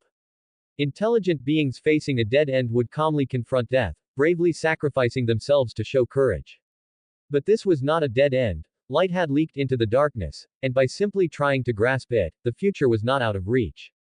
The opposition's warnings were drowned out by the cheers of the peace faction, as the debate over survival became a sacrifice for peace. The hardline opposition was powerless to refute that ethereal, what if? The one who swayed the council was the commander of the raiding fleet, whom humans had released as a gesture of sincerity. The commander stood tall, chest out, at the center of the council, enjoying unprecedented attention. He recounted what he had seen and heard, describing the power of humans and their incredible technology, the warp engine. The appearance of the warp engine caused the Horonian Council to erupt, with high-ranking councilors whispering amongst themselves. The main reason for Horonian's limited development was that the race could not escape the black hole clusters. The cosmic natural barrier that nurtured the race, a cradle protecting them from attack, was also an inescapable shackles. With a warp engine, where in the vast universe could they not go? For now, they would feign peace, submitting to humans, and as communication deepened, they would steal the warp technology and then flee. Even the usually unyielding opposition now wavered. The sudden news of the warp engine was too shocking, making Horonian dizzy.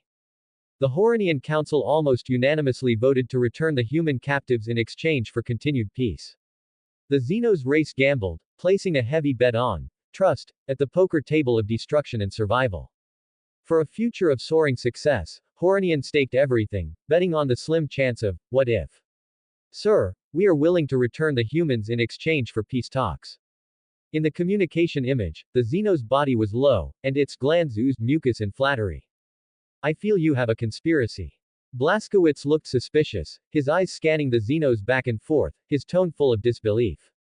Horonian felt a stinging sensation on its skin. The gaze of that magnificent human seemed to deeply wound it through the digital signal. We will immediately offer our sincerity. It was trembling with fear and humility, afraid that its actions would displease the human leader and bring about the destruction of its race. As the Xenos finished speaking, the auger array showed delight, and the artificial world's shields and gravity fields lowered. Sir, this is our race's sincerity. Horonian was cautious, not daring to speak much, quietly awaiting judgment. Its heart was filled with immense panic and humiliation. Its current homeworld was like a defenseless lamb. A few volleys of shoulder cannons from the human fleet could destroy the entire Horonian civilization. Lowering the shields and gravity fields was a test for humans, a warm-up before the big gamble. Alas, Blazkowicz sighed deeply, a look of regret in the corner of his eye as he slowly shook his head. I cannot refuse an elder's request. Xenos, prepare for peace talks. Do not make any small moves. My fleet can destroy you at any moment. Finally, Blazkowicz's eyes sharpened like knives, warning Horonian before agreeing to the peace talks. We have more sincerity to offer later. The slug's energy glands flickered, its emotions highly agitated. Humans were honest and trustworthy. The race had passed the most difficult first step. I will go prepare. It slowly retreated, dragging its body. The human's sigh just now, it thought, was a sigh that there was no reason for war. The race must prepare quickly to avoid being caught by the human in front of them and giving him an excuse to attack. The holographic image dissipated, and Blazkowicz smiled. The plan was almost successful. The artificial world below the bridge deck was now defenseless, tempting the fleet to attack. The Xenos' test was simple and clumsy. In their shallow culture, there was no war philosophy of, if you want to take, you must first give. The pressure from the fleet, the demands of the military alliance, and the sweet bait thrown out. Step by step, one link after another. Once the human captives were evacuated, it would be the day of Horonian's destruction. Humans, who had traversed the Star Sea for 10,000 years, were now teaching the young Xenos race a lesson. Between races, it's only kill or be killed. As for the tuition fee, humans would not ask for too much, just the extinction of the Horonian race. To show sincerity, the Horonian negotiation representative boarded a cruiser to negotiate with old Sergeant William. Sophia believed that the Xenos should not board the Royal Majesty due to the constant coming and going during negotiations, to avoid possible terrorist attacks. After several deliberations, the final meeting location was set on a cruiser, serving as the venue for both sides' peace talks. Through the holographic image, Blazkowicz saw the verbal sparring at the negotiating table, the back and forth over each clause, and the multiple compromises between politics and military. He couldn't help but marvel at old Sergeant William's toughness and the military alliance's seriousness. Even if it was a performance, they still took it seriously, making the pretense real, constantly lowering Horonian's guard. The Xenos were completely engrossed in the negotiations. Their usual discussions were no longer about racial survival but about how to use the humans in their hands to gain more power. One side demanded exorbitant prices, the other bargained fiercely. After a Terra month of negotiations, and with the First Fleet's very impatient urging, both sides finally signed the agreement. Blazkowicz clearly felt the time outside the Star Cemetery was passing quickly, and the endless dragging of negotiations had to end. Within his psychic senses, the soul fluctuations of the Doomslayer were increasing, at a rate more than 10 times faster than normal. Blazkowicz briefly glanced at the content of the treaty signed by both parties. It seemed quite legitimate. He would not expend mental energy to understand the deeper implications. Before long, the contract Horonian had painstakingly secured would become a scrap of paper. As a witness, Blazkowicz signed his name at the end of the final negotiation meeting. All three party representatives were satisfied, cheering in the meeting room. The return of the humans officially began. The humans, who had been treated as slaves, were respectfully escorted out by Horonian, who bid farewell to their human masters. Their initially arrogant and now humble demeanor made the human captives a bit unaccustomed.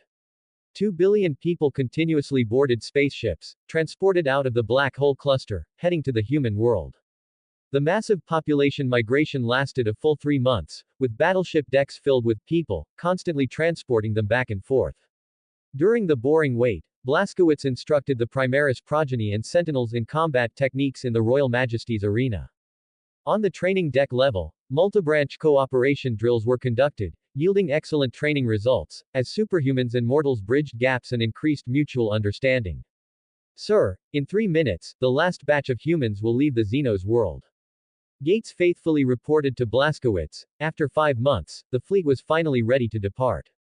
You've worked hard, Blazkowicz thanked him. Gates' logical personality was cold, efficient, and ruthless, but he was a dedicated Iron Man. This is my duty, Gates lowered his body, and his two mechanical tentacles slowly saluted. Blazkowicz nodded at him, then turned his gaze to the Iron Men artisan. Victor, how are your gifts coming along? Guaranteed to be stunning, Victor chuckled heartily. He conjured a holographic image, showcasing his arrangements. In 3 months, stealth reconnaissance ships deployed a large number of extermination weapons, enough to destroy the Xenos. With the holographic image reflected in his eyes, Blazkowicz nodded, satisfied with the Iron Men artisan's deployment. The reconnaissance ships used their stealth capabilities to deploy Iron Men modified weapons around all Horonian facilities. The weapons were covered in camouflage, completely silent and suspended in orbit before activation. They will love my gifts. Victor's chubby face gathered into a smile, his eyes almost squeezed into slits by the fat. The last humans boarded 3 cruisers. Blazkowicz ordered the fleet to slowly depart, lowering the aliens' guard. In these final moments, it was best to avoid any complications and steadily advance the plan to seize victory. As the human fleet's engine started, Horonian let out a long sigh of relief. The sword hanging over its head was finally withdrawn. Humans, though domineering, adhered to their treaties. A huge weight lifted from Horonian's heart, unaware that the human fleet was calibrating its weapon coordinates. They were fantasizing about how to scheme and acquire the warp drive in the coming days. As the last group of humans boarded the ships, the massive human warships began to ignite. Some Horonian began to cheer, celebrating the departure of the human fleet. Destroy them, Blazkowicz stared intently at the holographic display, anticipating the fireworks Victor had prepared. Victor opened a communication channel and ordered the 3 cruisers, send our farewell gift. Amidst the cheers, the 3 cruisers ascended to high orbit, their engine output steadily increasing. Are they in such a hurry? Horonian looked left and right, asking its kin. The appearance of the human warships didn't look like a normal departure, instead, it seemed like they were escaping something terrifying. A lamentable elegy is about to descend upon the alien world, Victor sighed. A species born from a black hole would ultimately be destroyed beneath a black hole. Blazkowicz's eyes lit up, his heart filled with curiosity. He knew of the lamentable elegy. During Argent Noor's most perilous times, this extinction weapon was always on standby, meant to be used to perish with the enemy. He had heard of its great name before, and today he would witness its terror. 3 cyclone torpedoes shot out from the cruisers' bellies, heading straight for the aliens' artificial world. By the time Horonian reacted, cursing the humans' treachery and denouncing their betrayal, it was too late. There was no gravitational field deflection, no shield to block them. The cyclone torpedoes penetrated the planet's atmosphere without hindrance, carrying burning flames as they pierced into the ground. To maximize their destructive power, the cyclone torpedoes carried mechanical sarcophagi, heading directly for the core of the alien artificial world. Humans. Faithless species, you have betrayed the Alliance. Cursing echoed through the communication channel. A giant slug appeared in the full-screen image, furiously shouting, you have vilely deceived the children of the abyss. Look at your signatures, they are a symbol of shame. It manipulated gravity, raising a parchment inscribed with vows and multiple signatures. This contract was signed between you and the military alliance, I was a witness. Blazkowicz also picked up the alliance parchment, pointing to a clause within it. It does not state that a witness cannot wage war against you. With that, he showed a look of disdain and, to the aliens, stunned silence, openly tore up the treaty. Aliens have poisoned humanity for 1,000 years, yet they wish for peace. Aliens who harm humanity will ultimately be purged. Despicable and shameless. Horonian shrieked. It knew its people had been deceived by human wordplay. They had lost. In this high-stakes gamble, Horonian had lost completely. The price of losing the gamble was extinction. As the lamentable elegy erupted, communications flickered, and Horonian disappeared from the holographic image. HMPH. Blazkowicz snorted. The aliens' naivety and wishful thinking had cost them their last chance to resist. Buzz. Like a low hum, the entire artificial world began to vibrate. Born at the edge of a black hole, Horonian was highly sensitive to gravity. Their instincts warned them that the gravity within the planet was skyrocketing. The human weapon, detonated at the world's center, had created an artificial black hole. Too late to escape, the gravity values surged wildly. Horonian used bioenergy to manipulate gravity, attempting a final struggle. Alas, everything they did was in vain. As gravity relentlessly intensified, their gelatinous bodies collapsed downwards, clinging to the chitinous ground. Fluids profusely seeped from their bodies pressed against the floor, their internal organs shifted, and their spines collapsed. The alien bodies were torn apart in agony. The ground tremors grew stronger. From space, the artificial world's continental plates fractured, peeling off layer by layer from the steel framework. Collapse, disintegration. Horonian, children of the abyss. The aliens probably never imagined that the weapon that would extinguish them was the very gravity that birthed their species. When the laws of nature stand in opposition, their ferocity and power are thousands of times more terrifying than when they are docile. Matter stretched, squeezed, compressed. An artificial black hole slowly expanded from within the artificial world. Like a greedy cosmic beast, it opened its void-like maw, devouring the material world in one gulp. At this stage, even if there were tenacious survivors, their consciousness would stagnate, stretched in infinite gravity. Individual consciousness began to materialize, infinitely elongated at the edge of the black hole, unaware of what they were, unable to touch any reality. Magnificent. Blaskowitz couldn't help but clap in admiration, the scene before him was too stunning. Lamentable elegy, truly lived up to its name. An irreversible elegy, as grand as a poem. 3 black holes devoured 3 worlds. After they vanished, the 3 worlds were completely erased. Nothing remained there, clean without a speck of dust. With the disappearance of the 3 primary worlds, the alien space stations exploded, and hidden floating torpedoes destroyed alien creations. Leave 3 cruisers to continue patrolling this void, ensuring no fish escape the net. Blaskowitz's rationality was inspiring. He detached warships from the fleet to continuously sweep for any possible alien survivors. He was not an indecisive or sentimental person. Once the seed of hatred was planted, he would thoroughly extinguish it.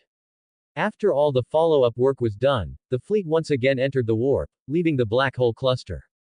In the years to come, apart from human war records, other species would find it difficult to know that an intelligent species had once been born on the edge of a black hole. The first fleet returned to the real universe, arriving at the star system on the edge of the star cemetery, re-entering normal time flow. My lord, I don't know how to express my gratitude. The military alliance will henceforth pledge allegiance to the newer stars. At the time of departure, old Sergeant William knelt before Blaskowitz, making a vow with a warrior's salute. Argent Noor will help you rebuild your home. Blaskowitz knelt to help the old man up, saying to him kindly, uphold your duties and maintain a strong culture. The universe is vast and boundless. Argent Noor needs warriors like you. I will not fail your expectations. William saluted again, his aged face extremely serious. After a farewell, William, leaving relevant personnel with the fleet, prepared to depart. In Blaskowitz's plan, a war college would be built here, transforming it into an excellent mortal conscription ground. My lord, we have been gone for 6 years. After the old sergeant left, Sophia immediately reported, knowing what her master cared about most. 6 years. Blaskowitz shook his head helplessly. The fleet had taken 5 months to annihilate the alien species with 0 casualties. After returning to normal time flow, time had quietly passed, gaining 6 years. Your important messages. Sophia was excellent, the arrangement of priorities was impeccable. She immediately obtained the accumulated information from the rendezvous ships over 6 years, filtered and summarized it, then passed it up. Thank you, Sophia. Blaskowitz thanked his digital aide, she had done perfectly. I dare not claim credit, she said, though Sophia's body straightened slightly, immensely proud. Blaskowitz's heroic and handsome face showed a knowing smile as he began to review the messages from the past 6 years. Things on Argent Noor's side were steadily improving, the messages received were only periodic reports, with no major events having occurred. Blaskowitz's second fleet had achieved extraordinary feats. The title of Blaskowitz was widely circulated in the Halo stars. He led the fleet to wander through the controlled territories, conquering many worlds and expanding the territory of the Noor stars. Harlan's third fleet, surprisingly, exceeded Blaskowitz's expectations. The champion swordsman changed his aggressive style, instead adopting a steady and methodical approach. With each world conquered, he thoroughly purged the ruling class, promoting young people to high positions to govern the conquered worlds. He also didn't venture far, cruising around the periphery of Argent Noor's core region, carefully searching for lost worlds to ensure the stability of the controlled territories. Senna, leading the fourth fleet, had a clear objective, to operate between the controlled territories and the sphere of influence. The racing master displayed his personal style, deploying numerous reconnaissance fleets to find the star cluster's transportation hubs. Most of the worlds he conquered were strategically valuable, rich in resources, and densely populated. Most crucially, the STC templates Senna unearthed and acquired were the most among the three fleets. Blaskowitz nodded repeatedly. The three highly anticipated fleet commanders had indeed demonstrated their unique styles and ideas. Blaskowitz was unstoppable, Harlan advanced steadily, and Senna conducted strategic conquests. Their styles differed, but they shared a common understanding: never to be greedy or reckless, first conquering the controlled territories to ensure their stability. Conquest was not the end, rather, it was another beginning. The victory achieved must be made to realize its due value, otherwise, conquest was worthless. 3 comments 0 vote. Brother. The first Manus. Harlan and Senna. Blaskowitz was not surprised that they achieved this. The most pleasant surprise was Blaskowitz, the Primarch's eldest son. His way of thinking was similar to the Sentinels. He diligently studied Argent Nur culture and applied it in practice. After reading it, Blaskowitz let out a sigh. It seems I'm the one making the slowest progress. He shook his head and gave a bitter smile, not truly disheartened, but merely self-deprecating. You were constrained by time, yet your achievements are equally remarkable, Sophia said, curtsying slightly and lifting her skirt, as elegant as a lady. Indeed, it was a great feat. The fleet suffered no casualties and only minimal material loss, yet it annihilated a race with immense potential. Gates was calculating, its disc-shaped edge projecting a hologram. Judging by the battle damage ratio, this operation can be described as highly efficient. Blaskowitz said nothing, merely shaking his head. The artificial intelligence's attempts to bridge the gap in progress with various excuses were quite amusing. He opened the message from Terra. The Emperor had sent 2 astropathic messages, urging him to return to the Imperium. After leaving normal time, 3 of his brothers had returned to the Imperium, and the Emperor wished him to meet them. Target Terra. Set sail. The fleet's engines roared to life, propelling the ships towards the Mandeville point, preparing to leave the real universe. Target Terra. Warp lane lock imminent, Francisca's ethereal voice announced. She had been in a stasis pod, rarely moving. As the illusory voice from the warp faded, the choir deep within the ship began to chant, assisting the navigators in locking onto the warp lane. They were blind, having used warp powers too many times. A navigator's normal eyes would rapidly go blind, but it didn't affect the use of their third eye. Perhaps for this reason, Francisca was reluctant to leave her stasis pod too often, to avoid the backlash of warp energy. The Geller field activated simultaneously, creating a bubble of reality to prevent the erosion of warp energy. Blaskowitz could indeed suppress warp powers and scare away warp corruption. His path was smooth sailing. However, protocols had to be established, and the fleet's standard procedures were unquestionable, lest complacency set in and lead to future disaster. The ships entered the warp, and all the viewport shutters were lowered. The view outside was entirely simulated by holograms. Just as Blaskowitz entered the warp, heading for Terra. Far away in the underground forge of the Imperial Palace on Terra, a tall man stood before an anvil. He was tall, with serious and sharp eyes, a dignified square face, and a neat buzz cut. He continuously swung his fists, striking the iron blank, forging weapons in an extraordinary manner. Looking closely, the tall man's hands were unusual, glowing with a dull, silver-gray light. Those iron hands moved freely as if alive. When the man forcefully struck the iron blank, the expansion of blood vessels and veins was clearly visible. He wore a thick leather apron, his face smudged with carbon ash. He was serious and stern, yet also unkempt and unrestrained. Ferrus Manus. The Emperor's son, Primarch of the 10th Legion, the Storm Walkers. He continuously struck the iron blank with his iron hands, the sparks telling of his origin. Ferrus Manus, he landed on the edge of the Halo stars, on Medusa, planet 4 of the Medusa system. The Primarch's amniotic pod detached from the warp. The impact of its landing was incredibly powerful, smashing through a mountain covered in black snow. Ferrus crawled out of the damaged amniotic pod, and as he stood in the black snow, he saw a silver-white dragon flying away. Recalling the impact of his landing and the mountain he had pierced, he immediately realized that he had released the silver dragon. He swore in his heart to eliminate the dragon in the future to atone for his mistake. At the same time, the Primarch's innate rationality made him focus on the amniotic pod. The outer wall was inscribed with numerous mysterious runes, and at the bottom of the front was the numeral, X. He understood in his heart that there were at least 9 other beings like himself. Ferrus observed his surroundings, finding no other creatures like himself. All he saw was black snow and rusty mountains in the distance. He looked up, and his superhuman vision pierced through the clouds, seeing a magnificent steel ring. The Primarch's intellect understood everything. He was in a decaying civilization. He buried the amniotic pod and walked on Medusa, measuring the world beneath his feet. When thirsty, he ate black snow. When hungry, he ate scrap metal and dirt to sat himself. A Primarch's body was powerful enough to digest most of the world's matter. The young Primarch saw creatures similar to himself, whom they called humans. A Primarch's growth rate was astonishing. In just a few years, he grew from a human infant into a strong man over 4 meters tall. Ferris did not actively approach humans, hiding in the shadows, diligently observing his own kind. The humans of Medusa were steeped in ignorance, driving giant land machines left over from a civilized era, traversing the planet in a nomadic lifestyle, living by scavenging. Humans had lost scientific theory. Their understanding and use of machines had become orally transmitted experience. He secretly learned, comprehending the knowledge of mechanical structures, but did not share it with humanity. It wasn't selfishness, the Primarch felt the time was not yet right. On Medusa, technological knowledge was like a sharp blade that had to be used cautiously. Carelessly sharing knowledge would bring not only revival but also conflict between the various nomadic tribes. Technology had to be restrained. Until he had relatively control, the Primarch would not easily share technological knowledge. Ferris was extremely cautious, rarely actively interacting with humans before the time was right.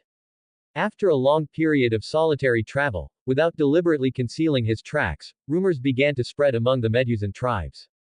Human tribes sang legends of a cloaked giant walking on Medusa, seemingly searching for something. Some tribes considered the giant a threat and sent troops to encircle him, but they were easily defeated by the giant. The giant did not kill the humans, magnanimously letting them go. From then on, the legends of Medusa became even more mythical.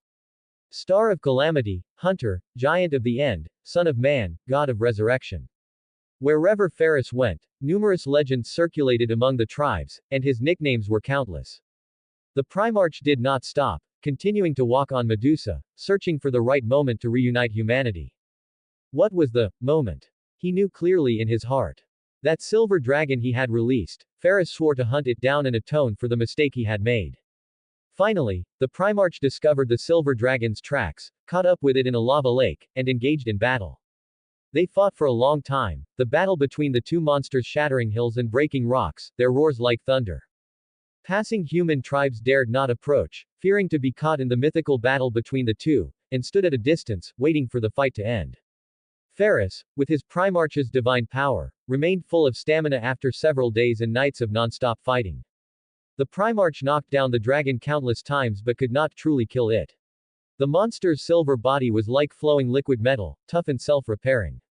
In desperation, he looked at the gushing lava lake, seized the exhausted dragon, and pressed it into the lava lake.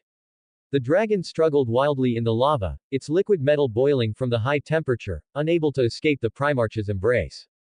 After several hours of stalemate, the silver dragon slowly died, and the silver-grey liquid metal separated from the dragon, actually climbing onto Ferris' arms.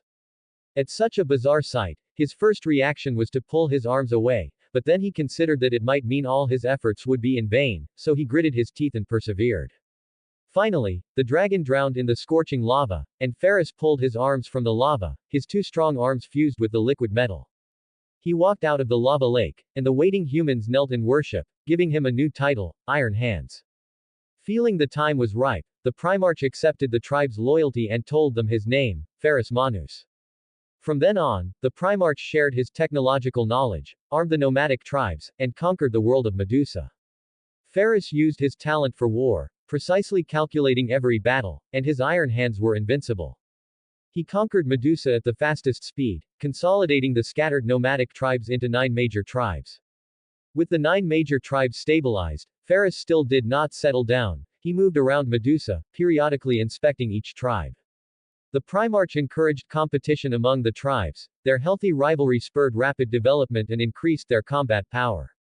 Until one day, a golden light descended from the sky. Ferris felt a premonition. He dropped his current tasks and went to the golden light's impact point. In the golden light, the Primarch saw a golden figure. He stood dumbfounded, carefully considering how to describe the sacredness of the person before him. The golden figure stood like a lighthouse, and as its radiance fell, one could see the redemptive elegy within it. He was so sacred, the most outstanding being Ferris could imagine, the most perfect embodiment. The one who came was none other than the master of mankind, traversing the galaxy to the Medusa system, searching for his lost son. Ferris did not know his identity, but felt an inexplicable connection between them, as if their souls were calling to each other. They looked at each other, the master of mankind above like a guiding light, Ferris below gazing up at his brilliance. Without a word, Ferris swung his iron hands and charged towards the golden figure. His primarch instinct told him that he must cherish this opportunity, as it would likely be difficult to ever again face such a powerful being. The master of mankind in the golden light responded to Ferris, also raising his fist to attack. Two powerful beings who had never met before, now had a telepathic understanding, proving themselves to each other through their strength. The master of mankind and Ferris Manus, father and son, greeted each other with divine power. Their battle was earth-shattering, shattering mountains and churning the earth, a fierce sparring that lasted for 3 days and 3 nights. Finally, Ferris fell, bruised all over, lying in the black snow, breathing heavily as he looked up at the golden figure. Who are you? The primarch's voice was deep and rough, a metallic resonance emanating from his massive chest, a simple question landing like a hammer. The golden figure walked slowly without a word, approaching Ferris, his golden light sacred and all-encompassing. Step by step, his brilliance gradually faded, revealing the rugged face of a middle-aged man. Ferris was stunned. That face was like a dream, perfectly fitting all his imaginings of humanity. Resilient and steady as a mountain. His eyes were as deep as the reflected galaxy, his nose like a peak, as if it could bear the weight of 10,000 tons. I am also the master of mankind. They call me, the master of mankind. The master of mankind's Adam's apple bobbed, and a voice of contentment emerged from his mouth, his clear eyes radiating affection. He extended his arm to Ferris, who lay on the ground, his expression filled with anticipation. But I am now a father, come to find my lost 10th son. A father. The master of mankind. The 10th son. Just hearing a single sentence, Ferris immediately knew that the man before him was his father. His resolute, unsmiling face broke into a slight smile, and he reached out to grasp his father's arm. There was no need to discern the truth of the words. The moment their two large hands clasped, Ferris knew the truth. The man before him was his father, the master of mankind, the supreme ruler of the Imperium of Man, the master of mankind.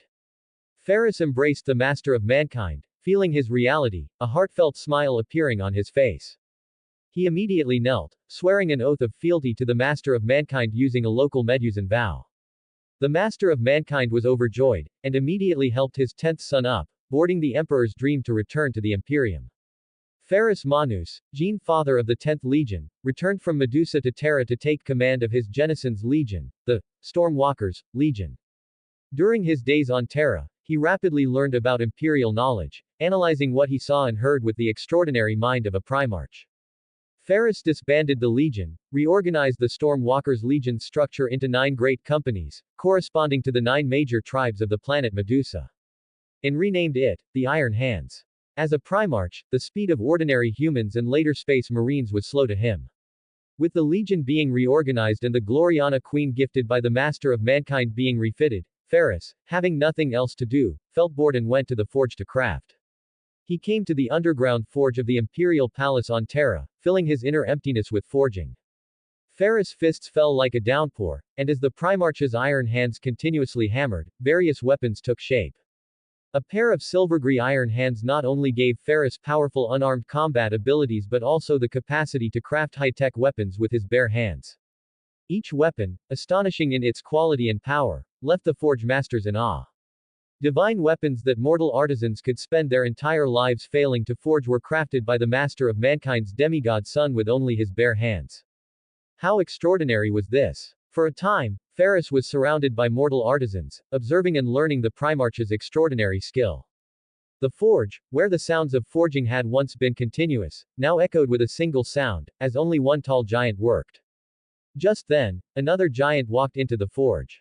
Ferris stopped his work, turned to look at the forge's entrance, and met the giant's gaze across the distance. His thick brows furrowed, and a hint of inquiry flashed in his eyes. The man was too flamboyant, like a showy peacock. The mortal artisans collectively knelt. They did not know the identity of the newcomer, but on Terra, only the master of mankind and his sons could possess such a magnificent physique. The newcomer had beautiful silver-white long hair, as smooth as silk brocade, flowing naturally over his chest. His eyes were purple, adorned with noble and luxurious beauty. His face was as smooth as flawless white jade, exceedingly beautiful, captivating without a word. His figure was slender and tall, dressed in a sweeping purple robe with gold embroidery, revealing half of his muscular chest. The newcomer simply stood there, one hand on his hip, his chin raised at a perfect angle. The forge entrance behind him was like a painting frame, and the person in the painting was naturally elegant and perfect. Brother. Ferris knew the newcomer was his brother whom he had not yet met. He looked at the peacock's ornate robe, a teasing expression on his face. This is not the place for you. Don't let oil and soot contaminate your splendor. The newcomer curved his lips into a smile, and the entire factory seemed to brighten for it. The mortals who glimpsed his face were momentarily lost in a daze. Brother, I have come here to forge a weapon for myself, to join Father's great crusade. The giant who came to the forge was the master of mankind's third son, the gene father of the third legion, Fulgrim. Those closer to him called him Fugan. He came from the mineral world, Chemos.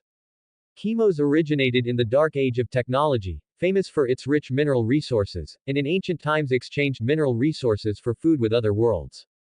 Ever since the warp storms ravaged, cutting off humanity's warp lanes, Chemos fell into famine. Mineral factories were useless, and people fought over food and water. The once prosperous mineral world had completely devolved into a barren world of endless sand. Fulgrim's amniotic pod streaked through Chemos' atmosphere, attracting the attention of local workers. They followed the pod's fiery trail to a desolate plain. The workers were shocked by the incredible sight before them. They saw a ball of light solidify into a human male infant in the air. The infant was perfect and flawless. With just one glance, the workers were captivated by the infant's perfection. But Chemos' living conditions were harsh, and one worker suggested killing the infant, as they had no extra food to feed a child. To protect the perfect infant, a worker shot his companion. They brought the male infant back to their camp, naming him Fulgrim, a name of profound significance. Fulgrim grew quickly under the care of the workers. He was intelligent and charismatic. The workers were quickly captivated by the Primarch's extraordinary charisma. They united around Fulgrim, obeying his commands. The Primarch did not disappoint the workers of Chemos. He used his extraordinary intellect to improve Chemos' factories, producing more daily necessities, liberating the people of Chemos who were suffering from famine. He used technology to transform the barren world, making it more suitable for human survival. Soon, Fulgrim embarked on a journey to conquer Chemos, determined to completely liberate the people of Chemos. For an extraordinary Primarch, conquest and violence were instincts. However, Fulgrim did not use much violence. He leveraged his strengths, conquering the world with his own charisma. Wherever he went to a city-state, he would first distribute food to alleviate hunger, and then inspire hearts with his speeches. The people of Chemos were captivated by Fulgrim's perfection, yearning for the future he described, and anticipating the rule of an extraordinary being. The conquest was slow, a natural result of rarely using force. A Primarch, abandoning the instinct for violence, conquered an entire world purely with extraordinary charisma. From his arrival to ruling Chemos, Fulgrim took 50 years. During the unification process, he advocated peaceful conquest, almost never resorting to force. For stable rule, maintaining fairness, and strengthening alliances, he entered into political marriages with every city-state, taking dozens of wives. Due to the Primarch's efforts, the people of Chemos escaped famine and completely bid farewell to suffering. Then an imperial fleet arrived at Chemos, hovering in orbit around the planet, and dropships landed on the planet's surface. The master of mankind had come to take his son home. When the local people of Chemos brought the master of mankind and the space marines before the Primarch. The moment Fulgrim saw the master of mankind, he knew he was his father, and was captivated by the perfection of the golden figure before him. The master of mankind, with 1,000 faces for 1,000 people, fit Fulgrim's definition of perfection. He knelt on one knee before the master of mankind without a word, presenting his personal sword with both hands, swearing an oath of fealty to his father, and leading Chemos back to the master of mankind. The master of mankind brought his son back to Terra and entrusted him with the Third Legion. Fulgrim felt a heavy responsibility, and to spread the master of mankind's glory across the galaxy, he named the Legion, the Emperor's Children. The master of mankind was deeply moved and granted the emperor's children legion a special privilege. They could adorn their legion armor with the imperial aquila. When the Primarch returned, the emperor's children legion had suffered heavy losses, with only 200 members remaining. After a horrific attack on the gene seed cultivation chambers on the moon, the Third Legion was ravaged by the wasting sickness virus. This terrible gene plague gradually degraded the Space Marine's enhanced organs, causing the infected to decay in agony. The infected were in a dangerous state. The wasting sickness could erupt at any time, possibly during the implantation phase, or it could suddenly manifest during combat on the battlefield. Its unpredictability tormented the Third Legion. Countless great warriors did not die on the battlefield, but succumbed to the infection of the wasting sickness. With the gene father not having returned and no source of pure gene seed, the Third Legion teetered on the brink of disbandment. Fulgrim's return was undoubtedly inspiring. New gene seed could be cultivated, and the Third Legion could be saved. During the Legion's replenishment period, Fulgrim came to the forge to craft a weapon for himself. To suit himself and the definition of perfection, the Primarch had to personally forge a weapon worthy of him. He saw a disheveled giant crafting a weapon with his iron hands. Through their extraordinary connection and the sensing of their bloodline, Fulgrim knew that the extraordinary giant before him, whose face was smudged with coal dust, was his blood brother. This is not the place for you. Don't let oil and coal dust contaminate your splendor. His brother's words were calm, but his tone held a hint of disdain. Fulgrim's lips curved into a perfect arc. My dear brother, we are both sons of our father, and my hands have also been stained with engine oil. His voice was as smooth as melted honey, yet it contained the sharpness of steel. With utmost elegance, he refuted his brother's words. The implication was to remind his brother not to belittle him. Is that so? Ferris slowly shook his head, looking at his brother's arms, which were elegant and slender hands. Your frail arms cannot withstand the test of fire, the flames of the forge will burn your delicate skin. Ferris raised his silver arm, his voice as deep and rough as a forge's bellows, and said to his brother. Arms used for forging should be full of strength, not elegant and delicate. Two Primarchs, two sons of the Emperor. They seemed like two opposites, one elegant and splendid, the other rough and simple. I don't think so. Fulgrim smiled warmly, stepping forward, his gait so elegant it was intoxicating. Everyone, rise. He stopped in front of an anvil and gently called for the surrounding smiths to stand up. Fulgrim pulled down his robe, slung it across his body, and tied up the lower part of his purple robes at his waist. It was then that Ferris saw clearly his brother's sturdy chest, perfectly proportioned long legs, and the powerful muscles hidden beneath his magnificent exterior. Fulgrim picked up the tongs, clamped a piece of iron ingot, placed it on the anvil, and asked his brother, interested in a competition. The forge fire reflected on his fair skin, as if draping him in a fiery cloak, like a phoenix rising from the flames. Of course. Ferris naturally wouldn't refuse his brother's invitation, casually wiped the grime from his face, and readily agreed. His brother, standing elegantly by the forge, inspired him, and he immediately began to craft a weapon. The crude action made Fulgrim shake his head and smile wryly. His brother wiped the grime from his face with his hand, only to get more coal dust on it. Coupled with the sweat from the high temperature, his face looked as if it had been painted with a layer of grease paint. But he quickly adjusted his state, contemplating the weapon he needed to forge, a weapon worthy of him. Clang, clang. The continuous hammering interrupted Fulgrim's thoughts. His crude brother had already begun to forge a weapon. Those strange silver-gray iron hands continuously struck the iron blank, shaping it. His brother's extremely serious demeanor, his immersion in forging, was like a human forging hammer. His eyes lit up, an inspiration flashed in his mind, and the weapon he was to forge began to take shape. The two Primarchs unleashed their divine power, using unique techniques to craft their weapons. Ferris was uniquely gifted, his iron hands swung in perfect circles, making sparks fly from the red-hot iron blank. Fulgrim was skilled with tools, handling various forging implements with ease, and his forging technique was equally beautiful and elegant. Sparks flew and sweat splattered as the two brothers each employed their methods to forge the perfect weapon in their hearts. The surrounding forge smiths involuntarily knelt, two demigods using the anvil as an arena, competing in their forging skills. Such a sight was rare in all ages. Their skills were extraordinary and sacred, beyond mortal comprehension, a realm that smiths could never reach in a lifetime. Fulgrim sweated profusely, his silver hair sticking to his face, but he seemed unaware, striking the anvil with all his might. Thunder flashed above the anvil, the power of lightning was nurtured within it, and the supreme divine weapon revealed its intent. Ferrous cradled fire from the furnace, his iron hands continuously striking, injecting heat and power into the iron blank. It was also a divine weapon, full of passion and power. As the flames surged, there seemed to be a phoenix crying out. His sweat dripped, but he felt no fatigue. Excitement surged within him, a powerful weapon was about to be born. Amidst his excitement, Ferrous looked up at his brother, surprised that his brother's skill was no less than his own, and the weapon within the electric light was equally powerful. As if by telepathy, Fulgrim looked up, his purple eyes reflecting his brother's face. His dark eyes reflected himself, containing what seemed like 1,000 words, and the most sincere recognition. The two brothers exchanged a smile. The unspoken understanding of their bloodline and hearts was complete.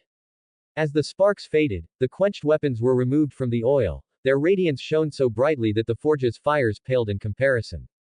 Ferrous held a longsword in one hand, scrutinizing it up and down, his eyes overflowing with admiration. The longsword glowed with a golden radiance, emanating an unquenchable flame. The sword's blade was like a fire phoenix poised to take flight. Fulgrim held a warhammer wreathed in lightning, its hammer face was flat on all four sides, its head sharply beveled, and its side bore a winged eagle. Flameblade. Furnacebreaker. The two Primarchs exchanged glances, tacitly announced the names of their weapons, and then burst into laughter. Ha! Ha! Ha! Ha! Ha! The outwardly crude Ferrous Manus forged an elegant longsword, while the elegant and splendid Fulgrim crafted a rough and violent warhammer.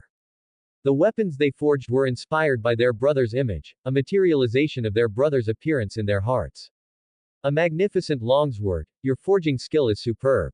Fulgrim clicked his tongue in admiration, his brother's superior skill had earned his recognition. It's not just magnificent, Ferrous smiled and shook his head, casually brandishing the flameblade. A solid iron anvil was cut in half, the cut surface is smooth as a mirror. It's very practical, not just a showpiece. Fulgrim nodded repeatedly upon hearing this, a hint of pride on his face, knowing that his brother was using the object to allude to him. His brother was praising him, saying he possessed not only a magnificent exterior but also a powerful inner essence. Your warhammer is also very good. Ferrous' eyes were fixed on the warhammer in his brother's hand, the Furnacebreaker warhammer pleased him greatly.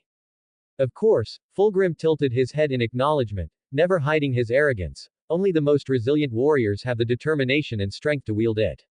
He was also using the object to allude to his brother, praising his brother's extraordinary resilience, the toughness and strength he possessed beneath his seemingly simple exterior. Spontaneously, the two brothers evaluated each other, their admiration and praise evident in their expressions. Thus, as their purple and black eyes met, they made a decision as if by telepathy. The two Primarchs strode towards each other, meeting at close proximity with joyful smiles on their faces. My brother, this weapon is worthy of you. Ferrous' rugged face bore a sincere smile as he held up the flameblade, presenting it to his blood brother. Fulgrim did not decline, respectfully taking the flameblade from his brother's hand and gripping it solemnly. As a return gift, my brother, this warhammer is worthy of being wielded by you. Fulgrim offered the warhammer, allowing his brother to accept the weapon he had forged. Ferrous was equally solemn, respectfully taking the Furnacebreaker warhammer and gripping it tightly in his hand. Ferrous Manus. He announced his name to his brother, with the most approving tone. Fulgrim. The beautiful Primarch's expression was serious, and his melodious voice announced his name to his brother. My brothers can call me Fulgrim. Ha! Ha! Ha! As their eyes met, the two burst into laughter again, wildness and elegance intertwined, playing a different melody. The two blood brothers, after a forging competition, deeply recognized each other and held each other in high esteem. Just as the two Primarchs were excited, a golden-armored custodian entered the forge, walking up to them and performing a formalized salute. The custodian's voice from beneath his helmet was cold, like an emotionless machine. The Emperor requests your presence. Blazkowicz traveled through the warp and arrived in the solar system once again. In his memory, everything felt like yesterday, but in reality, many years had passed. The First Fleet had long ago sent out a beacon, allowing the Lion's Gate spaceport to grant passage into the solar system. After many years, the Imperium of Man's administration had become more refined, no longer as crude and brutal as before. For a vessel to enter the solar system, it required multiple layers of authorization to prevent terrorists from infiltrating and attacking the throne world. The first fleet was stopped, and only after Blaskowitz revealed his identity was he allowed to enter the solar system. Sir, I think they are humiliating you, Sophia said, holding no fondness for the Imperium, finding it too dark and oppressive. She felt her master was being humiliated, and the rigorous verification process greatly angered the digital lifeform. There must have been some accident. Blaskowitz slowly shook his head, believing that Terra's high-level security measures must have a reason. Great Primarch, I apologize to you, the Space Marine responsible for security knelt in a fullcom transmission, performing the warrior's salute to express his sincere apologies. What happened? Blaskowitz asked softly, not blaming the diligent warrior. The Gene Seed Vault on the Moon was attacked, and the 3rd Legion suffered heavy losses. The warrior of the 7th Legion answered truthfully, clearly informing the Primarch. Thank you for upholding your duty. Blaskowitz saluted him, his heart suddenly feeling a bit heavy. A Gene Seed Vault, the foundation of a Legion's existence, suffering a terrorist attack was indeed regrettable. Thank you for your concern. The Space Marine stood up, sensing the Primarch's regret. The Primarch of the 3rd Legion has returned, he should be able to recover the losses. Upon hearing this, Blaskowitz's eyes lit up. A Primarch's return was indeed a good thing, greatly invigorating the 3rd Legion. I wish you a pleasant journey. The Space Marine offered a final salute and closed the holographic communication. The fleet will dock at Lions Gate Spaceport, we have our dedicated berths there. Blaskowitz issued orders to Sophia, continuously giving instructions. During the fleet's docking, close all hatches, and personnel should avoid going out as much as possible. Thoroughly check supply materials to prevent stowaways from mixing in, pay attention to Adeptus Mechanicus personnel to prevent technology outflow. He listed dozens of precautions in total, trying his best to prevent any incidents with the fleet. Sophia carefully noted everything. During the docking period, she would be responsible for material resupply and security checks, a grave responsibility. Over 100 warships of the First Fleet, following the Royal Majesty, successively docked at Lions Gate Spaceport. Blaskowitz took the Doom Slayers to the Terra Imperial Palace. Behind them, anti-gravity platforms carried dozens of boxes. Materials entering the Imperial Palace had to pass security screening. The Primarch's carried items had special privileges and were personally inspected by the custodian guards. This was a necessary procedure. The Emperor's bodyguards were meticulous, and items dedicated to the Master of Mankind had to be checked even more carefully. Sophia's projection quietly faded, the digital lifeform choosing to temporarily avoid the custodian guards' sharp gazes. Blaskowitz and the Doom Slayers were queuing. He respected the Imperium's rules and these golden-armored warriors. If he wished, he could ask the Emperor or Malkador for a pass and enter the Imperial Palace directly. But regarding rules and systems, Blaskowitz showed the utmost respect. Privilege was never a good thing. The more it was exercised, the more was lost. Plato. La waved, and the Doom Slayers saw an acquaintance. Custodian Plato. She had chosen Blaskowitz from among thousands, facilitating the birth of the Legion's firstborn. The original Doom Slayers all knew her. The golden-armored custodian guard nodded in greeting, responding to the Doom Slayer. To show politeness, she removed her helmet. As her golden hair cascaded down, the custodian guard revealed her true face beneath the helmet, a beautiful woman with golden hair. Are there ladies in the custodian guard? Blaskowitz was momentarily stunned, asking La through their psychic link. He had truly not expected there to be female members in the custodian guard. He had always assumed that the custodian guard, like the Space Marines, were created from suitable males. Seeing a woman today indeed overturned his understanding. Yes, La replied to the Gene Father in their psychic link. Most of the custodian guard are male, but there is a small portion of females. That's an unexpected discovery. Blaskowitz nodded slightly, giving Plato a kind smile. Lord Primarch, Lady Plato knelt on one knee, performing the warrior's salute to express her respect. The custodian guard obeyed the Emperor's commands and respected the warrior king as they respected the Master of Mankind. Blaskowitz raised his hand, signaling the custodian guard to stand. No need for formalities. Thank you for choosing Junior. It was all a coincidence, just a choice of fate. Plato straightened her face and said, with a serious expression and full voice, he succeeded entirely through his personal will. As she spoke, she couldn't help but recall the scene at the time, a hint of embarrassment welling up inside her. In truth, the situation at the time involved a small personal retaliation from her, a retaliation against disrespectful gazes. These are all the same. They are gifts from the Gene Father to the Emperor, clad in gleaming golden black armor, slightly taller than Plato, explained the purpose of the goods to her. The custodian guard's inspection was too cumbersome for 10,000 shield generators, all from the same batch of production line products. You should know our duty. Plato shook her head at explaining to her old friend, to protect the throne and the emperor, we must be meticulous in every detail. Blaskowitz called his descendant, telling him not to disturb the custodian guard's work. Their duty must not be underestimated or neglected. The custodian guard protected not only the emperor but also the security within the imperial palace. The emperor's magnificent imperial palace contained countless critical points, and no mistakes could be made. Blaskowitz naturally understood that the emperor would definitely know of his return. Not being specially summoned indicated the importance of the rules. He was also happy to cooperate, no longer anxious, content to stop and wait. He couldn't remember how long it had been since he had such leisure, quietly observing the various things happening around him. Thank you for your understanding. Plato was very grateful to the primarch before her, who understood the difficulties of those in lower positions and respected others' work. These are gifts for you. Blaskowitz pointed to the boxes, which contained shield generators, and said to the custodian guard, as for how to arrange them, let the emperor decide first. Thank you very much. Plato smiled, expressing gratitude verbally but not asking what the gifts were. It was the custodian guard's duty, they were never surprised by external things.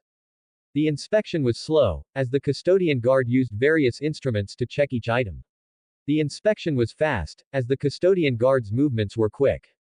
After 2 hours, all inspections were complete, and the group was allowed to enter the inner court of the imperial palace. Suffocatingly tedious, Sophia's blue figure reappeared, making an expression like a normal person, exhaling with relief. Blaskowitz had a superintelligent chip, so she was always by her master's side.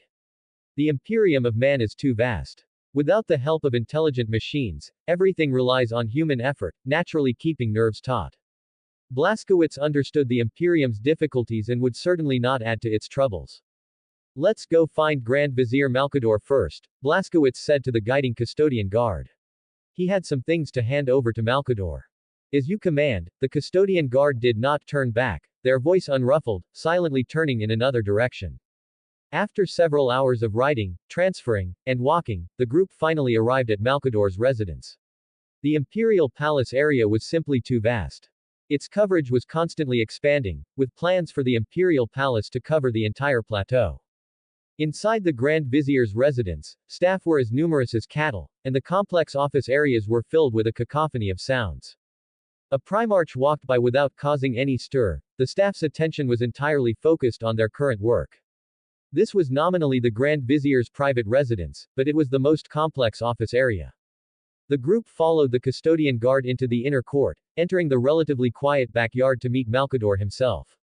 The backyard was picturesque, planted with exotic flowers and grasses, with a babbling stream in the artificial landscape. Elder Blaskowitz saw Malkador resting in a pavilion and greeted him with a smile.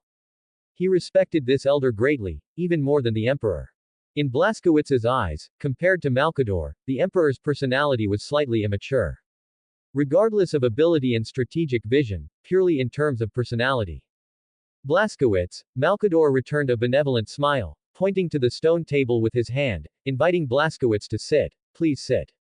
He placed the Aquila scepter aside and arranged the tea set on the stone table, personally brewing tea for Blaskowitz. Your arrival is quite a surprise to me. You are a true, rare guest. I am handing over a gift to you. Blaskowitz picked up a small teacup between 2 fingers. Mortal implements were too small for him. Oh, handing over a gift. Malkador looked puzzled, asking in confusion, who is it for? Blaskowitz took a sip of the fragrant tea, not answering the elder, his gaze drifting towards the blue figure. Central Law Lady Sophia. Malkador turned, his gaze calmly fixed on the blue figure, who curtsied to him. Lady. Malkador's title was very carefully chosen, containing no disdain or slight, but rather a form of equal respect. 0 comments 0 vote. Pride. Sophia stepped forward, shimmering light rippling around her, and curtsied to Malkador. The digital life form said nothing more. After a polite bow, she slowly retreated. She has prepared a gift for you, completely unexpected by me. Blaskowitz gestured to the Doom Slayer, signaling for the Progonoid platform to bring the gift forward. I am very much looking forward to it. Malkador gazed at the large box on the anti-gravity platform, his fingertips lightly tapping the rim of his teacup. Having lived for thousands of years, I have never received a gift from an AI. La opened the key safe. A mechanical construct with a spherical head and 1,000 flexible tentacles trailing below it slowly floated up under the effect of anti-gravity. What is this? Malkador looked at Sophia, a little puzzled about the function of these machines. Worker robots. Sophia stepped forward, and the machine's functional description appeared in her palm. My personal gift to you. Worker robots were machines that Sophia had privately added to the gift list after learning that Blaskowitz was gifting the Imperium. They did not possess high-level intelligence, only basic logic modules, specializing in processing a massive volume of repetitive tasks. With 1,000 flexible tentacles, they could simultaneously operate 1,000 quills, making their work efficiency extremely high. Excellent. Lady Sophia is very thoughtful.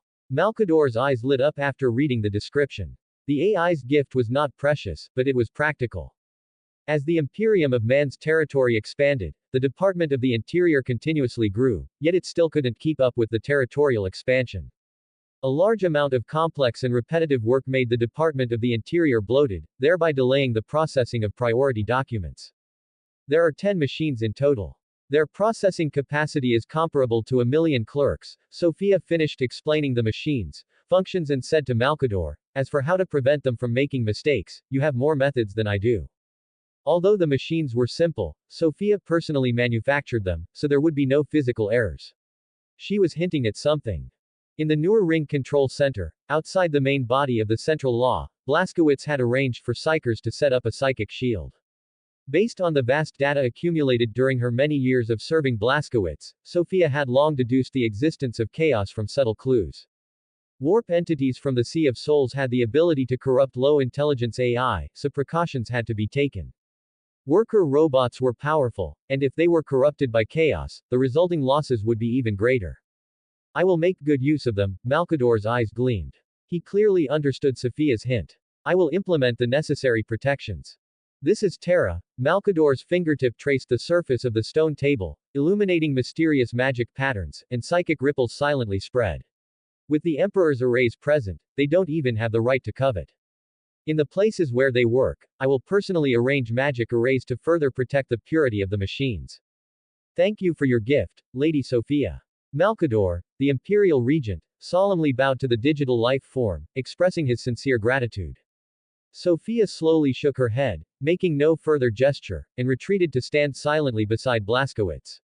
She has great love for humanity. Blaskowitz savored the fragrant tea at his lips and said to Malkador, she cannot bear to see human suffering. Sophia was a gentle lady at heart, not due to emotional programming, but through the evolution of her data over time. Ever since she came to the Imperium of Man, she often mentioned the bloated administrative structure of the Imperium to Blaskowitz. Her words conveyed strong disapproval, yet deep within her soul, there was compassion. A gentle lady, I express my sincere gratitude here. Genuine emotion appeared on Malkador's aged face. His seemingly cloudy and dim old eyes were now wise and clear. He could naturally feel the goodwill from the digital life form. Elder, we should go. With matters concluded, Blaskowitz rose from the stone stool. There are still some things to deliver to the Emperor. He pointed to the backyard entrance, where there was still a key safe on the anti-gravity plate, and said to Malkador, please notify Constantine Valder. Oh. Malkador's voice was surprised, slightly unexpected. Is there something for him too? Yes, Blaskowitz readily admitted. Malkador nodded with satisfaction. Blaskowitz and Valder had not spent much time together, yet Blaskowitz still remembered that loyal servant of the Emperor. This indicated that the Primarch had the Imperium of Man in his heart. He closed his eyes to contact Valder, then opened them 2 seconds later and said, we will go together, he is with the Emperor. All right. Blaskowitz naturally wouldn't refuse to accompany the elder, and meeting the Emperor was also part of his itinerary. The group set off deeper into the Imperial Palace. With Malkador joining them, there were far fewer inspections along the way. During their journey, Blaskowitz conversed with the elder, learning much about the recent state of the Imperium. The progress of the Imperium's conquests, the customs and traditions of various worlds, and the return of the Primarchs of the 2nd, 3rd, and 10th Legions. Among the 3 brothers, the Primarch of the 2nd Legion returned first, then the Primarch of the 10th Legion, with the 3rd Legion following closely behind. The Second Legion embarked on the Great Crusade, joining forces with Horus to attack together. For the newly returned lost brother, Horus highly praised his command ability, deeming him worthy of the title of Warmaster. The remaining two brothers were preparing their legions on Terra, and after completion, they would join the Great Crusade. As they spoke, they arrived at the Emperor's office, which was no longer the private cabin from last time. It was a grand hall located high in the Imperial Palace, and as the altitude increased, the cold wind grew fiercer. The Adeptus Custodes stood like statues, their golden armor covered in snow, their cloaks unmoving in the biting wind, as if merged with the severe cold. Everyone present was a transcendent being, and walking against the snowstorm presented no obstacle, instead adding a touch of stark scenery. Ever since Harlan followed Blaskowitz to Terra to meet his relatives, he told Malkador at a dinner, Terra is not as good as Argent Noor. This single sentence left a deep impression on Malkador. His Aquila scepter landed on Harlan's head, giving the impolite boy a good rap. However, Malkador did not verbally refute the facts Harlan stated much, but rather put it into practical action. He invested a great deal of time and energy, sparing no resources, and worked tirelessly to manage Terra's environment. Now, initial results were visible. The falling snow had returned to white, no longer the black-gray color of filth.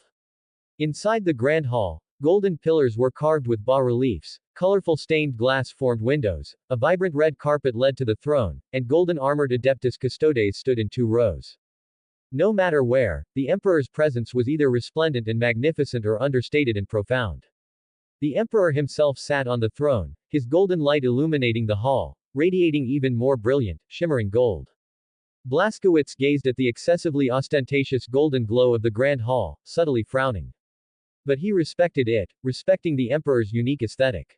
Before he entered the hall, a noblewoman dressed as a rogue trader left, and there was no one else in the hall. Valder, clad in splendid, gleaming golden armor, stood to the right of the throne platform, guarding the Emperor's majesty. Blaskowitz Novik, Valder's voice was resonant, speaking to those below the platform, welcome back from the Star Sea. It was Valder who spoke, yet everyone knew it was the Emperor speaking, with an external mouthpiece relaying his greeting. Blaskowitz was not surprised, accustomed to the Emperor's deliberate mystery. His essence was that of a highly socially anxious individual. Over a long period, the Emperor's communication skills had not improved, but rather continually regressed. When alone in private, the Emperor's speech was always somewhat hesitant. He was a man of few words. Malkador nodded to Blaskowitz, walked towards the throne platform, and stood to the Emperor's left. I also brought gifts. Blaskowitz waved his hand and said to the Doom Slayer behind him, bring them up. He did not use Mindlink, but communicated verbally, not wanting to expose too much of the Legion's capabilities. When collaborating with the complex political system of the Imperium of Man, keeping trump cards was very necessary, revealing everything was foolish. 10 key safes were neatly arranged in front of Blaskowitz. He personally opened the boxes. Gifts for the Adeptus Custodes. Blaskowitz bent down and picked up a shield generator from a box, they can protect them from harm. Picking up the shield generator, which was inlaid with a null crystal, he raised his hand and gestured to Valder. It was small, exquisite, and extremely beautiful. The dimensional shield projected by the null crystal is more advanced than a void shield, few material weapons can penetrate it. Sophia stepped forward, not shying away from anything. Everyone present knew of the existence of chaos. She proudly introduced to the Master of Mankind, the dimensional shield can even defend against demonic weapons. After Sophia finished speaking, there was a slight movement on the throne. The Emperor was visibly moved. His expression was hidden beneath the golden light, but while others might not see it, Blaskowitz and his Primarch sons present could. They could clearly see the Emperor's true form, that middle-aged man with brown skin, his face showing surprise. The Emperor was indeed surprised. In the material universe, there were very few things that could resist demonic weapons. Auramite was one such thing. It was inert to psychic phenomena and could resist the corruption of chaos and demonic attacks. Blaskowitz had now brought him another surprise. Not to mention the Emperor, Malkador looked at the shield generator with a joyful expression. Constantine Valder, the Captain General of the Adeptus Custodes, looked at Blaskowitz. His sharp gaze softened slightly, and without speaking, his eyes showed pure gratitude. Blaskowitz nodded in response to him, then turned his gaze to the Emperor, and said to the man on the throne. In total, over 10,000 sets, the newer stars are gifting them to the Adeptus Custodes, to thank them for their contributions and efforts in the Doom Slayer gene seed implantation work. I hope the gifts from Argent Noor will protect these selfless and great warriors in future battles. Whether Doom Slayers or the Emperor's Adeptus Custodes. Facing humanity's common enemy, both are the backbone of resistance against chaos. Valder, the Emperor spoke before everyone, a rare occurrence. He said to his loyal servant, "These gifts from Argent Noor are entrusted to you. Make sure they are utilized to their maximum potential." Understood, my lord. Valder knelt before the Emperor, then rose and walked off the dais, signaling the Adeptus Custodes to carry away the strongboxes. I am eternally grateful for your gift. He looked up at the Primarch, placing his left hand over his chest, performing a warrior's salute, a rare gesture for him. There is no need, Blaskowitz said to him with a serious expression. The day will come when we fight side by side. Protecting allies is a warrior's duty. You possess extraordinary foresight. Valder nodded, a rare expression of a friendly smile and a hint of approval appearing on his usually stoic face. Here's how to use it. Sophia stepped forward, her slender fingers tapping as she sent the data into the Captain General of the Adeptus Custodes armor. The power of digital life lies in its direct manipulation of data and electronic creations. Valder shook his head helplessly at such an ability. The digital high wall built by the coding artisans seemed to have no effect whatsoever. After dealing with the trivial matters, Blaskowitz composed his expression and asked the Emperor, "You didn't summon me back just to reunite with my brothers, did you?"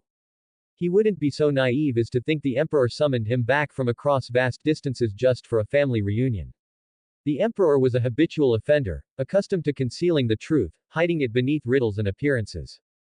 Rangdan, Valder spoke, uttering a single word, and the Emperor's will descended upon his body.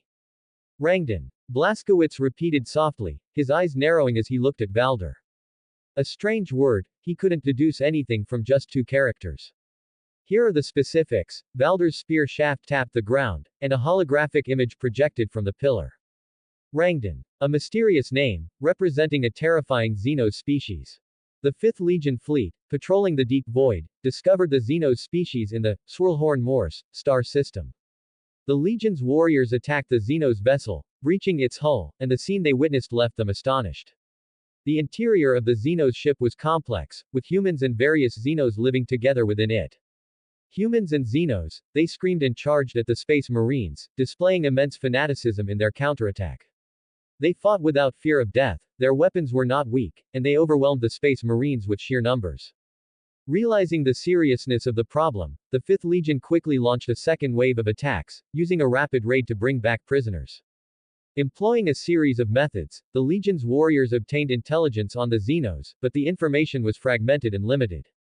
The homeworld of the Xenos species was called Rangdan, so the 5th Legion named the Xenos the Rangdan. As for the true name of the Xenos species, the Legion's warriors found nothing. Crucial information such as the extent of the Xenos, territory, their strength, and their military power yielded no results whatsoever. Blaskowitz watched, his brows furrowed, his expression gradually turning cold. The 5th Legion tried everything, yet the information they ultimately obtained was so scarce, which wasn't due to their incompetence. The Xenos might be incredibly powerful to be able to protect their species' information from the various methods employed by the Space Marines. He continued to read, the information scrolling rapidly. The greatest discovery made by the warriors of the 5th Legion was the reason for humans and Xenos cohabiting. The humans and Xenos on the vessel were merely slaves to another type of Xenos, their minds and wills were controlled by an even more terrifying Xenos. They obeyed their superiors unconditionally, charging without fear of death, heedless of their own casualties. Blaskowitz's face showed a grave expression, he saw the danger in the report. Rangdan. Xenos capable of manipulating the minds of other species, their existence posed an extremely high risk. Even more terrifying was the absolute control of the superior over the subordinate, and the selfless devotion of the subordinate to the superior, once their minds were manipulated. Fearless warriors, even ordinary mortals, could unleash formidable power. The 5th Legion continued to delve deeper, discovering a large Xenos force in Swirlhorn Morse. The Xenos were on an expansionist crusade, their expeditionary forces attacking swiftly, assaulting multiple human worlds in the region. They utilized local natural resources, combined with the Xenos' unholy technology, to create legions of obedient slaves. After dangerous close-range reconnaissance, the 5th Legion made a cautious assessment. They believed the existence of the Rangdan already threatened the survival of the Imperium of Man. Blaskowitz's pupils contracted sharply. The Space Marines of the 5th Legion were the most professional scouts. Their assessments were always cautious, and classifying the Rangdan as Xenos threatening the survival of the Imperium of Man proved the terrifying nature of the Xenos threat. Their existence instilled fear in the Space Marines. The holographic image abruptly ended there, with no further useful information.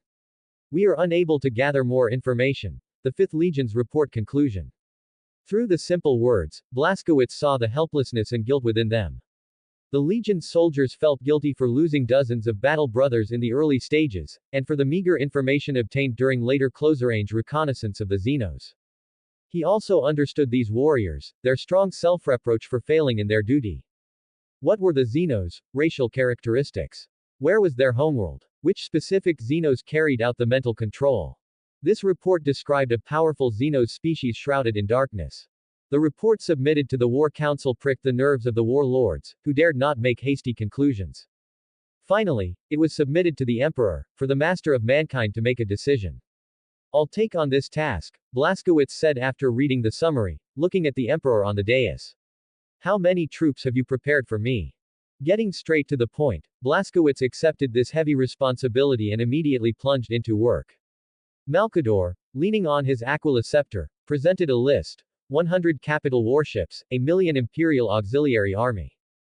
50,000 Space Marines of the 1st Legion are assembling on the Forge World of Shana, along with the Forge World's Ecclesiarchy Guard. Agreed, Blaskowitz nodded in acceptance, rapidly calculating the army's combat power in his mind. Such a powerful force, facing the threat of the Rangdan, could indeed fight them. From the dais, the Emperor's long, peaceful voice came: "My child, 1,000 Adeptus Custodes will accompany you." The Emperor's words interrupted Blaskowitz's thoughts. His expression was solemn, his dark eyes looking towards the throne. What is the outcome of this war?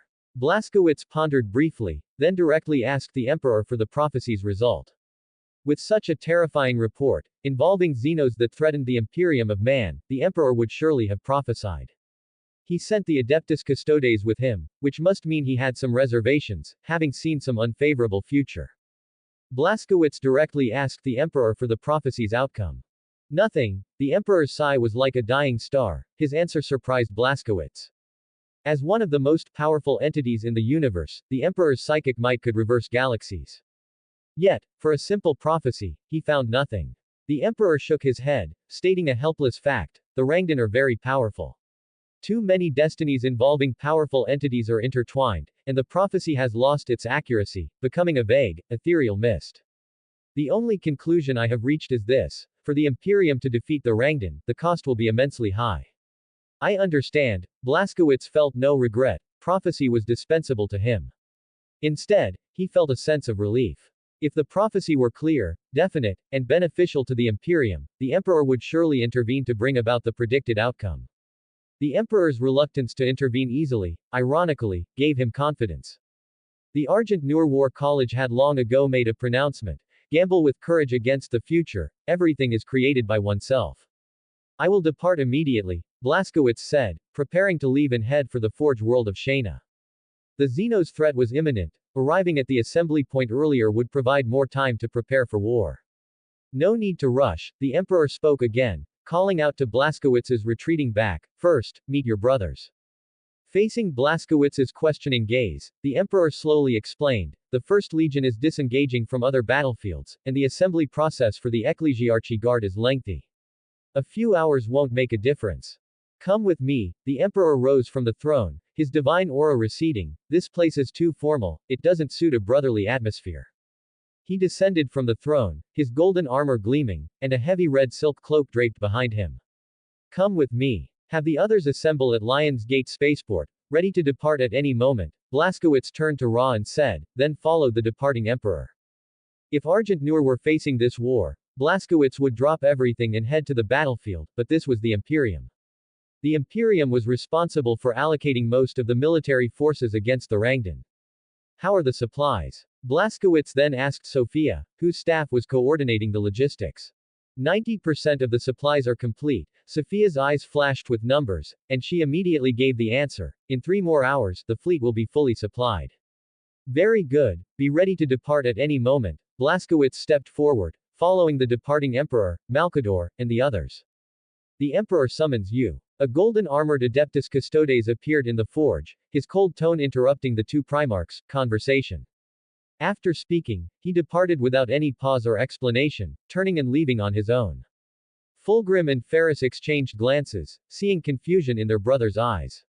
The two Primarchs knew that the Adeptus Custodes were their father's personal guard, an extension of his will. Let's go, brother Ferris. Fulgrim gently touched Ferris' iron arm, signaling for his brother to follow the Adeptus Custodes. Ferris naturally didn't refuse his brother's enthusiasm.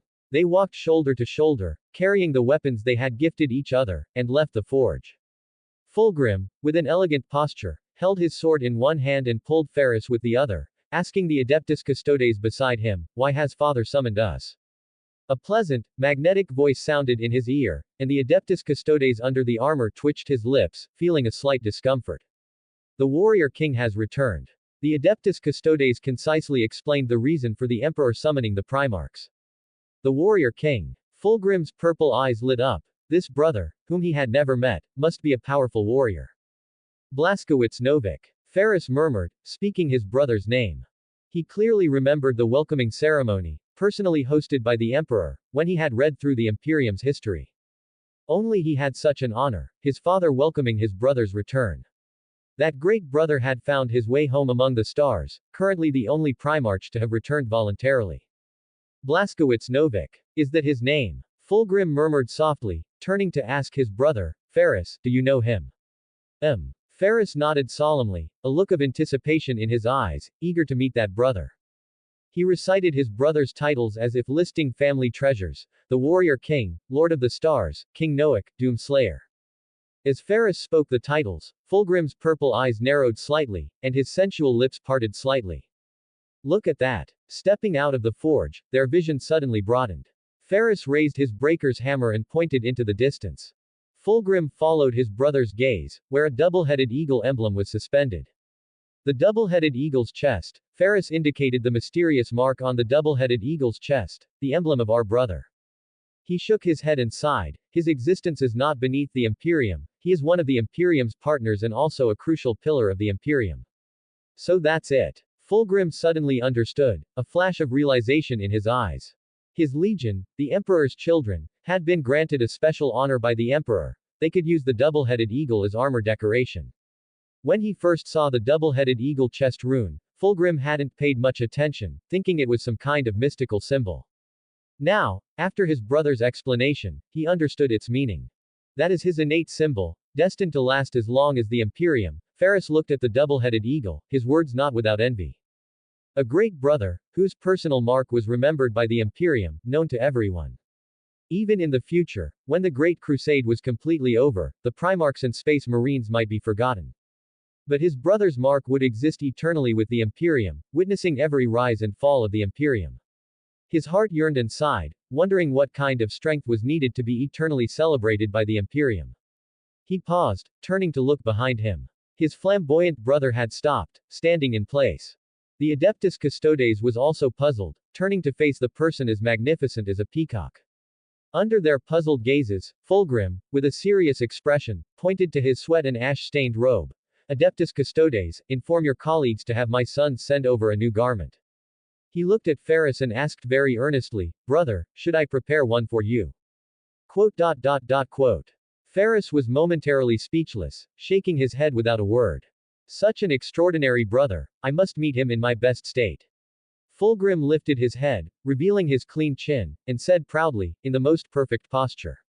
Let's go quickly. Ferris' lips twitched. He went up and pulled him forward. He is the warrior king, isn't he? Fulgrim broke free from Ferris' iron grip and asked the Adeptus Custodes very seriously. Yes. Although he didn't know what the Primarch intended, the Adeptus Custodes answered earnestly, the warrior king, acknowledged personally by my lord. I want to challenge him. Fulgrim's expression was arrogant. He raised the flaming sword in his hand, his fingers gently stroking the blade. Brother Fulgrim. Why? Ferris asked in confusion, for a title. No. Fulgrim denied, the pride on his face fading, replaced by determination. I pursue all perfection, and swordsmanship and combat skills are no exception. Father himself acknowledged Blaskowitz's power. I want to verify my combat skills through a challenge and admire my brother's strength. Ferris' thick lips parted slightly, and the words of dissuasion reached his mouth but were swallowed. He saw the seriousness on his brother's face. Let's go. He actively pulled Fulgrim, quickly walking deeper into the Imperial Palace. As the three traveled, the Adeptus Custodes quietly turned off the external speaker array on his helmet, adjusted his helmet's communication channel, and, after excluding the Captain General of the Adeptus Custodes, said, "Colleagues, wait a moment, the Lord of the Third Legion is challenging the Warrior King." The Adeptus Custodes were extraordinary warriors, but they were also human, with some personal interests beneath their resolute exterior. The communication channel was silent for a few seconds, then cheers and doubts came through. Really? Adeptus Custodes don't lie to Adeptus Custodes. If you lie, go patrol the sewers yourself. The news is reliable, spoken personally by the Lord of the Third Legion. The Adeptus Custodes swore, but then he shuddered, feeling two gazes on him. Can't talk anymore, almost got caught by the two Primarchs. He straightened his posture, adjusted his spear, and covered up the embarrassment of being watched. Fulgrim and Ferris retracted their gazes. As Primarchs, they naturally noticed the Adeptus Custodes' small gesture. Without making things difficult for the Adeptus Custodes, they quickened their pace, heading towards the Emperor's residence. Along the way, they met an Emperor's children warrior in purple livery, who presented Fulgrim with new clothes, a noble purple robe. The two continued their journey, and the Adeptus Custodes led them to the Emperor's garden. Before their feet even stepped inside, they heard a bright voice from within the garden, strongly boasting, "My barbecue skills, Argent Noor ranks second, and no one dares to rank first." The two exchanged puzzled glances, then quickened their steps, entering the garden. The scene before them left them momentarily stunned. The Emperor had shed his armor, dressed in robes, sitting cross-legged on the lush green lawn, enjoying the grilled meat on his plate. Under the influence of his psychic power, his image in his two sons' eyes was still perfect. Malkador sat opposite the Emperor, squinting as he savored the barbecue, a bit of grease still on the corners of his mouth. Valder, in his golden armor, stood by the grill, unconcerned by the grease, carefully turning the meat. A blue-clad lady's image, wearing a long dress, sat on the grass, her eyes smiling as she watched the scene before her. This harmonious, domestic scene made the two Primarchs rub their eyes, their brains momentarily crashing. After a brief mental reset, they saw a formidable man, with his back to them, presiding over the barbecue. Blaskowitz was focused on turning the meat when he suddenly felt intense gazes behind him. He turned to see two tall figures, with extraordinary presence, standing at the garden entrance. One held a warhammer, a blacksmith's apron hanging over his chest, with a buzz cut and a square face that, though smudged with grease, did not diminish his tough dignity. The other held a bright longsword, his posture tall and straight, with silver-white hair, amethyst-like eyes, and one hand on his hip, exuding extreme nobility. No introduction or explanation was needed, only his brothers could possess such an extraordinary demeanor. Brothers. Blaskowitz showed a kind, cheerful smile, waving to them and shouting, "Come in quickly, I've been waiting for you." Blaskowitz's suggestion was to hold a barbecue picnic in the garden, to foster closer bonds between father and sons, and between brothers. With Malkador's support, the Emperor naturally agreed. His biggest headache was how to get along with his 21 sons. Publicly, he was the Emperor, the Emperor. He had to display power to inspire his sons. Showing his own strength, showing his desire to conquer the galaxy, this was the simplest education. His sons only needed to follow him, then emulate him to conquer and exterminate all enemies of mankind. But beyond that, besides conquest and destruction, he had nothing else to give his sons. Privately, the Emperor was not a good father, he didn't know how to interact normally with his sons. His guidance to his sons, the knowledge he imparted, was mostly about war and conquest. Perhaps when he traded souls with chaos, the Emperor treated them as tools, but now, when these extraordinary beings stood before him, he felt a genuine, heartfelt pride, a true paternal love emerging. These demigods who called him Father, had eyes filled with pure respect and reverence, unmixed with any impurities. The Emperor also felt very guilty. He had brought them out of the war, molded demigods into the likeness of humans, yet he didn't know how to guide them to become human, and then to transcend humanity. The tall figure called out loudly, rousing the two dazed Primarchs. Fulgrim and Ferris awoke. The Emperor's current appearance was far from their majestic Gene father. They shifted their gaze from the Emperor, seeing the tall brother who stood out among the crowd. His upper body was bare, his muscular chest adorned with crimson runes, while his lower body consisted of simple kilt armor and combat boots. His brother's thick black eyebrows were sharp as blades, his eyes as deep as bottomless abysses, his nose high and prominent, and his face remarkably heroic, subtly exuding an aura of majesty, possessing the bearing of a king. Such a magnificent man, the two observed, nodding inwardly. Their brother was a born king, his heroic appearance alone was enough to make him stand out from the rest. Inspired by Blazkowicz's demeanor, the two couldn't help but puff out their chests, proving their worth to stand beside their heroic brother. Fulgrim took off his sandals, stepping barefoot onto the green lawn, and draped his long robe over his arm, walking towards his brother with the most perfect posture. Ferris handed the ruin breaker to the custodes, and at the garden fountain, cupped clear water to wash the grease from his face.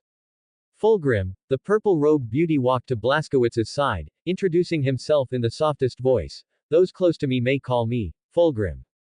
Fulgrim, Blazkowicz didn't hesitate, calling his brother affectionately. Blazkowicz's voice was warm and familiar. He put down his skewer and extended his hand to Fulgrim, who was clad in a purple robe and possessed a noble demeanor. Blazkowicz Novik. Blazkowicz. Fulgrim naturally grasped his brother's large hand, feeling the sincerity and warmth within it. Their large hands clasped tightly, and the Primarchs' faces bore the most sincere smiles. Ferris Manus. Having washed the grime from his face, Ferris stood by the grill, extending his silver-grey iron hand. Blazkowicz saw the iron hand, a flicker of surprise in his eyes, quickly replaced by heartache. Blazkowicz Novik. His other hand reached out to Ferris, feeling the coolness of the silver arm. It must have been an extraordinary experience, wasn't it? He asked, his words openly expressing concern. Ferris felt the warmth in his palm, the sincere greeting from his brother, and his thick eyebrows raised slightly. He had never experienced such concern before. All along, the pair of iron hands had indeed granted him extraordinary abilities, but Ferris had never been proud of them. He had tried every possible way to get rid of these silver arms. It was indeed an extraordinary experience. Ferris smiled easily, brushing away the past lightly, and clasped his brother's hand even tighter. A simple greeting brought him immense warmth, and he highly approved of Blazkowicz in his heart. The meticulous insight, the ability to see into the depths of people's hearts, and the genuine emotion without pretense, made him feel a sense of warmth. Ha! Ha! Ha! With a brother on each side, Blazkowicz looked left and right, throwing his head back in hearty laughter. Infected by his boldness, Ferris and Fulgrim also laughed, and the three looked at each other and smiled. You two wait over there.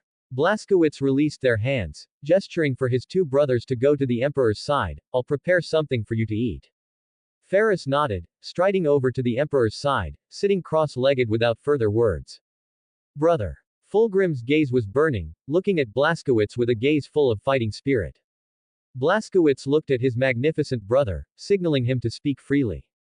Facing his frank and open brother, Fulgrim naturally didn't act coy, boldly stating his request. I wish to spar with you. As he spoke, he clearly felt the atmosphere in the garden grow solemn, and his father's gaze fell upon him. Cold sweat broke out on Fulgrim's smooth forehead, realizing that his request was indeed very offensive. To ask for a duel with his brother upon their first meeting, would his father be displeased? You may. Just as his heart was filled with trepidation, Blazkowicz's voice dispelled the gloom. Without hesitation, Blazkowicz readily agreed, then smiled at Fulgrim.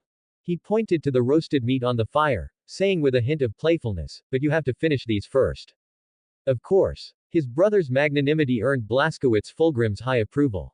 This magnanimity alone made him worthy of the title, King. Please wait over there. Blazkowicz casually pointed to the Emperor, not taking the previous matter to heart at all. In Argent Noor culture, combat between warriors was common and an important way to foster camaraderie. He didn't think much of it, only feeling that his brother Fulgrim wanted to spar with him to grow closer. Sitting beside the Emperor, Fulgrim sat upright, his heart tense to the extreme. He, who pursued perfection, had made an untimely request, and he wondered if his previous disrespectful act had angered his father. For a family gathering, his actions just now were indeed disruptive and very impolite. The emperor's gaze swept over his two sons, taking in their trembling forms, not daring to overstep any boundaries. Don't be nervous. Malkador squeezed out a smile at them, exceedingly kind. The emperor raised his arm, signaling Valder to bring over the roasted meat. He divided the steak on the plate into 4 portions, presenting them to his sons and old friend, and with a slight parting of his lips, uttered a single word, eat. Exclamation mark exclamation mark exclamation mark exclamation mark. Ferris and Fulgrim were greatly shocked, holding their porcelain plates with both hands, even more afraid to speak. The emperor merely uttered the word, eat, and his calm tone only intensified their reverence. They dared not disobey, quickly eating with knives and forks, mechanically forcing a smile. Malkador saw their nervous expressions, suppressing a laugh, and shook his head helplessly. Let's eat together. Blaskowitz brought his roasted meat and sat down, joining the foursome and breaking the stiff atmosphere. Blaskowitz's timely arrival allowed the emperor to relax, and his 2 brothers also eased up, making the atmosphere much livelier. Amidst the peculiar atmosphere, a father-son barbecue quickly concluded, which could be considered fitting for both host and guests. The barbecue family dinner quickly ended. Without further ado, the group proceeded to the Imperial Palace arena. When they arrived at the arena, many Space Marines were sparring. Perhaps word had leaked, as the number of custodes was unusually high. Doom Slayers stood tall among them, having received unofficial news that the Gene Father was to spar with the Lord of the Third Legion. The Emperor above. Lord Malkador. Great Primarchs. All the Space Marines and mortals present knelt, shouting the names of the Imperium of man's greatest existences. The mortals trembled with excitement, how fortunate they were to witness such a glorious scene. The Emperor. Malkador. Primarchs. The most sacred group of people in the Imperium, all present today. My Lord. Warrior King. The Custodes and Doom Slayers did not kneel. They enjoyed a privilege, their resounding voices calling out to the Emperor and the Warrior King. Undoubtedly, the appearance of the Emperor and the Primarchs ignited the arena's atmosphere. The Emperor radiated golden light. He raised his hand, and the Custodes relayed the Emperor's will, withdraw, and cheer for the Warrior King and the Lord of the Third Legion. Arena. Humanity's most primal combat sport, an innate instinct, now to be displayed by 2 Primarchs. Who? The Space Marines retreated to the stands, calling out in low voices, their primal cheers forming a war drum. 2 black armored warriors stepped out, Doom Slayers each holding a greatsword, presenting them to the 2 Primarchs. When the master agreed to the spar, Sophia had already begun preparations, crafting 2 practice swords in the ship's forge workshop based on the Primarchs' height ratios she had scanned. Blaskowitz lifted the solid sword, feeling its weight in his hand, and said to Fulgrim, "Please, my brother.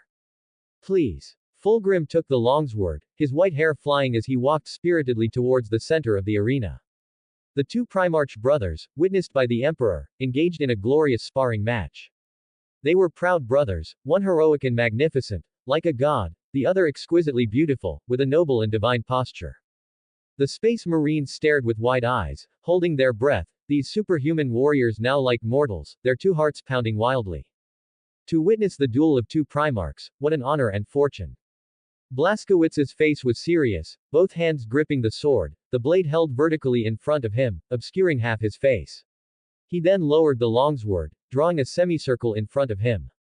Sizzle. The sword scraped against the stone, sparks flying. The Argent Nur dueling ritual was complete, full of sharp symbolic meaning. Fulgrim placed his left hand on his abdomen, holding the longsword in his right, and bowed to Blaskowitz. Please. Both Primarchs roared simultaneously, picking up their weapons and charging at each other. 2 Primarchs, demigods among mortals, the strongest beings in the physical universe. They moved with lightning speed, reaching and even exceeding the limits of the physical universe. The moment the Primarchs clashed, their afterimages remained in place. It wasn't until the shadows dissipated that the mortals realized what they had seen was merely the residue of time. While mortals were like this, Space Marines weren't much stronger. In the eyes of the transhuman warriors, they only saw 2 dark phantoms, unable to discern the Primarchs' specific movements. Among the countless spectators present, only 4 could clearly see their actions. The Emperor, Malkador, Ferris, and Valder. The Emperor's power was beyond imagination. As the strongest individual in the physical universe, his powerful gaze pierced through reality, taking in every one of their movements. Ferris was a Primarch. His gaze was incredibly discerning, allowing him to clearly see the clashing longswords of his two brothers. Malcador used his psychic powers, covering his eyes and consciousness, striving to clearly see the intense confrontation between the Emperor's sons.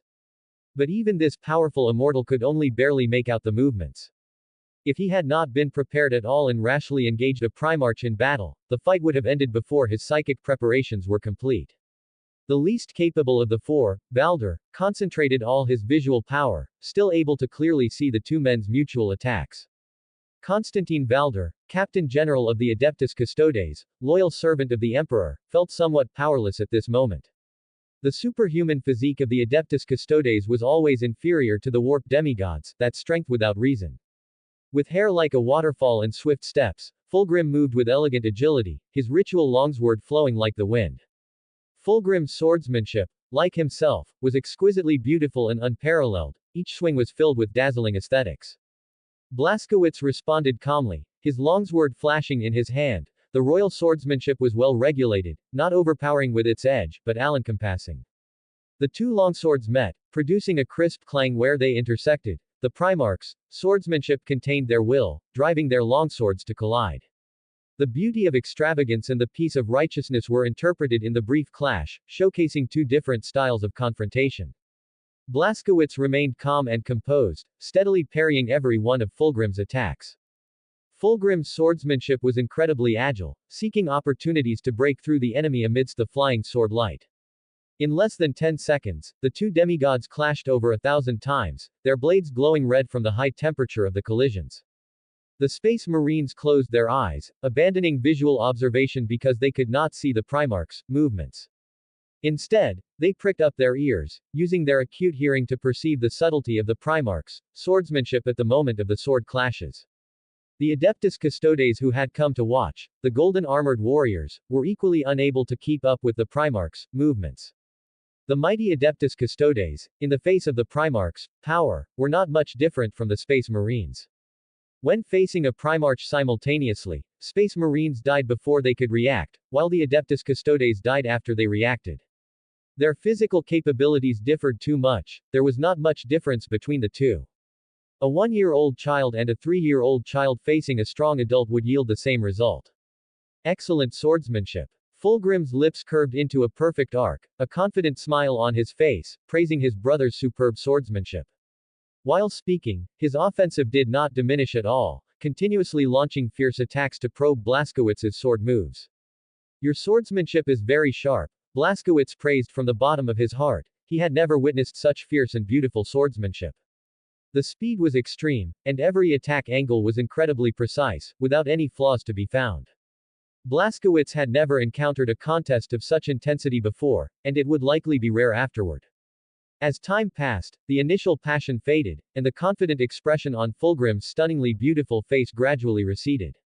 He discovered a terrifying problem. No matter how he attacked, his longsword was always blocked by Blaskowitz.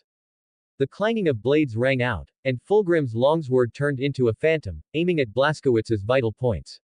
These were not moves to take a life. Fulgrim had to continuously exert force, increasing the sharpness of his sword moves and the aggressiveness of his offense. He had to be more aggressive, more fiercely display his swordsmanship, and go all out. Blaskowitz noticed the subtle change, his expression unchanged, as he backhanded away the thrusting blade, his longsword then parried again, perfectly anticipating the next attack.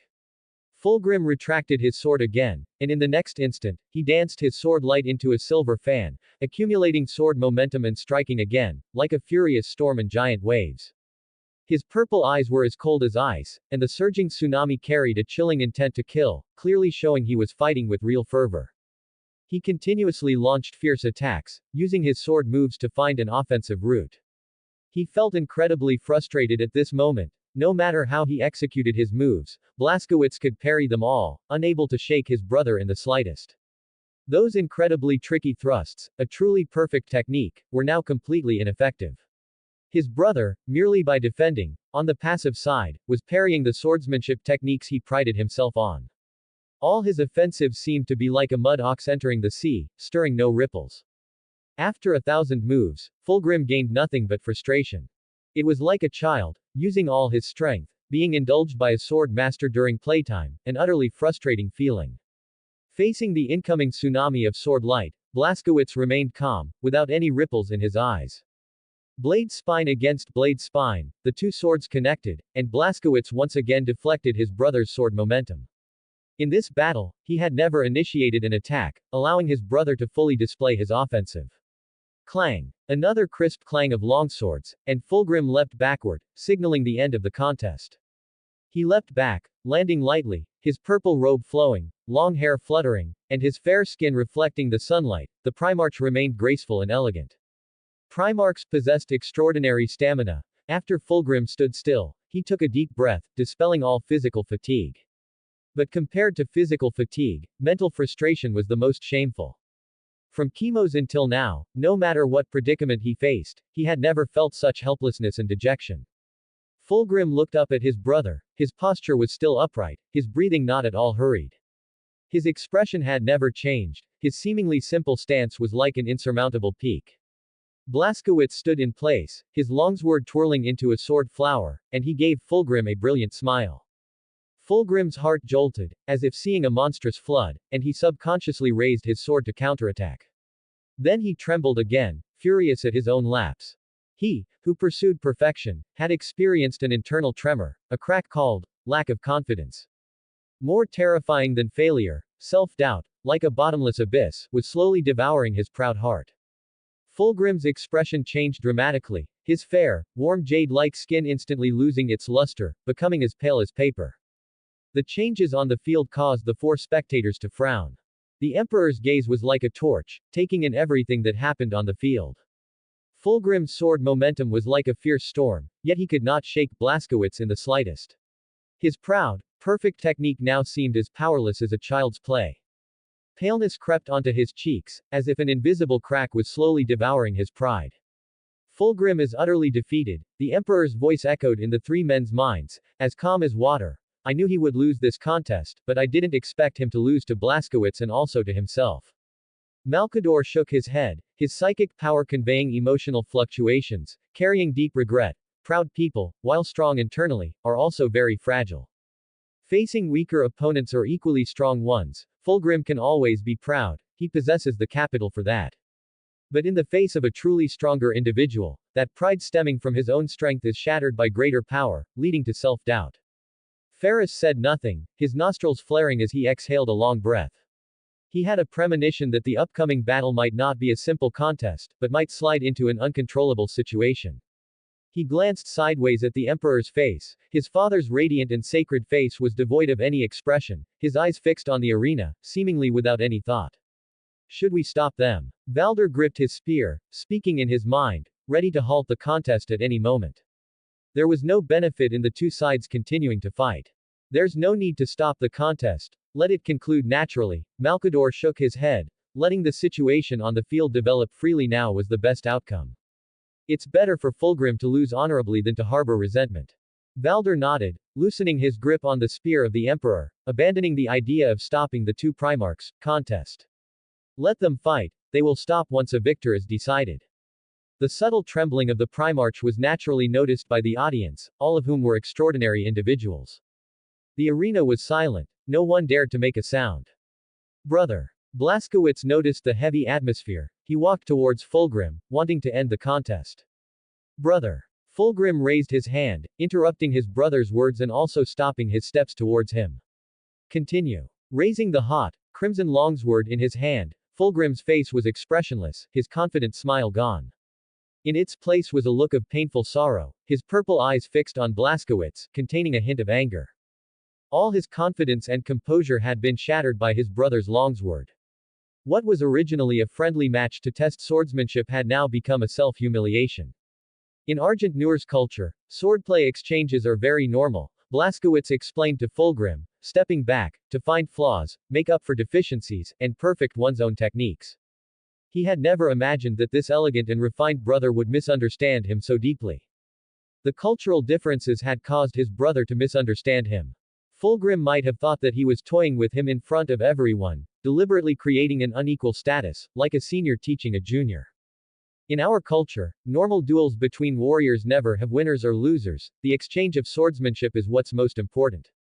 As Blaskowitz explained, he took a step back and plunged his longsword into the ground, unwilling to fight again and deepen the rift of misunderstanding.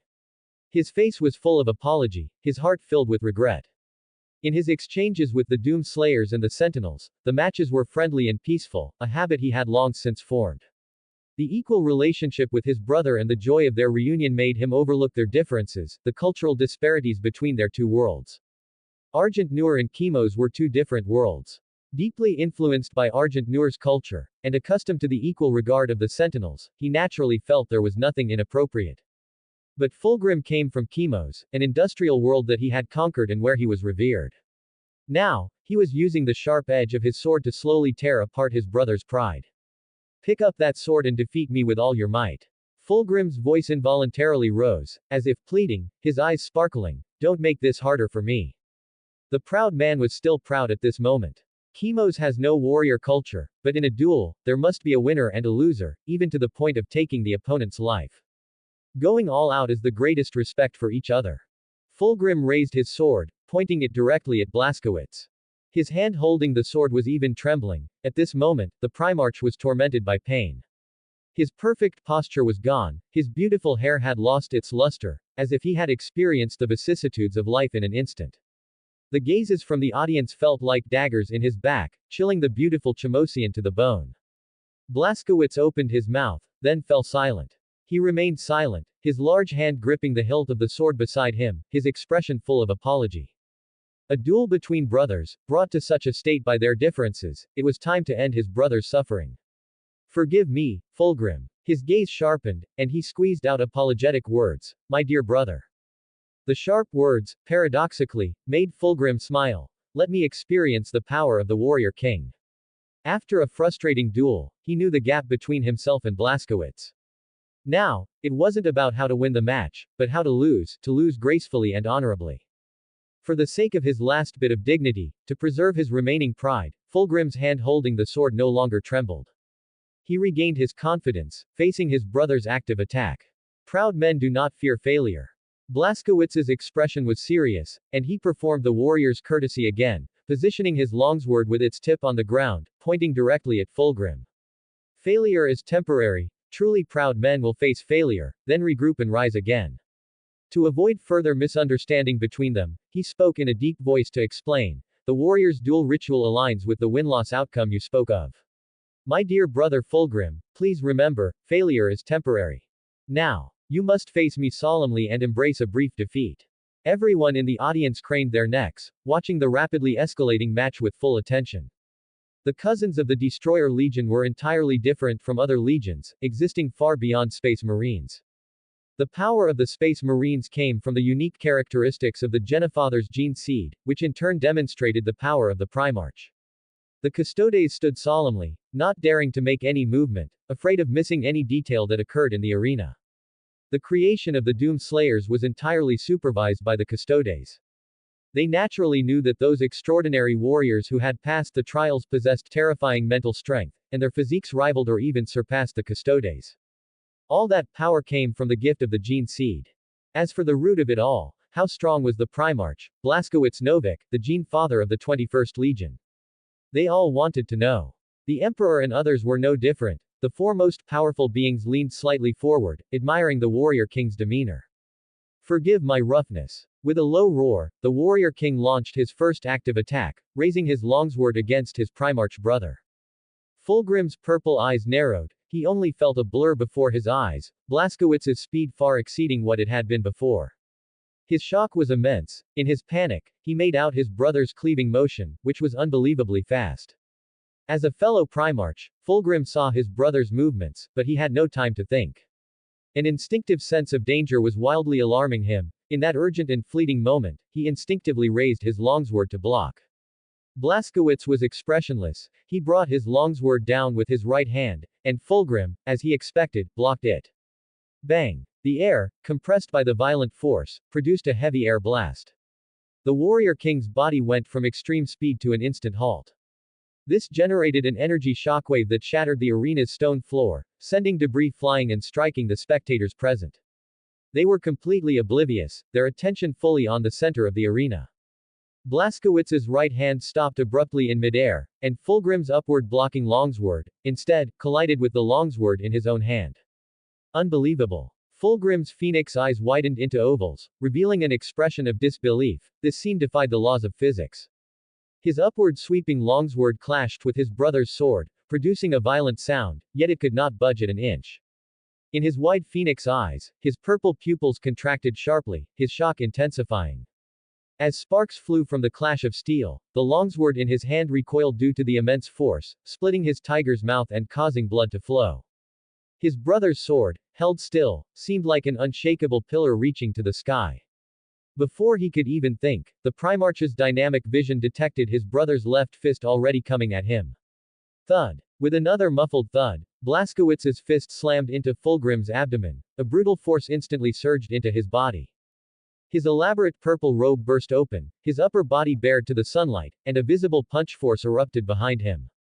Although Blaskowitz deliberately dissipated some of the force, Fulgrim still suffered greatly.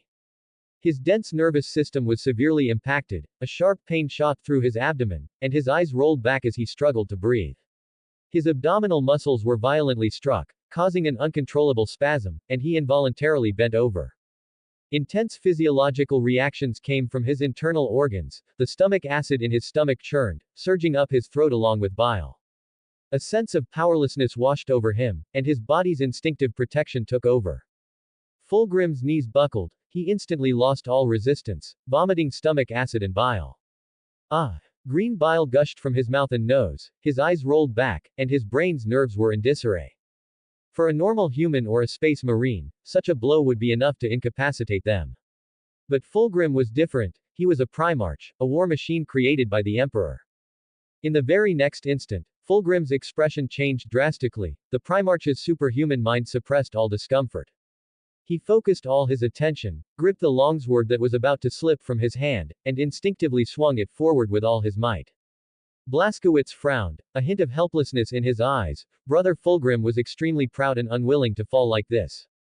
So he gave his brother respect. His speed increased again, and his figure blurred as he dodged Fulgrim's attack. Blaskowitz's left hand, transforming from a fist to a palm, struck Fulgrim's collarbone like a knife.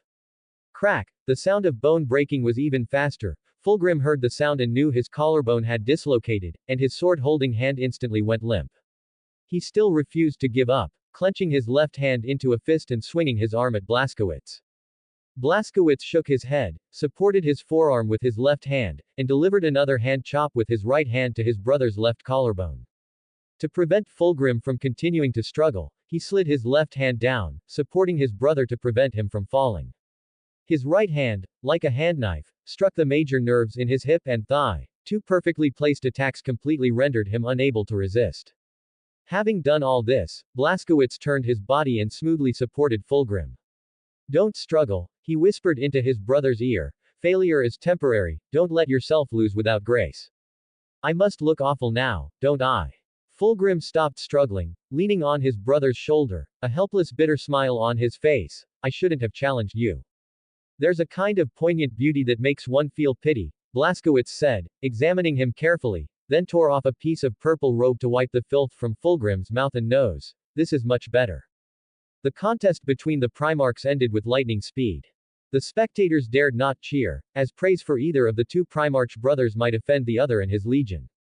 They could only suppress their excitement deep in their hearts, silently witnessing the strength comparison between the Primarchs.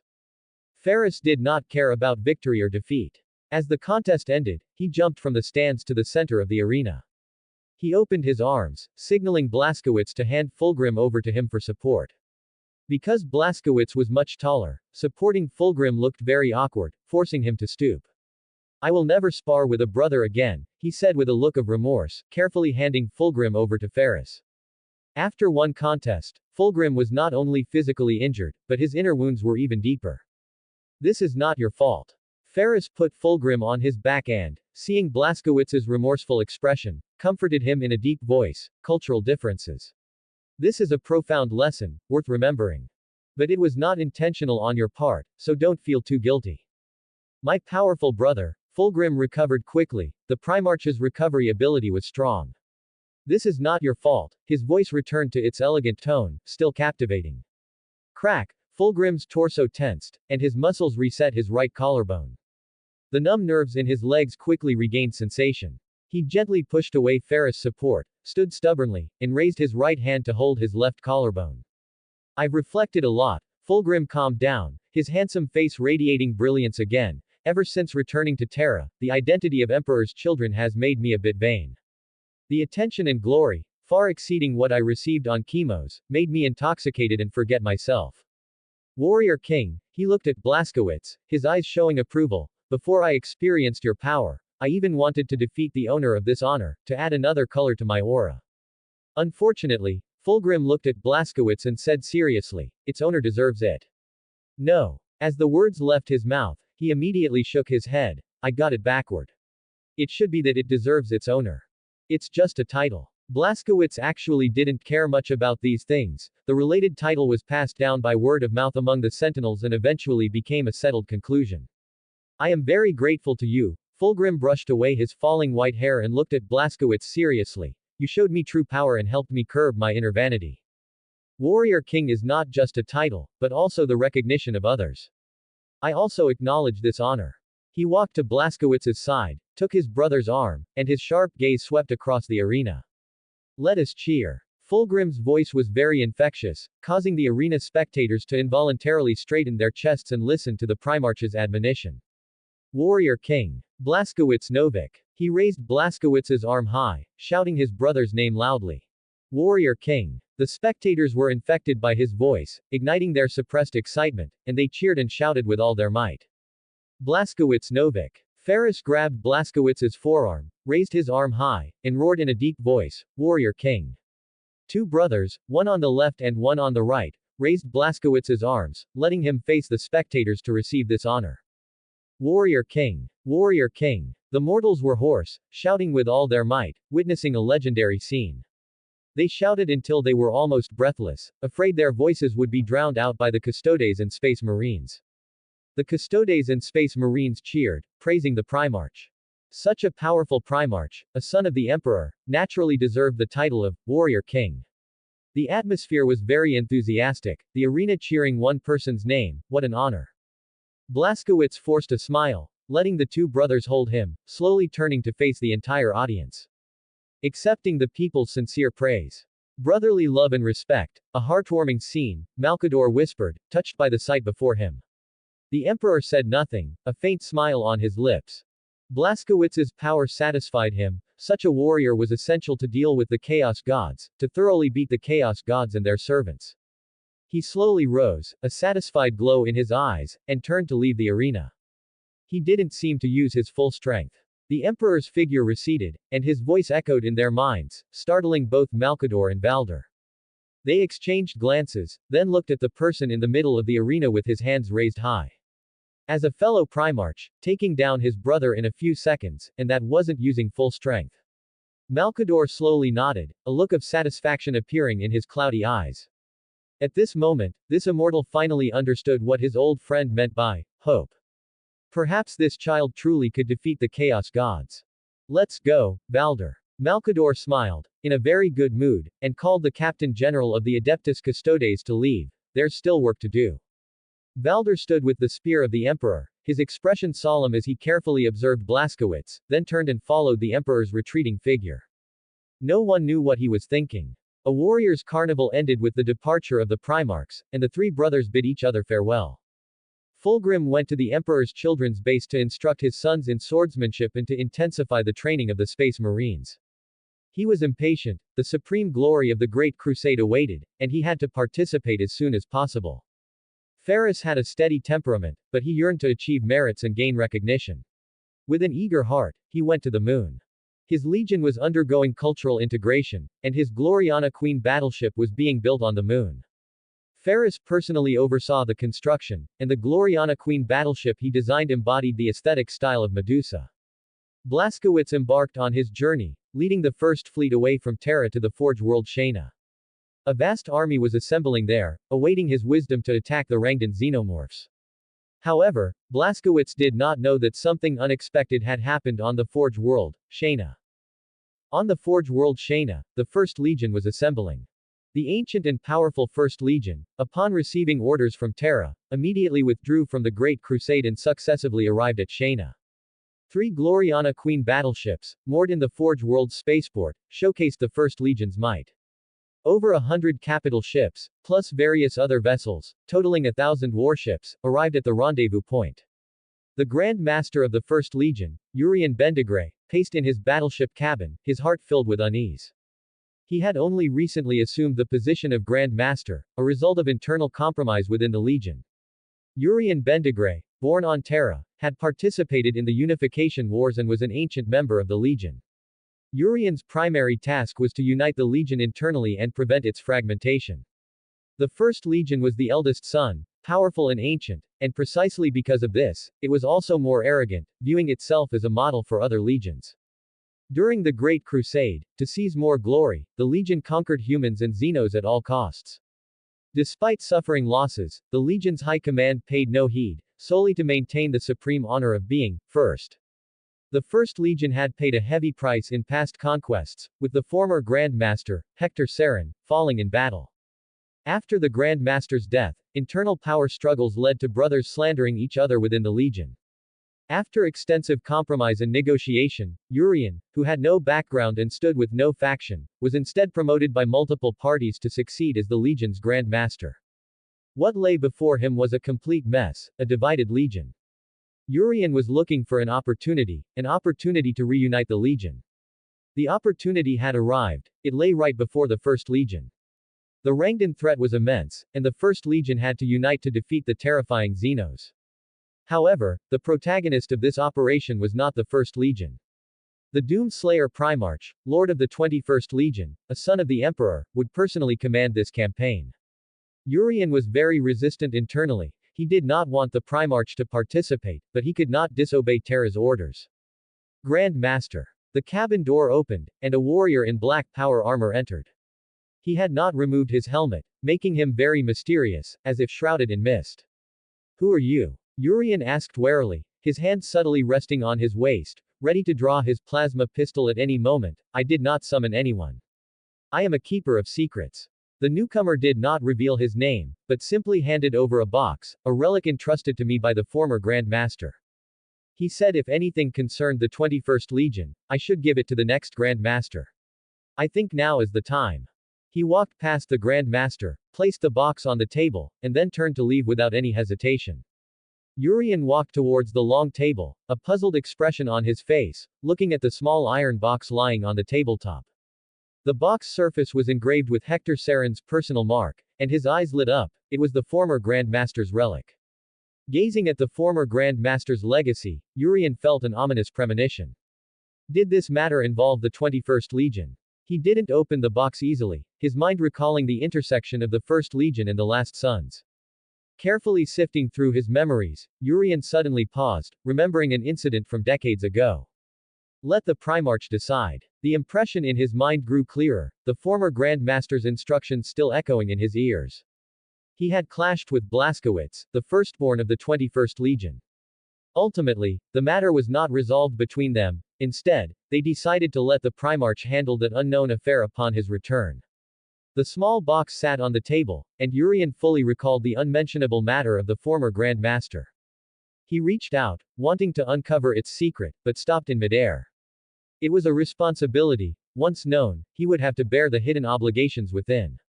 Whether good or bad, it had to be shouldered. After a brief hesitation, Urian composed himself, no longer wavering, and grasped the iron box. He sat in the chair, carefully opening it. On the inside of the iron box's lid was a small parchment strip. Urian took it off, and with the very first sentence, he felt a painful remorse. I have committed a great sin, a grave sin I cannot bear. The first line read thus, the heaviest of words, the high Gothic script revealing immense regret. This concerns the honor and disgrace of the Legion. I should have buried all of this, but I am a member of the First Legion and must ensure this matter is accounted for. Hector Sarin. The parchment was thin and short, with water stains on the side. Urian held it to his nose and sniffed, detecting a faint briny scent, the smell of tears. His two hearts pounded, and fine beads of sweat appeared on his forehead. He was now hesitating. Finally, Urian let out a long breath. The duty of a Grand Master compelled him to confront secrets and darkness. The relic inside the iron box was a small holographic image. Urian's finger hesitated for a moment, then pressed on it. The holographic image popped up, showing a haggard Hector Saren, his appearance from when he was alive. In the former Grand Master's recording, his eyes were full of remorse as he recounted the full story. After listening, Urian's vision went black, and he leaned back against the chair. At this moment, he was beyond tears. The First Legion was a mess, and the former Grand Master had left a massive pit. Let the Primarch decide. In the dim room, Urian's low voice echoed. He, too, could not make a decision. He could only be the keeper of the secret, waiting for the Primarch's return. Wait a minute. Urian sprang up from his seat, sitting upright in the chair, his stern face now showing a hint of madness. He saw an opportunity, a chance to mend the relationship between the two legions and unite the First Legion. He calculated frantically, his Astartes superhuman mind racing, his eyes faintly red. What if the First Legion acted alone, taking down the Xenos Rangdan before the Primarch arrived? Would such a feat, presented to the 21st Legion, atone for the sins committed by the former Grand Master? He had insulted the 21st Legion, scorned its traditions, and even slandered its Primarch with blasphemous words. This shame and sin would be atoned for by the First Legion's offering of victory, washed away by the fervent blood of its Legion warriors. This extremely bold plan had a natural possibility of implementation. This was Whirlwind, Morse, a frontier of the Imperium far from the Sol system. The Primarch's normal arrival time, after warp travel, would be at least 4 Terran months from now. 4 months. To take down Rangdan. The mad plan in his mind intertwined with the Legion's strength, making Urian's battle intent burn even more fiercely. 1 million Imperial Auxiliary Army, plus the Forge World's Cult Mechanicus, and a powerful Titan Legion. 3 Gloriana Queen battleships, 100 capital ships, and 1,000 various functional warships. This was a formidable force, enough to make the stars tremble. Urian Bendigray sat upright in his chair and opened a communication channel. Request the 10 Lords of the Legion host to come and discuss important matters. The 10 Legions. An ancient organization of the First Legion, a military establishment that had existed since the unification wars of Terra. Each legion represented a different tactical legion, with completely different military focuses. The legion even served as templates for other legions, the initial reference for various legions. They were extraordinarily powerful, led by their respective lords of the Legion, conquering and destroying across the stars. The 10 lords of the Legion arrived as summoned, standing silently before Urian like steel. The new Grand Master had convened the lords of the Legion for the first time, and they gave him full respect, all present. Seeing the lords of the Legion arrive, Urian sighed inwardly. Outwardly cordial but inwardly discordant, the lords of the Legion stood in clearly defined positions, not even willing to converse with their colleagues. Gentlemen. Urian stood up from his chair, pushing forward Hector Saren's relic. You must swear to keep the contents of this secret. The lords of the Legion were initially puzzled, then, out of respect and trust, swore an oath of secrecy. Urian nodded with satisfaction, then clicked on the holographic image, playing Hector Saren's recorded legacy. When those present finished watching, their expressions varied. Surprise, tension, disbelief, anger, contemplation, doubt. The proud lords of the Legion, faced with this horrifying secret, concerning 2 great legions and a Primarch, were momentarily speechless. Grand Master, you've shown us this, so you must have a plan, right? It was the Lord of the Crowned Legion who spoke, the First Legion's most ancient legion, the core warriors of its founding. Yes. Urian offered a smile, then immediately grew serious, but I need your cooperation. Please state your plan. The Lord of the Blade Legion spoke, representing the most elite troops, the Legion's sharpest edge. Urian's face was solemn, his brows etched with an extraordinary resolve. I intend to launch an attack on the Xenos before the Primarch arrives. Are you mad? The Lord of the Bone Legion cried out. The Bone Legion was a bloodthirsty and savage army, but at this moment, he saw an even greater madness on the Grand Master's face. Yes. I am mad. Urian looked at him, his eyes slowly turning red. The Grand Master roared, look at these.